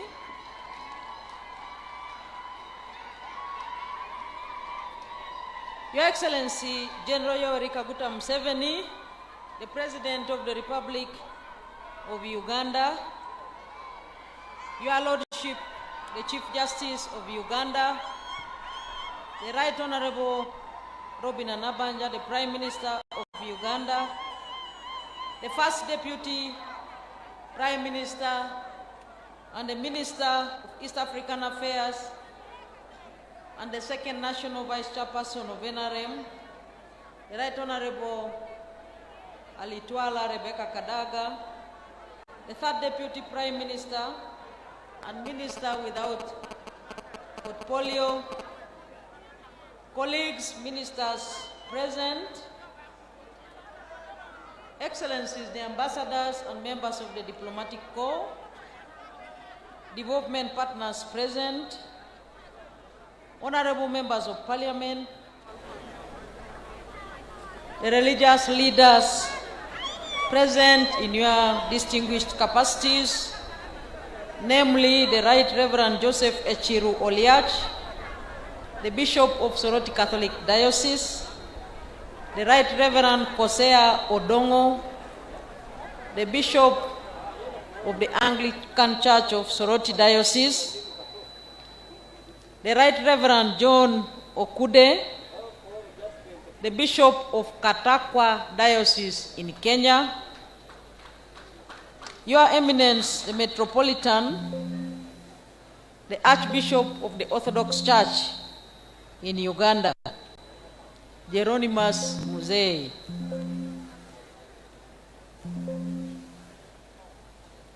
the Supreme Mufti of Uganda, Sheikh Shaban Mubaje, and all the leaders present, the cultural leaders, namely Your Highness the Emorimor Papa Iteso, Your Highness Jude Umukuka, Your Highness Won Ateker, and all other cultural leaders present, senior government officials led by the Head of Service and Secretary to Cabinet, Lucy Nachobe,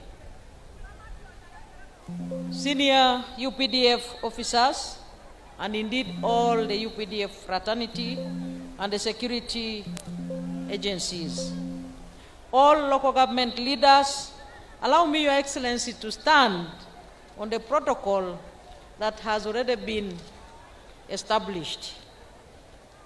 Emuria Koliai, Yoga Abunere, Yalama Abunere Aijauni, Epejonon Nangosibib, Epejonon Lerai Lepolokit, Akwopoko Kere, Nao Uganda. Your Excellency, on behalf of the people of Katakwi district and on my own behalf, I welcome you and all the distinguished guests here to Katakwi district. I congratulate you, Your Excellency, and all the people of Uganda upon commemorating the International Women's Day 2024, and relatedly, I thank God and I thank the government of Uganda for identifying Katakwi district to host this year's national celebrations. The theme for this year's International Women's Day is accelerating gender equality through women economic empowerment. Your Excellency, this theme resonates very well with the strides that the NRM government has made in the empowerment and the inclusivity of women and girls in government programs, including but not limited to the following: providing enabling environment for the women to do business. Women, Your Excellency, are the biggest beneficiaries of peace and security that you have established in Uganda.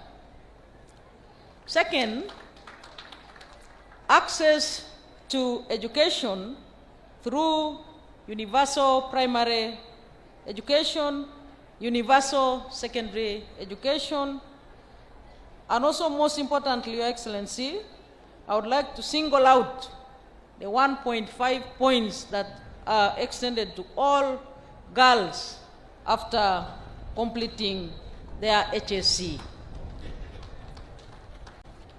Education is a component that has brought the girl children to the limelight because it has enabled them to compete favorably with the men.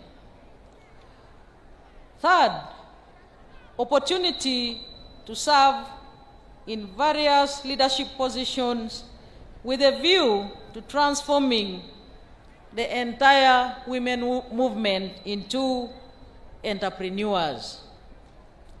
Your Excellency, we are here as role models. We are here as mentors to all the women in the grassroots to give them the message that we can all transit from subsistence farming to commercial farming. Fourthly, Your Excellency, government through you have extended to women of Uganda access to credit through special programs, including the Women Fund, the PDM, where we are allocated 30% of the money, and the exclusive one called GROW, which has just commenced, etc., etc. These special programs have raised the capacity of women to manage their businesses and also to grow their businesses. In addition, Your Excellency, I would also like to recognize conducive policies and laws which have managed to enable women to get protection against abuse. Your Excellency, the list is long. I may enumerate it until cows come back home.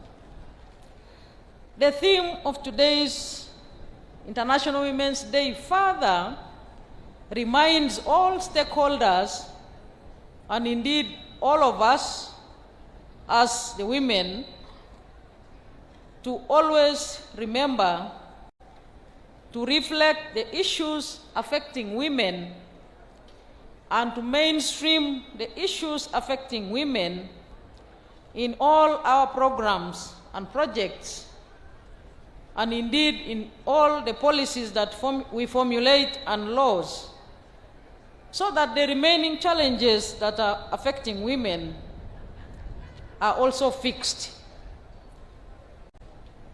Your Excellency, as women of Uganda, we continue looking forward to your dedicated and strategic leadership, and specifically your efforts in championing women emancipation up to the logical conclusion.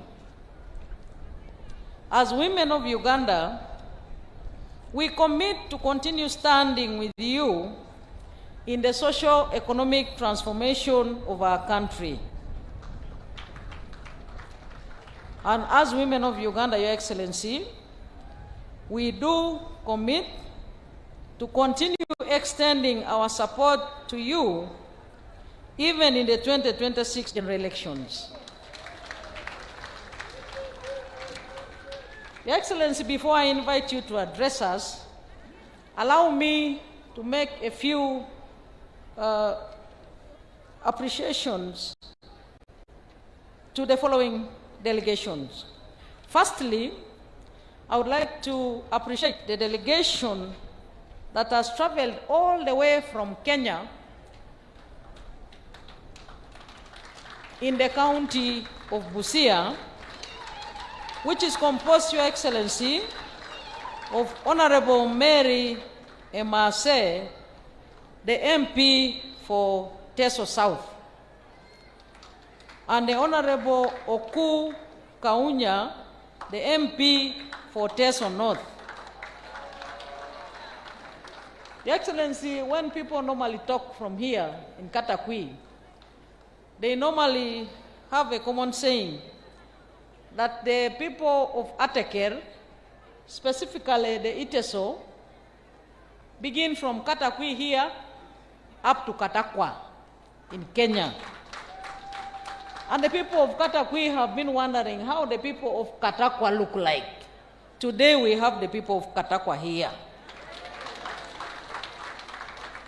But when we went to Kenya recently, Your Excellency, when you authorized me to lead a delegation there, the people of Katakwa were also saying that the Ateker people, specifically the Iteso, begin from Katakwa in Kenya up to Katakwi. So, Your Excellency, a clear demonstration that the East African community is naturally deep-rooted. The delegation of Kenya is also composed of His Excellency Paul Otoma, the governor of Busia County.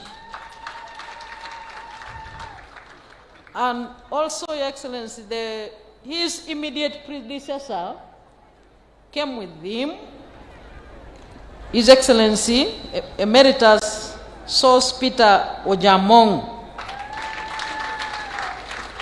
And they are led by the Right Reverend John Okude, because they came as a cultural team.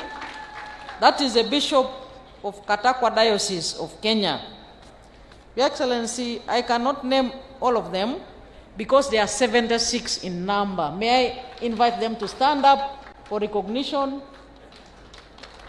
Those are the people, Your Excellency, who have come from Kenya.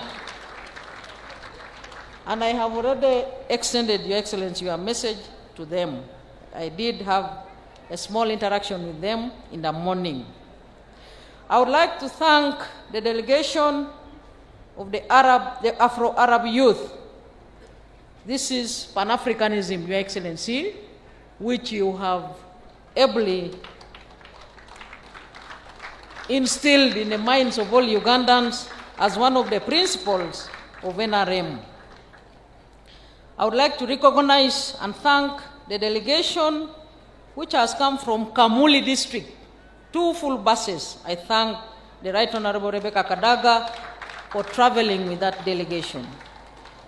I would like to thank the delegation that came from Butaleja with the woman MP, Honorable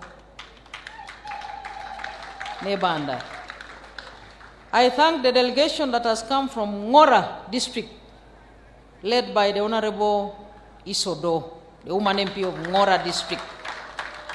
I would like to appreciate the delegation that has come from Lira district, led by none other than the Minister of Gender, Labor and Social Development. There is a group that came as women, Your Excellency, from Lira, but there's also a group which came as NRM mobilizers and your supporters. They came specifically to listen to your message. I would like to thank the delegation that traveled from Karamoja, our uncles. That delegation was led by Honorable Rose Lily Akelo. At an appropriate time, I'm sure they will make a presentation at the end of the ceremony. I would like to thank the delegation from Acholi sub-region. Your Excellency, His Lordship, the Chief Justice, is the one who mobilized those dancers who are about to dance for you, the Bola dancers. The ones who danced earlier before you arrived, and they are due to come and make the performance again. I would like to thank Your Lordship, the Chief Justice, for mobilizing them. The Minister of Gender has already named a number of institutions which have been here training women on different skills. I want to thank all of you as a group. The Minister has already explained to all members of the delegation what you have done here in Katakwi district and what you are going to continue doing for the women. But I would like to single out the visionary women who came here 3 days ago. Your Excellency, they visited schools to provide mentorship to the girl child. They taught the girl children how to make disposable sanitary towels. Not disposable, but reusable sanitary towels. And also, they created a group called the Visionary Team, which they want to be specifically work with the Ministry of Education and stakeholders to ensure the retention of children in schools, especially the girl child. I thank the visionary women and the donations you made to the women of Katakwi district. I want to thank the National Council for Women, National Women Council, led by Hajat Farida. Your Excellency, Hajat Farida came here a week ago with the Ministry of Gender to train women from the grassroots up to the district level on leadership and many other aspects of women. I want to thank all the leaders of Katakwi for having been extremely united in ensuring that this ceremony is a success.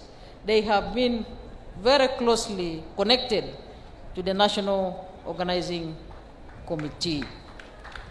And finally, I want to thank all the people of Katakwi and all the people who have come to make this day a success by gracing it with their physical presence. Once again, I would like to thank Your Excellency. The people who came here, we had told them that you had made contributions as a person on top of what government had contributed for the success of the ceremony. I would like to thank you very sincerely for your continued fatherly guidance towards the success of this ceremony. Once again, I congratulate you, Your Excellency, and all the people of Uganda upon celebrating this year's International Women's Day, and may the good Lord continue blessing all of us, and indeed blessing our country, Uganda. Your Excellency, it is now my singular honor and privilege to invite you to come and address the members of the congregation. The floor is yours, sir.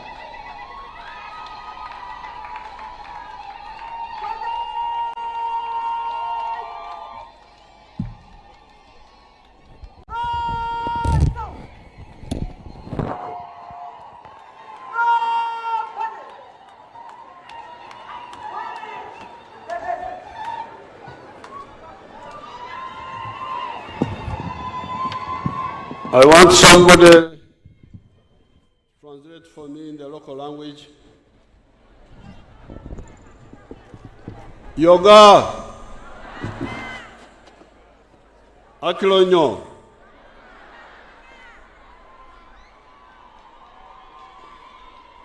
Eramanoi, noi.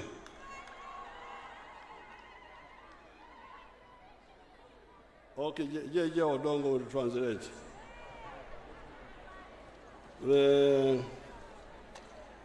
Our Excellency the Vice President,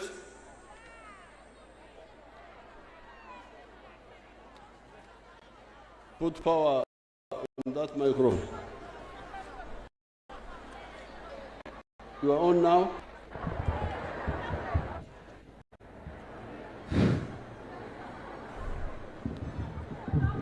Our Excellency the Vice President, Dr. President, His Lordship the Chief Justice, the Right Honorable Prime Minister,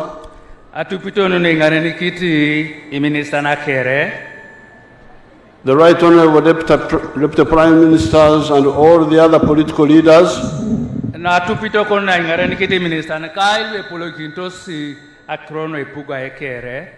the cultural leaders, the spiritual religious leaders, and the people of Teso Kere. Kere means everybody. You see, my test is not so bad.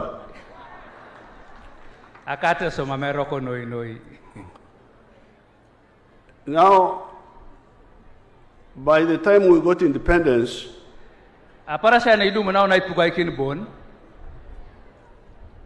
we started having ideological and philosophical differences with the political groups which were active that time.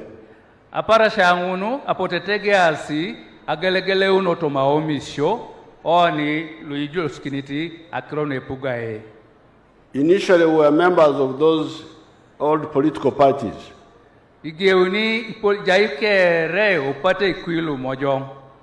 However, by 1965, the student movement had distilled principles which were different from the old political parties.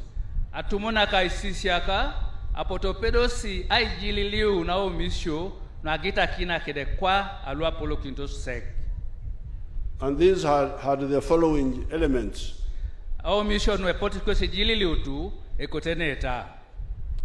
Element number one, elitism versus mass transformation.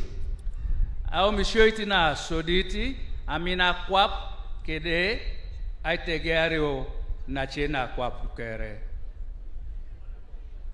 There are people who believe that you have got a few rich people in the area, then the country that area is developed, even if the masses of the people are in poverty or outside the money economy.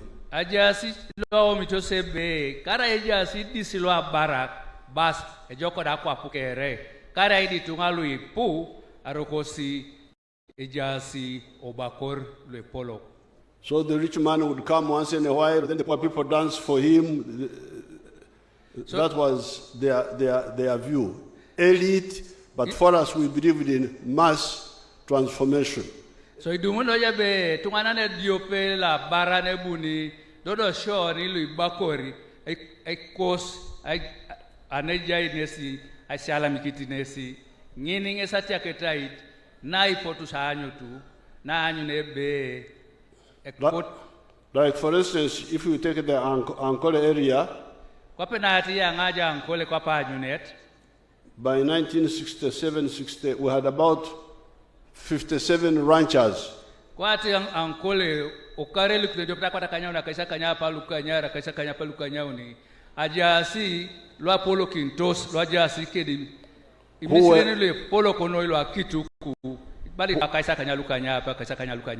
Who were ranching cows in a modern way. But the majority of the people were outside the money economy.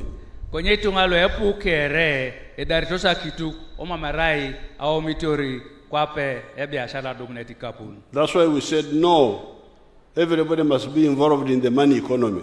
And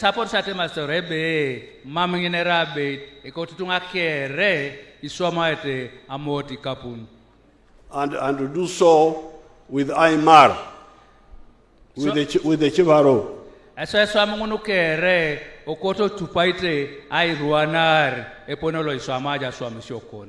The second difference was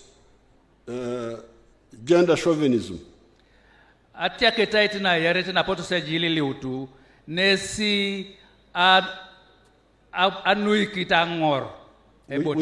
Which is what you are talking about here. Women were outside the whole equation most of the time.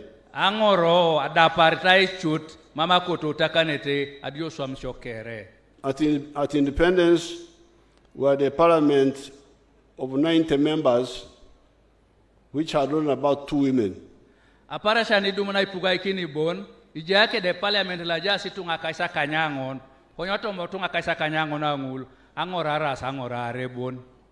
And I think the 2 women were specially nominated. I don't think they were elected. Then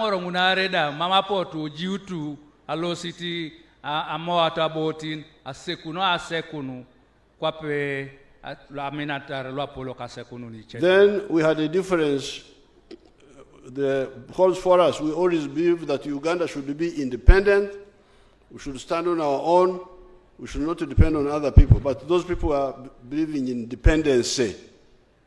Ishoni iwomomebe Uganda na tetete ti eboi bon kwenye luche ngululwa limiti shobe apota teka kinotokede au mitose be abetoni ibwani na tosoni chetunga. Then there was a problem of sectarianism, of religion and tribes.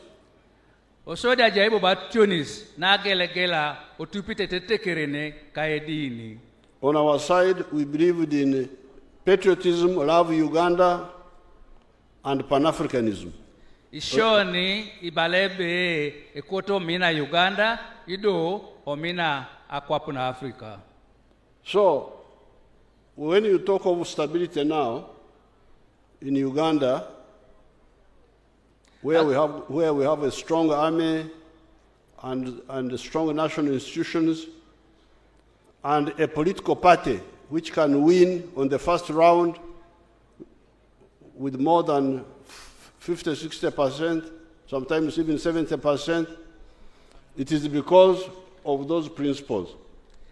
Aso kwa nae wanyudoje be akwapo wakana eje mama eja kede atenunu igangito sapuganu e gogon kwapata jore ka atenuna chenu cheda ido iwanyoni jebe ija kwa nakede epate lo itelika nari aseyo irwana na sodit imera bongo bobo. Because if you go for sectarian approach, you will never get more than 50% of the people to support you. Narai itupakijo aseka tiakao mame pata na jadu munu asekunyo kaya kopane jar. Religious or tribal, you never win. Atiakao ne dini kaitekerene mami jaikini jo aitelekara seo. And indeed, that was the situation in the election of 1962. Abeiti aseo no jao ukarelu kutedio pata kwa takanyana kasakanya paluare ngunu kesajiasi. No political party could even get 40% of the support. Mame epate labo opera dumunu abotin ne deparatosa kaisa kanya potoma kwatat otomasani. So therefore, when I come for these occasions, I'm very happy to see what people are laughing at is now a serious movement. Aso apupo ngai yalama buniongo anumunume kwatea na ara ibore ko cha akwena situnga era kwa ibore eni epolago gongnoi. I will give you an example. In 1978-79, we were involved in a war with Idi Amin, together with Tanzania, but also with other Ugandans like Ichikos Marumo of Museveni. Kotonga jaikine sanyunet kwa pena to karelu kutedio prakasa kanyara lukanya na kasa kanyara lukanyangon ijai tiji longa aja ochula ngapara shangunu General Idi Amin dada doija upanara kedichetunga kwa pati grupu la Bunto Tanzania kane pepeda ngululu aja sinesek labaka sibe kikosi maalum. The Tanzanians were backing us and they were fighting with us, but they also gave us different axes of advance. Karaidija kedelo Tanzania amorot atiji Amin apotu lo Tanzania utiaka isiswada kosi pelu bitoro to Sudan ne pedosi aipak ejielo. The Museobote's group, a group ule ngaren kiti polono obote, was given the Masaka Mutukura approach. Aponi jaiki nai aitupe roto aiturunu muktukula abunere Masaka. Masaka Mutukura aiturun mutukula Masaka. Lukaya Mpigi. Tony Mpigi. Then we were given the Chikagate, Mbarara, Fort Potro, Hoima, Arua. Ishoni aponija ikinai aitoro Chikagate, aitorun Fort Mbarara, Fort Potol, aloseteto ni Arua. Now, this was Fronasa, the one I was leading. Erotolo la limuti ngokopane le torit Mbarara toni Arua. A group ngolanyare tai Fronasa ngese ngaren kitiongo. Now on our side we recruited massively the fighters, but also we recruited women. Owaikosi apotu tolomikisi itungalui pu ida apote tolomikisi tonangoroda. Now after we defeated Idi Amin, iteleka Idi Amin, we had to form one army with the other groups. Ajaisho kere grupu nulu itija min ay morikiki na subu na jora dope. And that's why we had now problems with our colleagues. Neni ogeu no susoti okuso kedao pasha kosi. Our other people said, women in the army, what are they doing in the army? Ichiabalas be angora lumara jore. Nibodi soma ita angoro da jore. Then we told them that a woman can shoot you very dangerously. Show up at Alimo Sebe, Konyaka Choito says Angor, if the Rab Aber Doyar Jokedara Sastayara Richut. Because a woman Nara Beru is able to pass thread through the eye of the needle, which I cannot easily do. A pedorita Beru, a rupaki neusit, a kongwe piso, na mamanga kilo tapedoriti duch. But they couldn't agree. Kwenye mamchutu kuyacha muto. So I was stuck. You can imagine it's because the people trusted me. Otherwise, I would have had a problem with the families. Because I had recruited their girls, put them in the army, now I had failed to integrate them into the new army.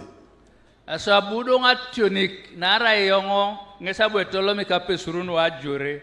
Dodo kwani kapaupa mama koto sape suraja utajure. Aja idonga pageluke di kalia na lomu tutorape surunu. So I was stuck with the girls at Kamkuz there. Aja idonga pageluke da jautu kedango ape surunu ukamkuzi angina. And we had to give up. Not a single woman was absorbed in that army called UNLA.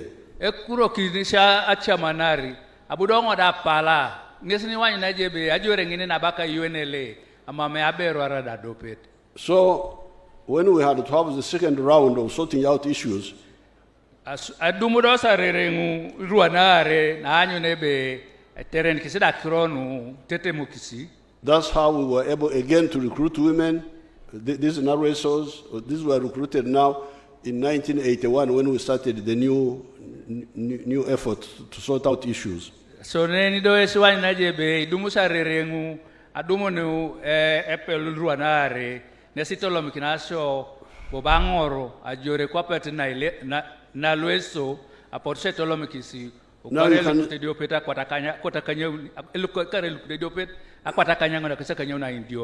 you can see all this compound full of these. These are all. Now Peter Kwanjanyo lolona eperete lokere apesuru bone polektos. Then, on the issue of political leadership. So nikamuntos engaren kine. The ministers are right among the vice president. They are right because Uganda is one of the few countries that did what we call okubegera in Runyankore, in Uganda, in the Bantu dialects. We call it okubegera. In the dialects, it means when, in the traditional way, when you cook food and you put it communally for the home, for family communal eating, you put aside some food for the children who cannot struggle for the hot food. So nesiwa nejebe apota pedosi kopenate nono losyo angina wankole ipojo inyamat ebeta jakora kini tungakeri itia kariberi nyamat idis anu idue ainyame kau. How do we say it in Ateso? How do we say it in Ateso? When you put aside food for the children. Adapakin idue. Huh? Adapakin idue mono. Adapakin. Achedakin, yes. Very good.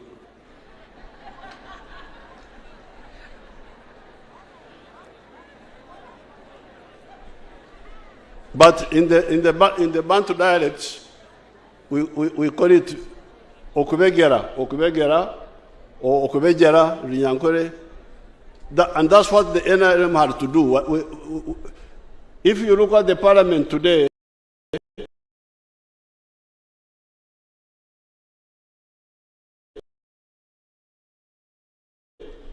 the constituencies are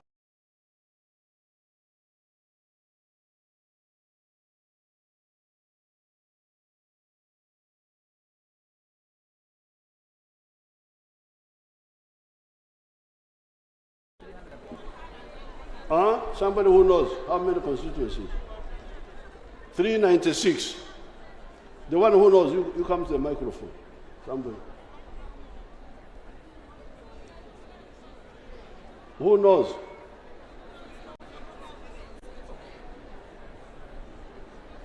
Local government knows. Rusoke, do you know?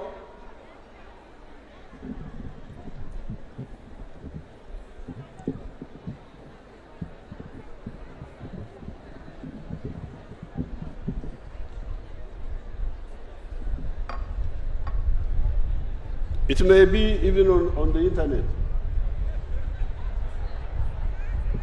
How many constituencies? Yes, Amongi, there is 353 directly elected constituencies. Okay, 353. 53. Uh-huh. Now, how many women won from the constituencies? Do you know? 17. Yes. So you can imagine, out of 353, if we had kept the old system, only 17 women would have come through out of the 353. So atupiti ngono atalimo tengono adapakin lolo parliament okeja si lebeta se uno direct o constituency rasa kwata uni akaisa kanyaluni konyoto mangu lito mana kanyare angoro ngese boy kintos. So this is the law of the jungle. No ngese kisilelo kutui. The survival of the fittest. Lwe gogongo bon kese jarete. But we said, no, this is not a jungle. We said, this is a home. If the women are not as greedy as the men to have big chicks to eat all the hot food,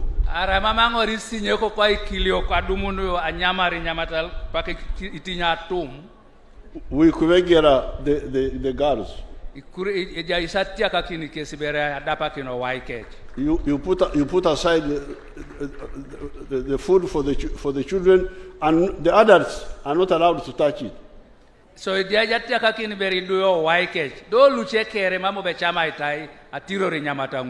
So that's how you have got this huge army of these women.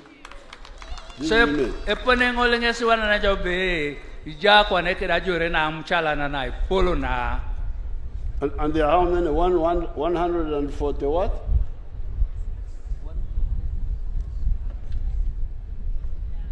146 district women representatives, 10 city representatives, making 156 women affirmative action. Then we have the women who come under workers, and the women who come under persons with disability, and the women who came in the army and youth. So that is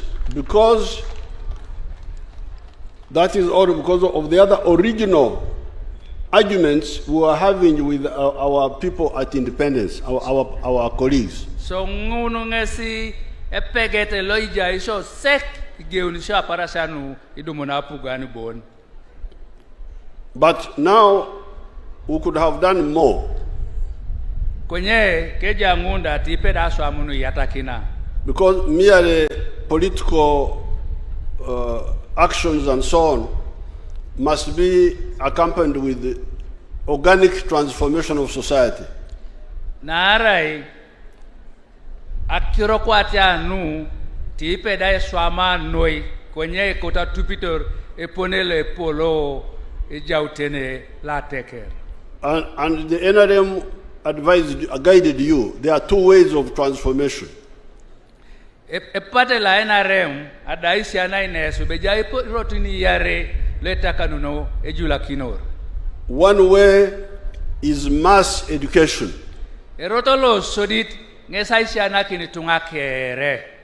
When people are educated, they are much easier to know what to do than when they are not educated. Eshomati itunga epatana itunga misikin nebeta swam. That's why the NRM in 1996 introduced UPE, Universal Primary, and later on Universal Secondary Education. We wanted them to be free in the government schools, free education in the government schools. So nesi na kini apu gani na NRM ukare lukutedio peta kwa takanyanga na kasa kanyanga na lukanyape itegeari asiana kino o primary ko secondary o mama itach. But the elite groups have blocked this effort of free education. Kwenye tungangululu itochoara itamitosa itokokol au mishoiti na aisha na adomo na shoman au mamitachi. The school managers who are not supervised properly by their leaders introduce charges in schools. ngulu le polo kinto si someroi lu mama tupaki ai mane jok apotubo bo ogeutu ai peunun eponelo itachet isirigino rotin alegelegelo someroi. And that's how the children drop out of school. Nese ponengolelo idumnaje be duelo ipu mambo be elosana kineto somero. And some of those who drop out are girls. Chia ngulu lu mambo belo seneneto somero era pesur. So therefore, we are preparing a new offensive to force everybody to comply, to ensure we had problems with corona's budget here, we had NAM, we had to fund NAM activities. But once we have finished all those, we are going to launch a new campaign to enforce free education in government schools. Aso anua ngunu ija kedao misio kara ija le mukedani ngosio kwa pati adekaya na corona kabiani elualo laisipeji tungalo epu konyi jaite monokina o misio na agiari bobo anyu nebe ebuikino itungakere asio manoma metachete. Therefore, you, the women movement, if you really want girls to be free, why don't you insist on free education? Aso esa kotonga yesu lo atoto arikoto se yesu anyu nebe apesuru amuchalan edumuneta alajara amanyu tebe edumuneta kere ashomana mameta chere. Have you done research to find out when a family does not have the money to pay school fees and they must choose whether to keep the boy in the school or the girl in the school, whom do they choose? Have you checked that? Tamata isa isisa wanyu nebe arekal ejaebe kita itachi kechedwa losto somero ojasi dwe isap kai dwe pesur ngai wanyu tesu etapitekal aseunun achakini dwe. According to my rough research, I am sure the girls suffer more because of that. Konyaje ni ngebe idulo kya ingich apesuru doinoi nesejala na kinyo mameta cho isirigin le somero. Therefore, to consolidate the emancipation of the girl child, in my view, we should insist on free education in government schools. Aso anuangun arikoto ne togogonga ilajara ni koki pese ekoto ni aitigogong ashuman na mametacho otomo someroi alwapugan. The rich people can take their children in the private schools. There are very many. They can take their children there. Ngululo abarake pedereta yangari kechedo somero no lueta chere sirigin. But for the smaller people, let the government schools be free. This has been my thinking since 1996. Konye ni tungalo kwap akao misho itageo no kare luktedio kutakota kanyango na kasaka kanyango na lukanyape ebalebe olototo ashomato somero lo apugan oma metachio. The second channel of emancipation is ending the phenomenon of okora echida chonka, working only for the stomach.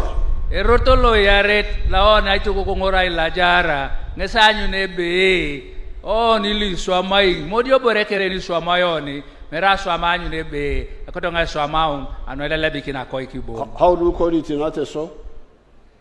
Working only for the stomach. Aswam akoik. Huh? Akoik.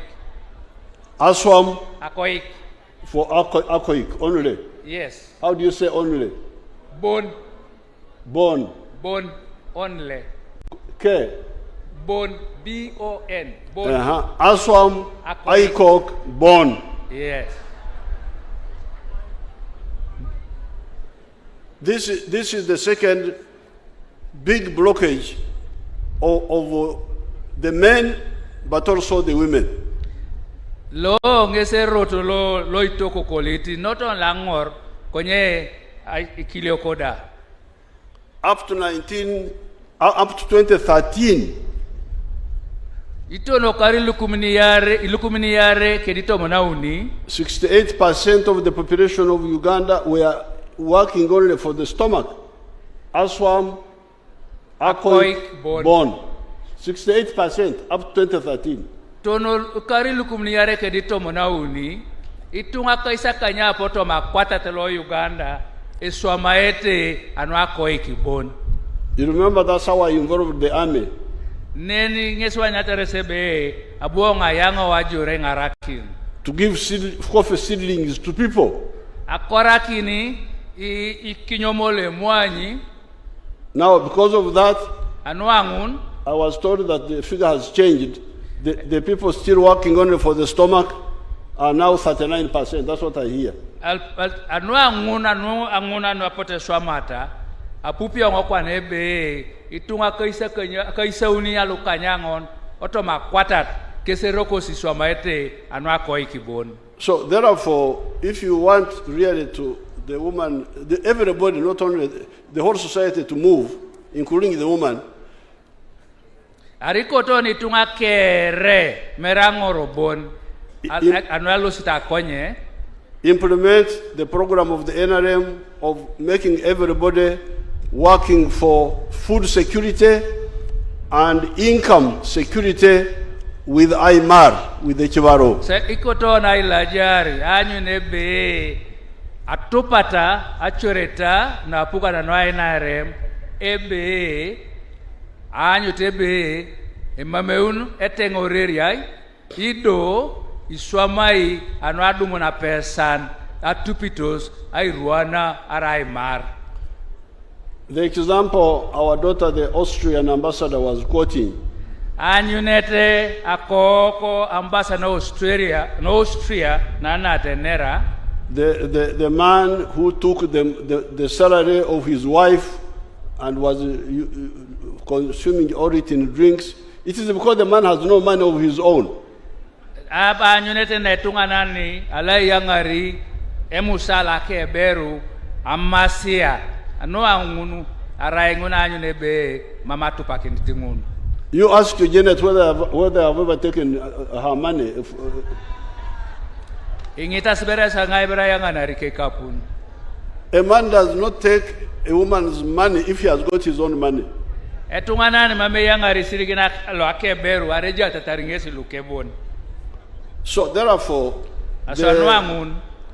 ensuring that the families get involved in commercial agriculture with the Chivaro, with the Aymar.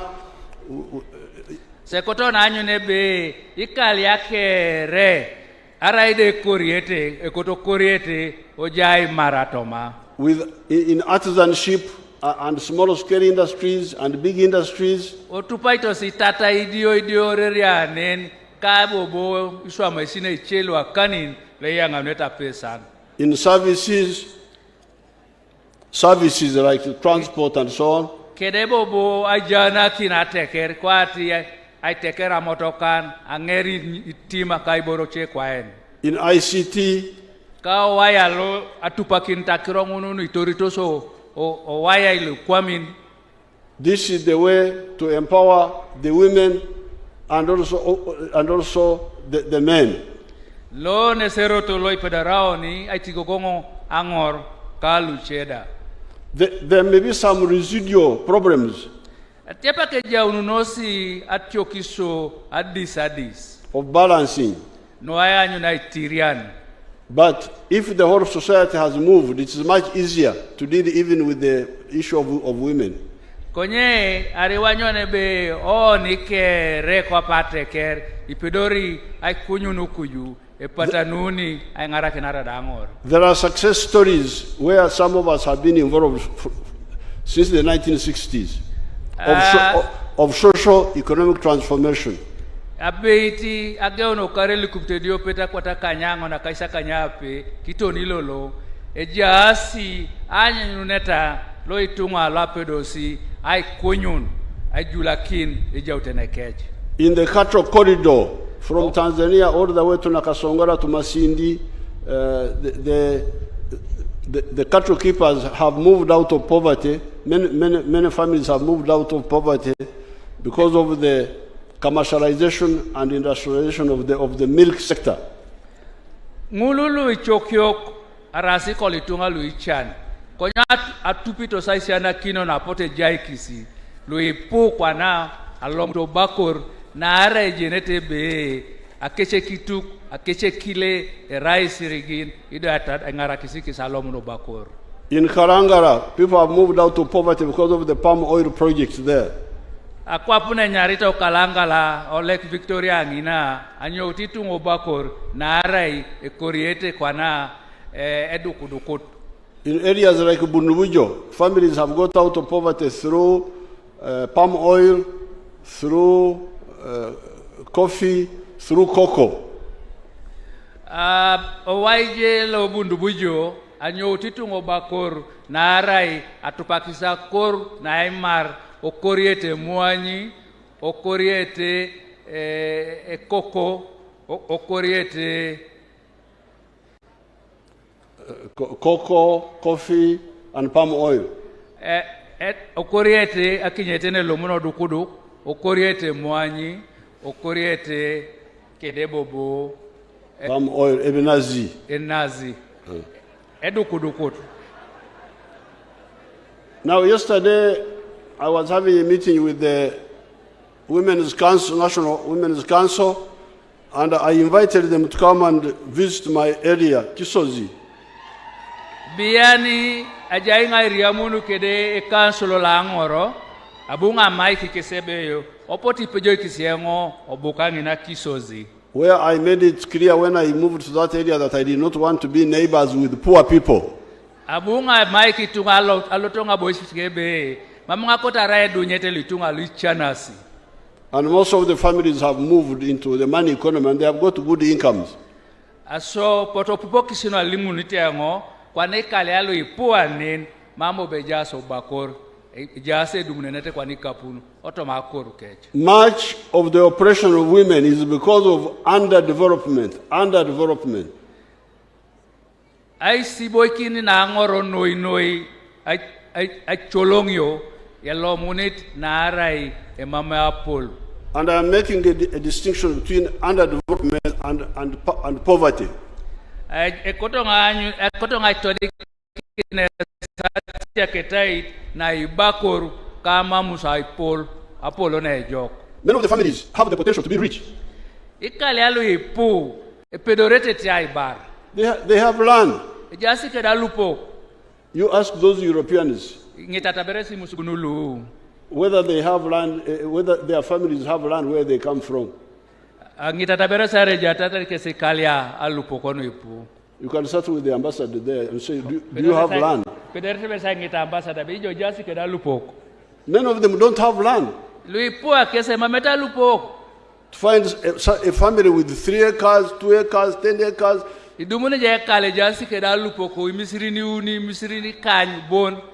you check, they don't have. Now, it is therefore a miracle to see somebody with the land who is also poor. So you are umokini no ibanyu nebe oh ni jasi kedalupo kwenye chanasi. It's not poverty, it is underdevelopment. Mamera ichan era mamus apple. Now, once families develop, even this issue of oppressing women becomes a secondary issue because you don't need anything from the woman. So you want to be a girl to apple. Akiro no ichika kit kapata beru. Mamo bera ni bore ne polo. Na reja se tu ngana nikidike kapun. Our daughter Namuganza, I don't know whether she's here. Akoko Namuganza. Mama jena reja ine. Namuganza is from Busoga. Namuganza, Ubuntu Busoga. They went to Ankole where we have done some work from the 1960s. Abungeso loto kidiketunga Ankole ngina na pop school so again atarai pepe akarelu kumtete prakata kanyanga na kasa kanyabe. And some of the families have got out of poverty. Ikalia ichoto mabukosa ngina anyo tuba kor. This is a true story, it's not a fiction. Mamuna erabe koi erabe swamas. This Musoga boy was marrying the Munyankole girl. Esapatalo emosogat abomanyite apese no ankole. Now, according to the underdevelopment of the African economies. Tupitete amamus apol. You have the practice of the boy paying bride price for the girl. Idumuni jebe atupitete nono lo ni Afrika ne idumuni jebe esapata lo ichana ngesiberebo betachi emanyi apese ne lomuto kala baran kedi kapunu luipu. That's why the Karamojong finish one another with the Turkanas killing one another to get cows to go and pay for women. Epone ngolesi wana jo bikara moja kedi Turkana yarasi na are kotosi ademu na kitu anwe manyiti. Backwardness. Amma majau tukau. Underdevelopment. Amma musapol. So when the Basoga family went to Ankole, because of the work we have done there, after the family didn't ask for bride price from the boy. But after the wedding, the family of the girl told the family of the boy, you go and pick cows you want. You go and pick cows you want. Apo tu iuriaka peso limokisi iuriaka sapat ebe akaolone puchit. And then these people said, but we are not supposed to pick cows. We're supposed to bring cows. They say, no, this is our God, we give you the cows. How many? Namuganda told me 90. They couldn't believe. But that's what happens once the families get out of that very low level of poverty. All my girls have been married. I am a big judge now, big grandfather. But I am the one who pays bride price for them when they get married.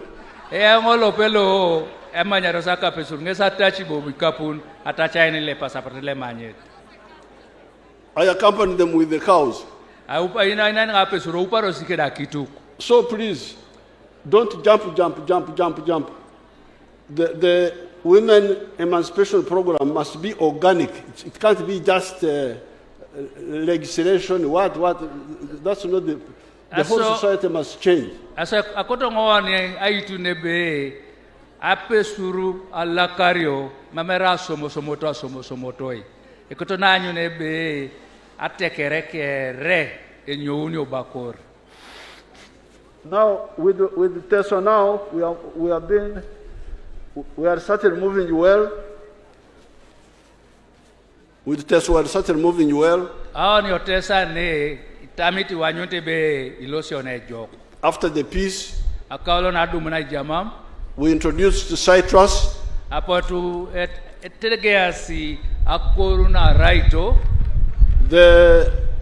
Some people are talking about this and that about citrus, but I have now confirmed that it is a good project in spite of the mistakes of our people.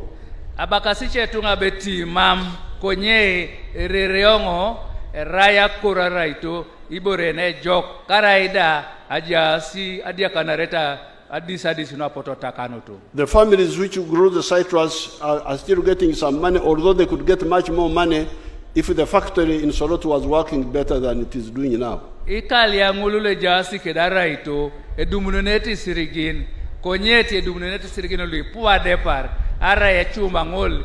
We are going to expand that factory. We are going to expand that factory so that it takes all your citrus. Because according to what I have discovered now, Teso is supplying Kenya, supplying South Sudan, supplying Rwanda.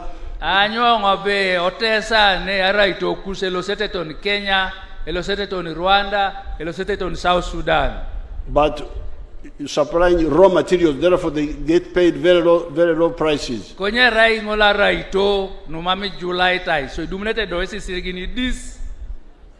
the low prices they pay for citrus are still better than what they would get from cotton if they were growing cotton per acre. Karaidi kidio kisirigili dumuno na raito. Itelkarito sisirigilu ti idumuno ni opaba.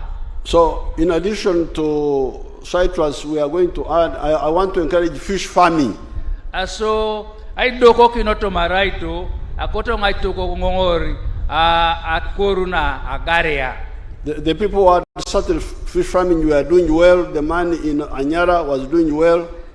Itungangululu atege si ai pitagaria, ejase jo kwa pata tiaka itingolule ja Anyara. The man between Amuria and Soroti was doing well. Eja kaitile ja Amuria, alias kale ja Soroti da ejase jo kuka. The man north of Busia town between Busia and Tororo and Marabo was doing well. Eja kaitile ja kanino Busia nginada ngole ja ejo. But it seemed they did not get enough support of the feeds and all that. Konye mame dumuto sang angara kino na ejo kwa pati nyamata lutanya maita garia. Fish feeds. Inyamata litanya maira garia. But we are going to sort that one out. Ilosa angara kina anyo nebe ngunda itemokinyo. To manufacture fish feeds here. Iloso na anyo nebe oni kulepe kakwa poka nepa ne. So dairy, and I want to encourage our Teso people to go into dairy cows. Akoto nga etiniko kina oni atekere no Teso. Oloto Teso ageutu aipita kitu kuna kile. These dairy cows give good money from milk. Imeneresa pedoresa dumunu ikapunule jokuka agwelana rakile. Then poultry. Aipit akokoroi. Those who want pigs can go for them, but me, I'm not so. And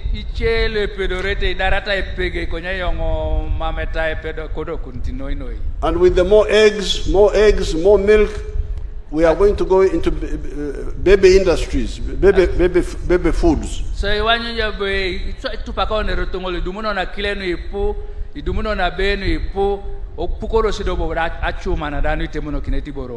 nationally, we are moving where we are going to the automobile industry. We are making our own vehicles. Our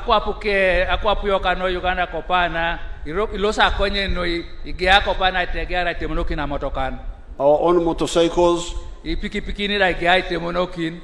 Electric ones. Into the pathogenic industry, the one of vaccines.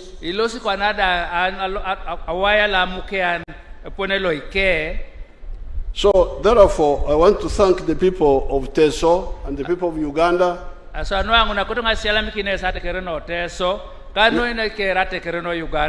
We are moving well, but we can move faster.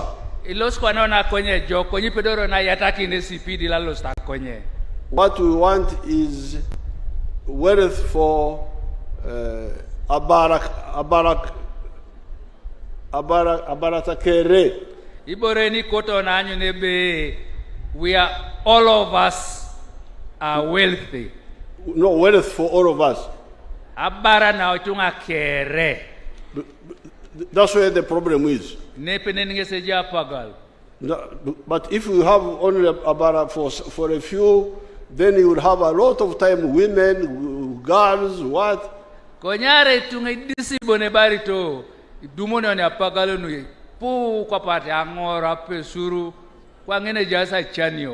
if we you sell girls to get money, you can imagine, is that not a desperation?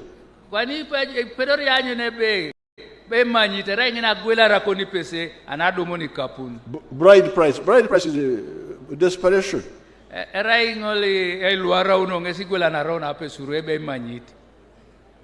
Rich families cannot ask for bride price for their girls.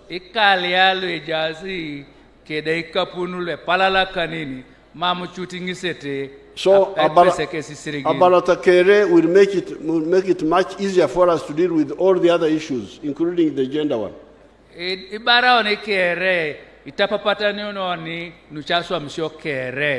It will not eliminate all the issues, but it will make it easier.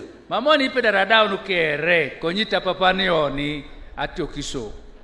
want to salute our girls of the NRM.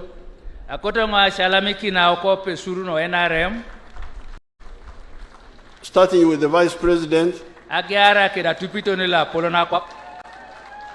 These girls have been helping the movement. Ape surunu engarakisi epatelo NRM. And they are role models. Erasi akonyene anuche. Actually, I started with Her Excellency Alupo many years ago. Alupo Vice President ageutok todeng akaula kapakine luana ukau. I said you go and grow citrus. Abunga limbo kibioloto berejo bukusungi na ocheda kina koru araito. She's the one among the people I used to start citrus growing. Ngesi dio potunga labunga tosom agear akora araita ne. And when she grew the oranges, ekori nesi imuchugwai. Our initial problems were the bateso. Actually, na soditi teso. Because the bateso said fruits are not a cash crop. Balasite sebe ai bole megwela na reraito. Cash crop is cotton. Iborole gwela na renese paba. Because that's what the British had told them. Nesa polko la potule ilongo British olimo itosoni. They said oranges are for eating, just eat. Emuchuga era iborole beta nyama mamegwela naro. So with my daughter here, we are now to get a face to face off the bateso. Right, bere ationi singina anyone pone ali anyone bi galiorite sawai. To convince them that this is a cash crop. Can I sit on cooking kisami sikine be emuchukada epidora gwelario. I don't know how is our garden doing. How is it? Come and tell them. How is our garden now? You tell them in Ateso.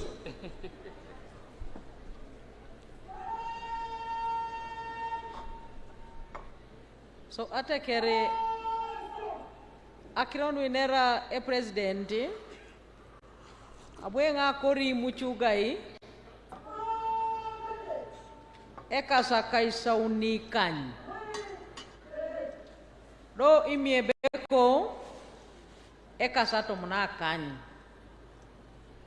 onye apara shangun apote tungalu oedunyete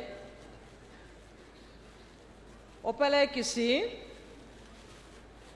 ate marebe imuchuga ike di miebeko mamule gwela nario rengula nyam onyamete dokesi muchuga ngun ke di miebeko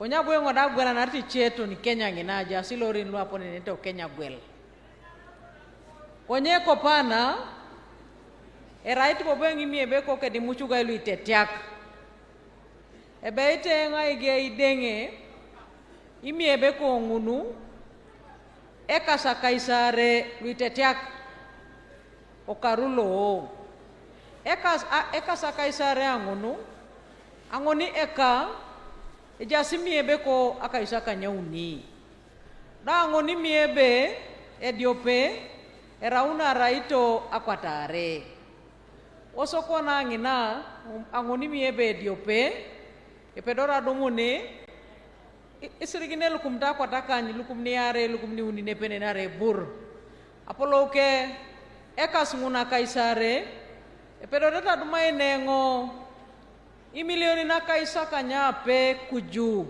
edope karu ara dengengo irwanare karu nara kwa nejai irrigation da etegea do berengo ai chok imuchugai ekasatom na kany adope ekana imuchugai ijaske di muchugai kwatata kaisare otomo muchugai nguna kwatata kaisare angoni muchugai pedor jadumuni ipukoi ikany arera itosi muchugai jok adope raet dodo irwana kwanajo ipukoi nguni kanyi kede etiaelo sokoni epukoi dopele muchuga ara parashanu chanare muchuga erai ilukumna kaisa kanyare ara kaisa kanyape kwa nage one chuma som epedore chuma da gwela bala chuma be ilukumnu ngone kile dope so id adenge ngara ito ngun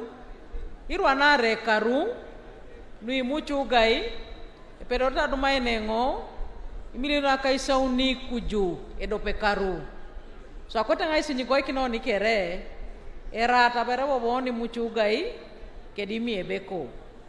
Your Excellency, I've summarized it in Ateso. How is the Aymar now?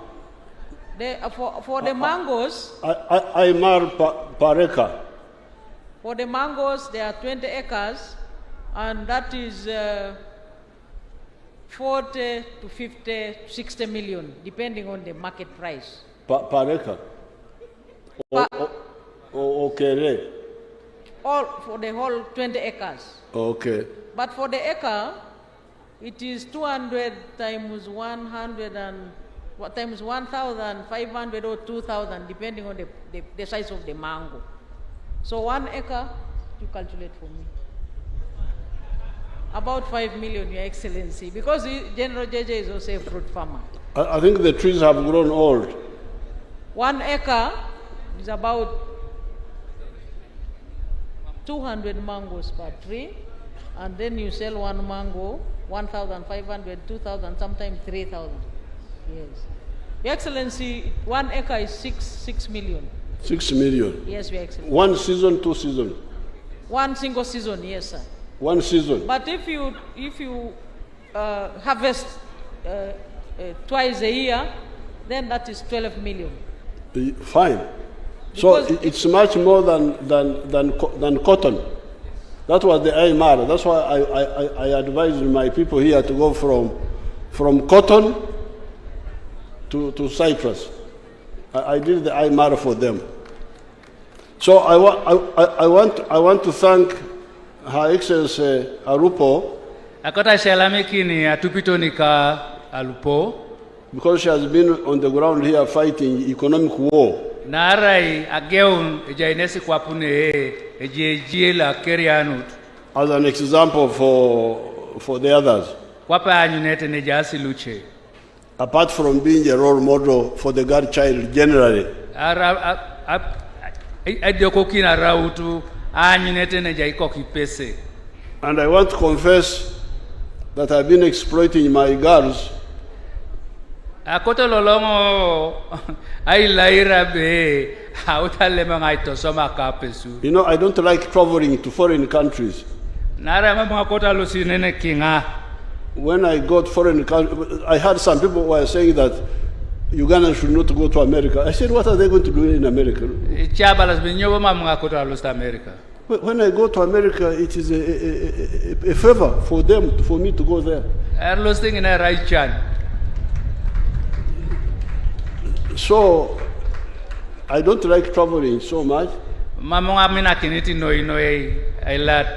So I exploit my young girls. Arupo, you go to New York. She suffers all the way to New York.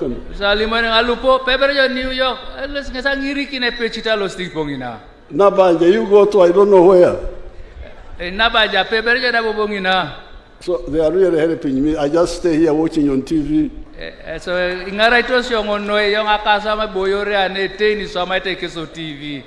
So I want to, the one I'm going to say, in Jerezeire, Teri Wambwa, a warthog with children cannot be eaten by dogs. So balasinyang imunyankolebe eputirile jasikeri doe mamingo kenyamete.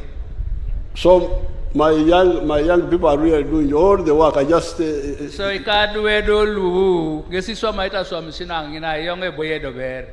Stay here in Nakasero doing paperwork, meetings, what? Enjoying myself.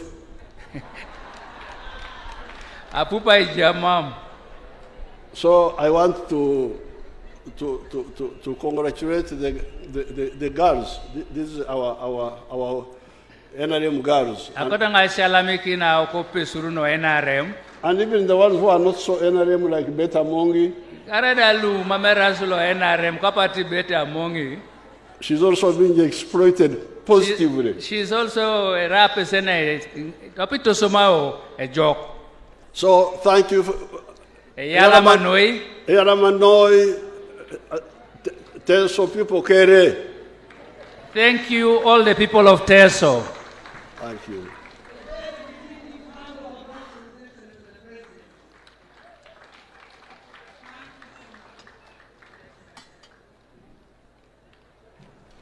Excellency, we thank you so much for giving a very elaborate and constructive speech,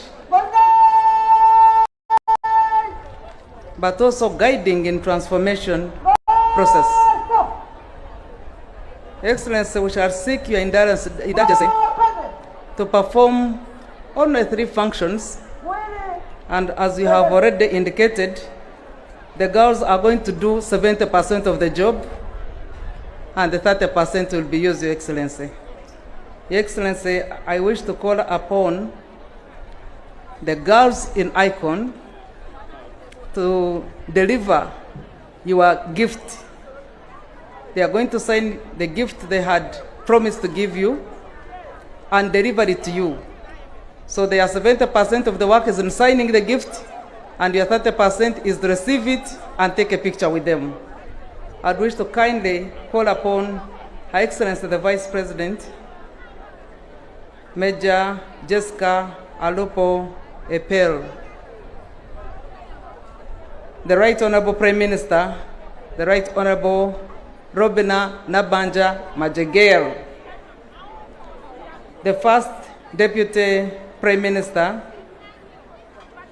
the Right Honorable Rebecca Aritwara Kadaga, the Third Deputy Prime Minister, the Right Honorable Lukia Nasanga Nakadama, the Minister of Gender, Labor and Social Development, Honorable Betty Among Ongom, the Head of Service, Public Service, Madame Lucena Chove, Lady Justice Ali Viza Elizabeth, Honorable Lydia Wanyoto, who is the chairperson of the Women League, and the chairperson of the Women Council, Hajat Farida Chivowa. Kindly sign the gift on behalf of the women of Uganda. Sign our gift and kindly deliver it to His Excellency the President. We are gifting him in appreciation for the role he has played in emancipating women out of poverty, out of cultural barriers, and leading them patriotically, and actually nurturing many of us to be substantive leaders. We want to thank Your Excellency, and the few ladies whose names I have mentioned are going to sign and deliver that gift on behalf of the rest of the women of Uganda. The second function we shall request His Excellency the President to perform is to sign the memorandums of understanding for women's capacity building under the GROW program. The Minister of Gender, Labor and Social Development already indicated that we have entered in agreement with development partners to deliver GROW to emancipate women, to improve on the economic muscle of women from small-scale income generating programs and projects to middle scale in effort to industrialize Uganda. And therefore, after our super ladies have signed and delivered the gift to the President, I will invite another category of persons to witness the President's signature on that memorandum of understanding for our development partners to train women to develop capacity to grow their businesses so that they can quickly make a contribution to industrialize Uganda and add value to the crops and produce. The third function I request the President to indulge in is in giving out damage checks. We have 99,483,368,900 90 shillings to give out today. This money is going to be received by districts of Katakwi, Kabong, Lira, Amuria. Those 4 districts are going to receive money. Money is in the account. The president is going to sign to issue, to take a picture with the minister after giving out the damage checks. The recipients of the damage checks will be those 4 districts I have mentioned, but the actual recipients of the checks, of the damage checks, will be the chairperson LC5, the cow, the area woman member of parliament and constituency member of parliament, and the chairperson of the women councils from the respective districts. So I'm preparing the persons in advance so that they are ready when the president comes. We shall be calling upon you, and we don't want to waste time. So those whose names have been read or districts indicated, or those who hold offices of such responsibilities, be ready to come over as soon as I mention your district and your office responsibility. The gift is ready. Your Excellency, our front runners, the ladies in the first lineup of leadership, are there representing the rest of the ladies or women in Uganda to give you the gift. That gift is an indicator of our appreciation as women of Uganda for the role you have played as a leader in emancipating women and gender. A big hand of applause as our women deliver the gift to the president. If you feel you are part of the gift, please clap as the women are delivering the gift on our behalf. The president has accepted and he has taken a picture with them. We want to thank you so much for representing us in that activity. Your Excellency, we have dummy checks. We have memorandums of understanding with the organizations that are going to partner with us in delivering the GROW program. We have a representative from Yuri. We have Dr. Ruth Kasoro from the private sector. We have Professor Mwanguzi representing MOOPS and other institutions that will be delivering this program with us, and Dr. Nantamu Diana. Kindly step forward and receive the memorandum of understanding that the president is going to sign. Diary Corporation has a representative. MAIF has a representative. URBS has a representative. UNBS has a representative. NARO has a representative.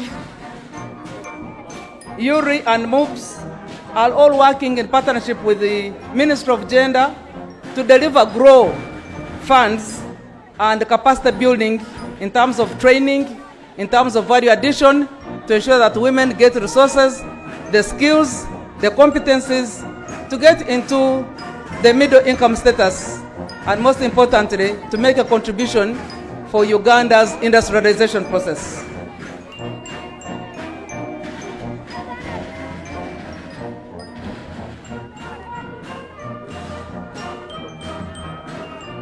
As that activity happens, I want to take the pleasure to recognize the IGG, Honorable Betty Kamya. Thank you so much for coming. And the Deputy IGG, Honorable Patricia Acham Okiria. Thank you for coming.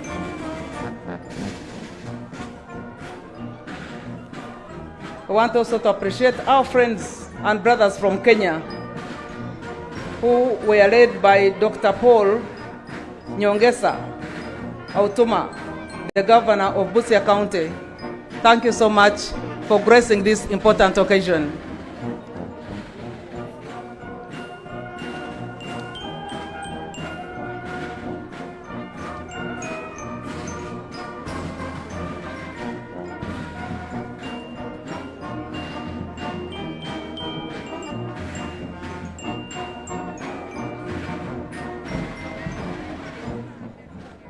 the President has entered a memorandum of understanding with these institutions to support, to grow, to reach resources to women and skills. A big hand of applause. Thank you very much, Your Excellency.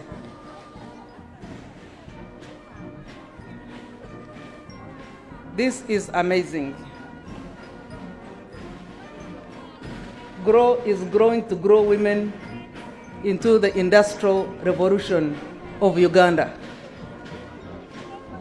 And I think that is a very big milestone that should soon be achieved. Lastly, Excellency, we wish to request you to kindly take a picture as we display the damage checks.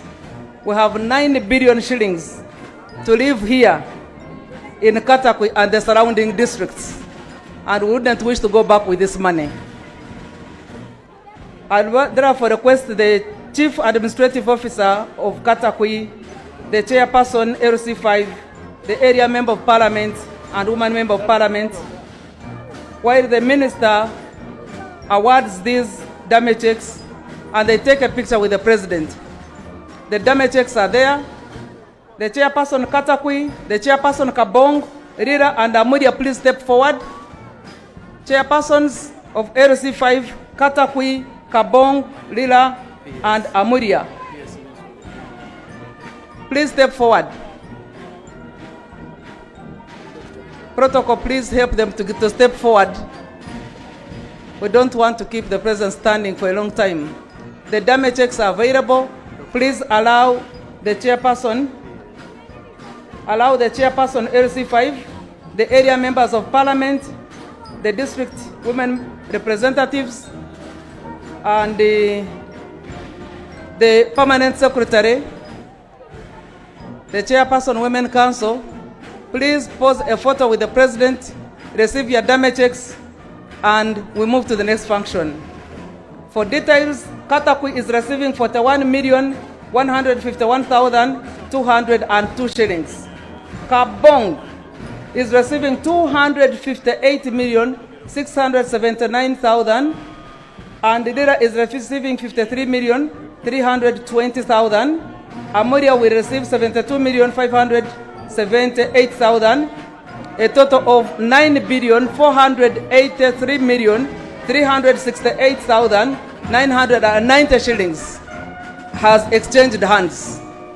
And the recipients, the beneficiary groups, are 1,322 groups. Thank you very much for that work done.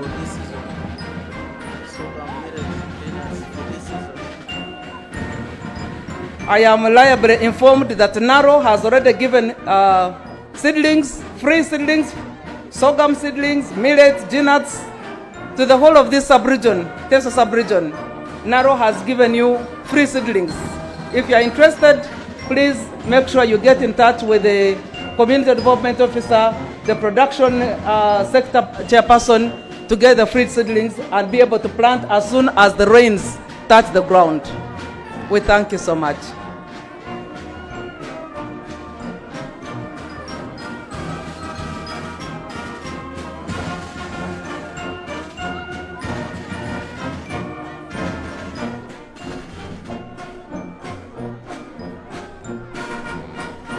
Thank you so much for blessing that. Money has exchanged hands. I don't know whether you saw. Checks were exchanging hands.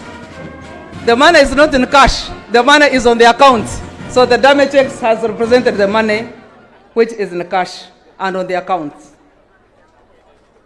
Your Excellency, we are so privileged for the work you have done with women and for the patience.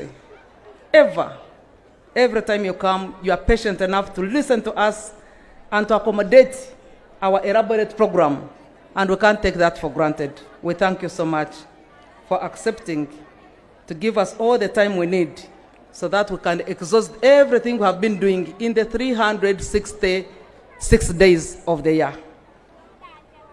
Your Excellency, it is now my honor to invite the Chancellor of Ceremonies, who is going to take us through the awarding ceremonies.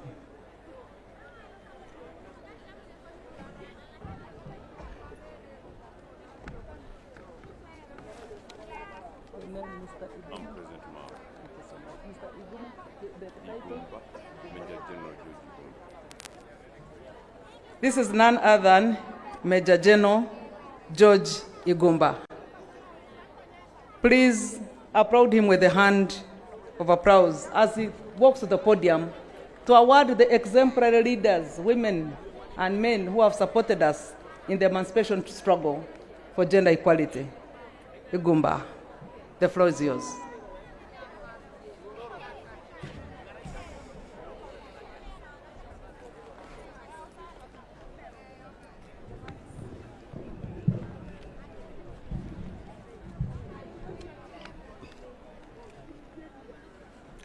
Your Excellency, the President of the Republic of Uganda and Commander-in-Chief of the Uganda People's Defense Forces, the First Lady of the Republic of Uganda and Honorable Minister for Education and Sports, Mama Janet Museveni in her absentia,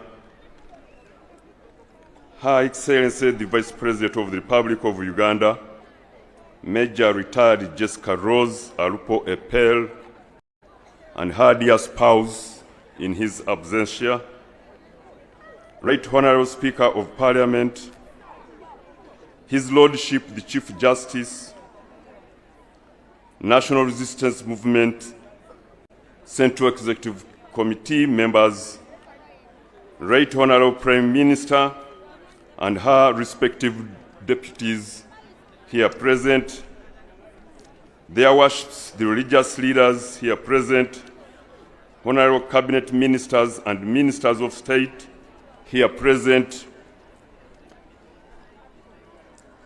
their Excellencies, the Ambassadors and High Commissioners here present, Service Chiefs, Honorable Members of Parliament here present,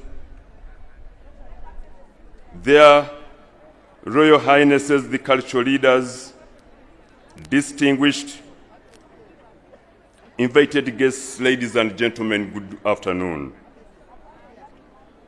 On this auspicious occasion of celebrating the Women's Day at the international level, His Excellency, the President of the Republic of Uganda, is pleased to recognize by award of medals of honor to deserving citizens of Uganda and other persons. To do the presentation of the 53 of them is me, Major General George Igumba, the Master of Ceremonies for the Chancery.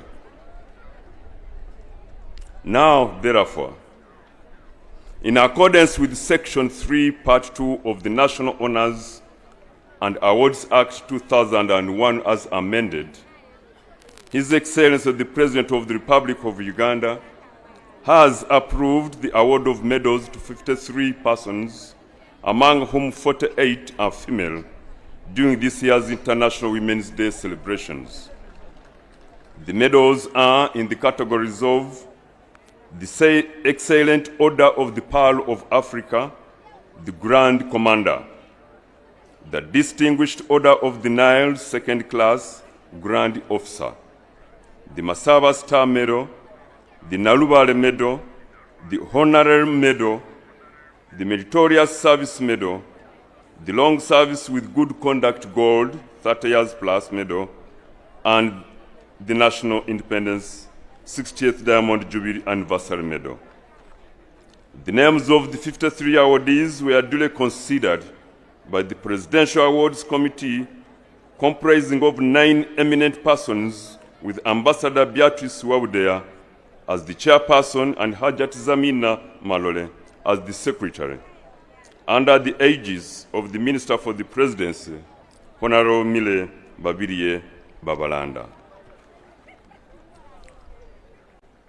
Now, the award of the Excellent Order of the Pearl of Africa, the Grand Commander. Pursuant to Section 3, 3, Second Schedule, Part 2A of the National Honors and Awards Act 2001 as amended, the honor of the Excellent Order of the Pearl of Africa, the Grand Commander Medal, is awarded to heads of state spouses, vice presidents, and crown princes and princesses. The President may award the honor of the Excellent Order of the Pearl of Africa to a spouse of a head of state, a vice president, a crown prince, and princess for his or her invaluable support to the Republic of Uganda in matters of national interest. The one awardee who has been approved is none other than Resistance Officer number 08355, Major Retired Jessica Rose Alpo Epel, a female adult from Katakwi district.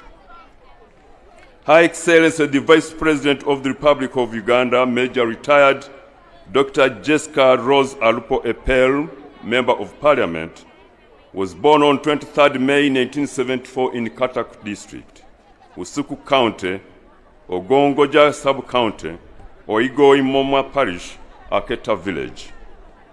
She is a politician, an educator, former military officer, and a committed servant of the people of Uganda. The Vice President possesses the honorary Doctorate of Philosophy in Science from Shenyang University, China, a Master of Arts degree in International Relations and Diplomacy of Makerere University, a Master's degree in Public Administration and Management of Uganda Management Institute, postgraduate diploma in Public Administration and Management of Uganda Management Institute, and a Bachelor of Arts in Political Science and Linguistics degree of Makerere University. Her Excellency attended the military leadership courses including but not limited to Officer Cadet Course Intake Number 5 at the Jinja Military Academy, Counterintelligence Course and Technical Surveillance Course. Her ability to extensively network with the local, regional, and international global stakeholders has always been guided by research objectives, aims, and vision in her role as a leader at the national level and woman member of parliament representing the people of Katakwi in the legislative arm of government. Award of the Distinguished Order of the Nile, Medal Class 2, Grand Officer. Pursuant to Section 32B, Second Schedule Part 1 of the National Honors and Awards Act 2001 as amended, the honor of the Distinguished Order of the Nile Class 2 Grand Officer is awarded to a person who excels in science and academic research, an advocate, a doctor, an engineer, an accountant, or any other professional who contributed to Uganda both nationally and internationally, a member of a visiting cultural delegation who does not qualify for the honor of Grand Commander, or a member of the public or private sector. And the one person who has been approved is Dr. Julia Omala Adieri, a female adult from Hoima district. Dr. Julia is one of Uganda's top female entrepreneurs who is the founder and managing director of Delight Uganda Limited. Founded in 1996, the company engages in processing and packaging of fruit juices and imitation drinks under the brand names of Cheers. Dr. Omala started the Noya Holding Limited and acquired 1,900 acres of land sourced by Noya District Local Government in 2012. Dr. Omala has greatly contributed to community mobilization and mindset change and development. She has served on several organizations and boards, including being a presidential advisor. Award of the Masaba Star Medal. Pursuant to Section 32, Second Schedule, Part 1 of the National Honors and Awards Act 2001 as amended, The Masaba Star Medal is awarded to Defense Forces personnel under the same circumstances described in the award of the Kabalega Medal, but where the gallantry is not as conspicuous as in the Kabalega Medal. The two awardees who have been duly approved are Resistance Officer number 08137, Brigadier General Flavia Biekwaso, a female adult from Gomba District.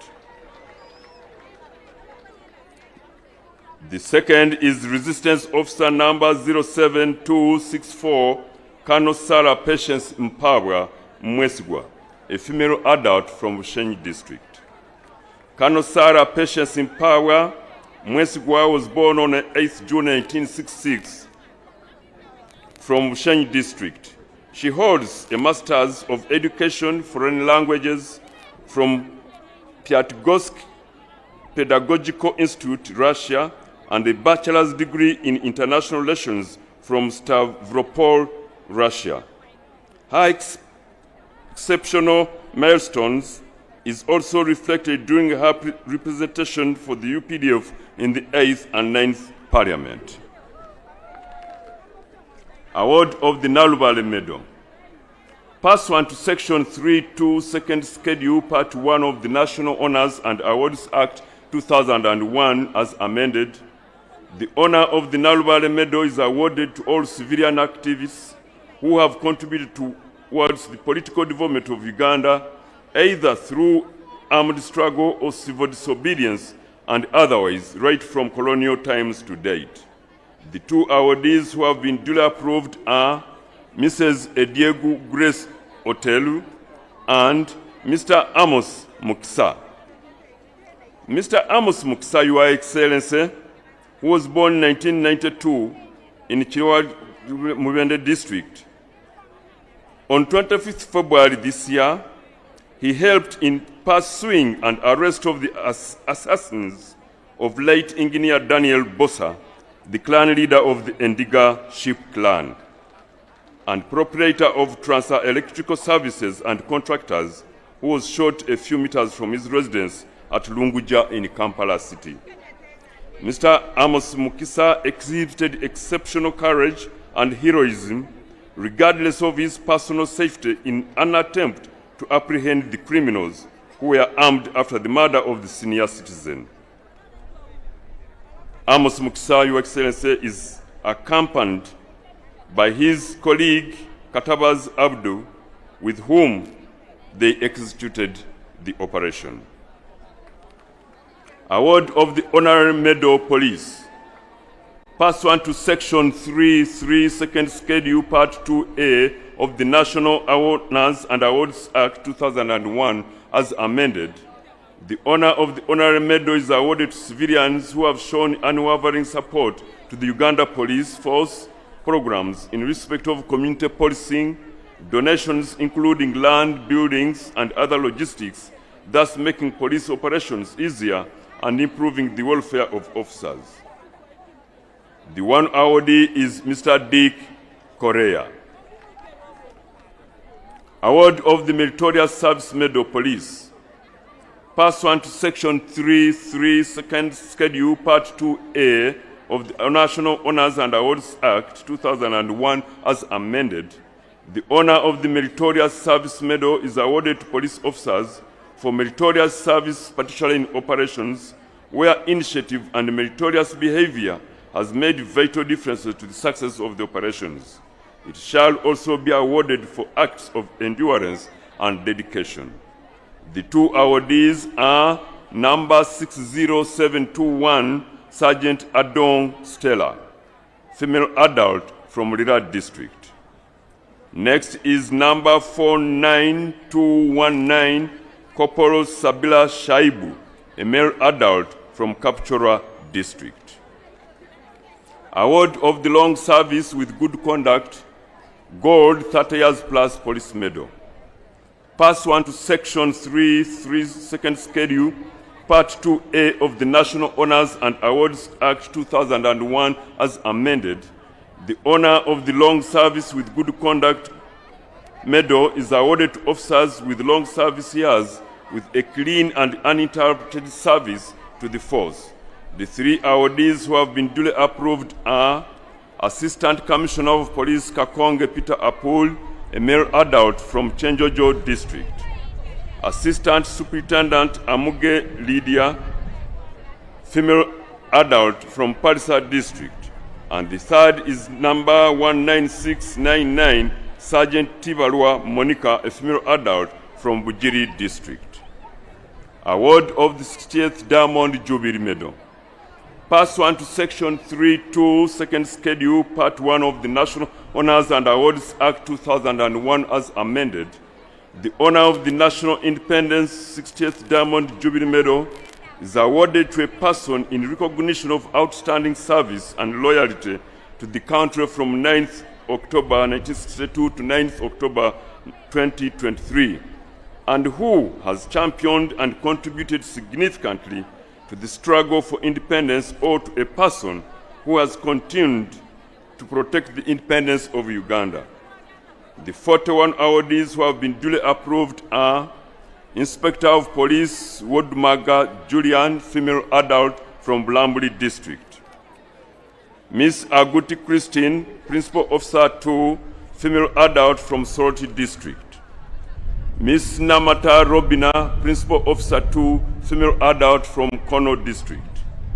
Number 6569, Chomuhendo Nase, Chief Wardress, female adult from Ruchiga District. Miss Margaret Richiru, Nursing Officer, Psychiatry, female adult from Arua District. Number 5140, Joyce Omoding, Chief Wardress, Grade 2, female adult from Soroti District. Next is Dr. Caroline Asimwe, a female adult from Rukunjiri District.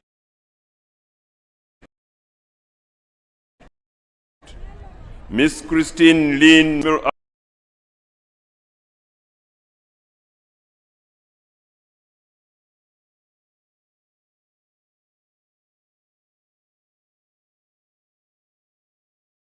District. Dr. Harriet Kebirungi, a female adult from Kamwenge District. Dr. Florence Grace Adongo, a female adult from Soroti District. Mrs. Sarah Takule, female adult from Bugweri District. Miss Claire Kabachenga, a female adult from Barara District. Kiza Josephine Alidechi, a female adult from Masaka District. Sister Margaret Conroy, may her soul rest in peace, a female adult from Newfoundland, Canada. Mrs. Pulkol Helen, a female adult from Nakapirit District.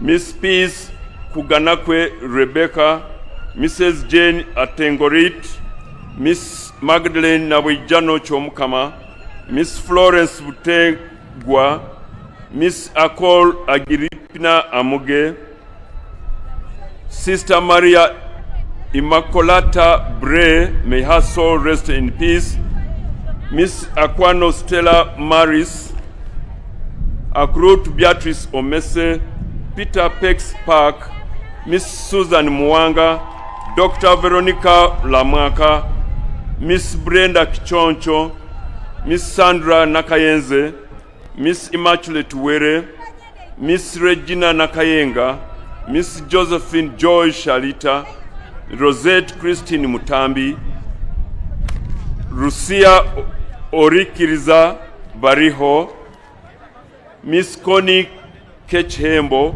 Miss Helen Chanikare, Anne Kalinzi Kawahuma, Miss Teddy Acham, and last but not least, Your Excellency, Miss Angela Atim. I beg to submit to Your Excellency, and I thank you for your kind attention and indeed patience for God and my country.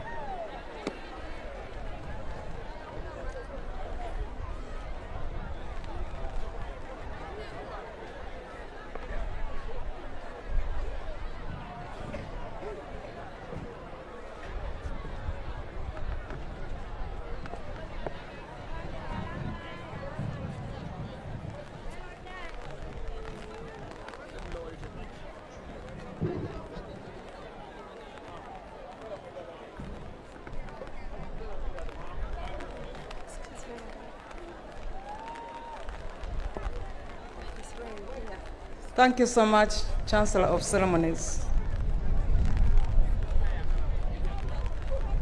As His Excellency the President takes the last picture with the award, with the medalist or the ladies whose name have been read. We are getting towards the conclusion of this ceremony, and the band will take us through the anthems before the march of the parade. The commandant of the band, please take it up from there.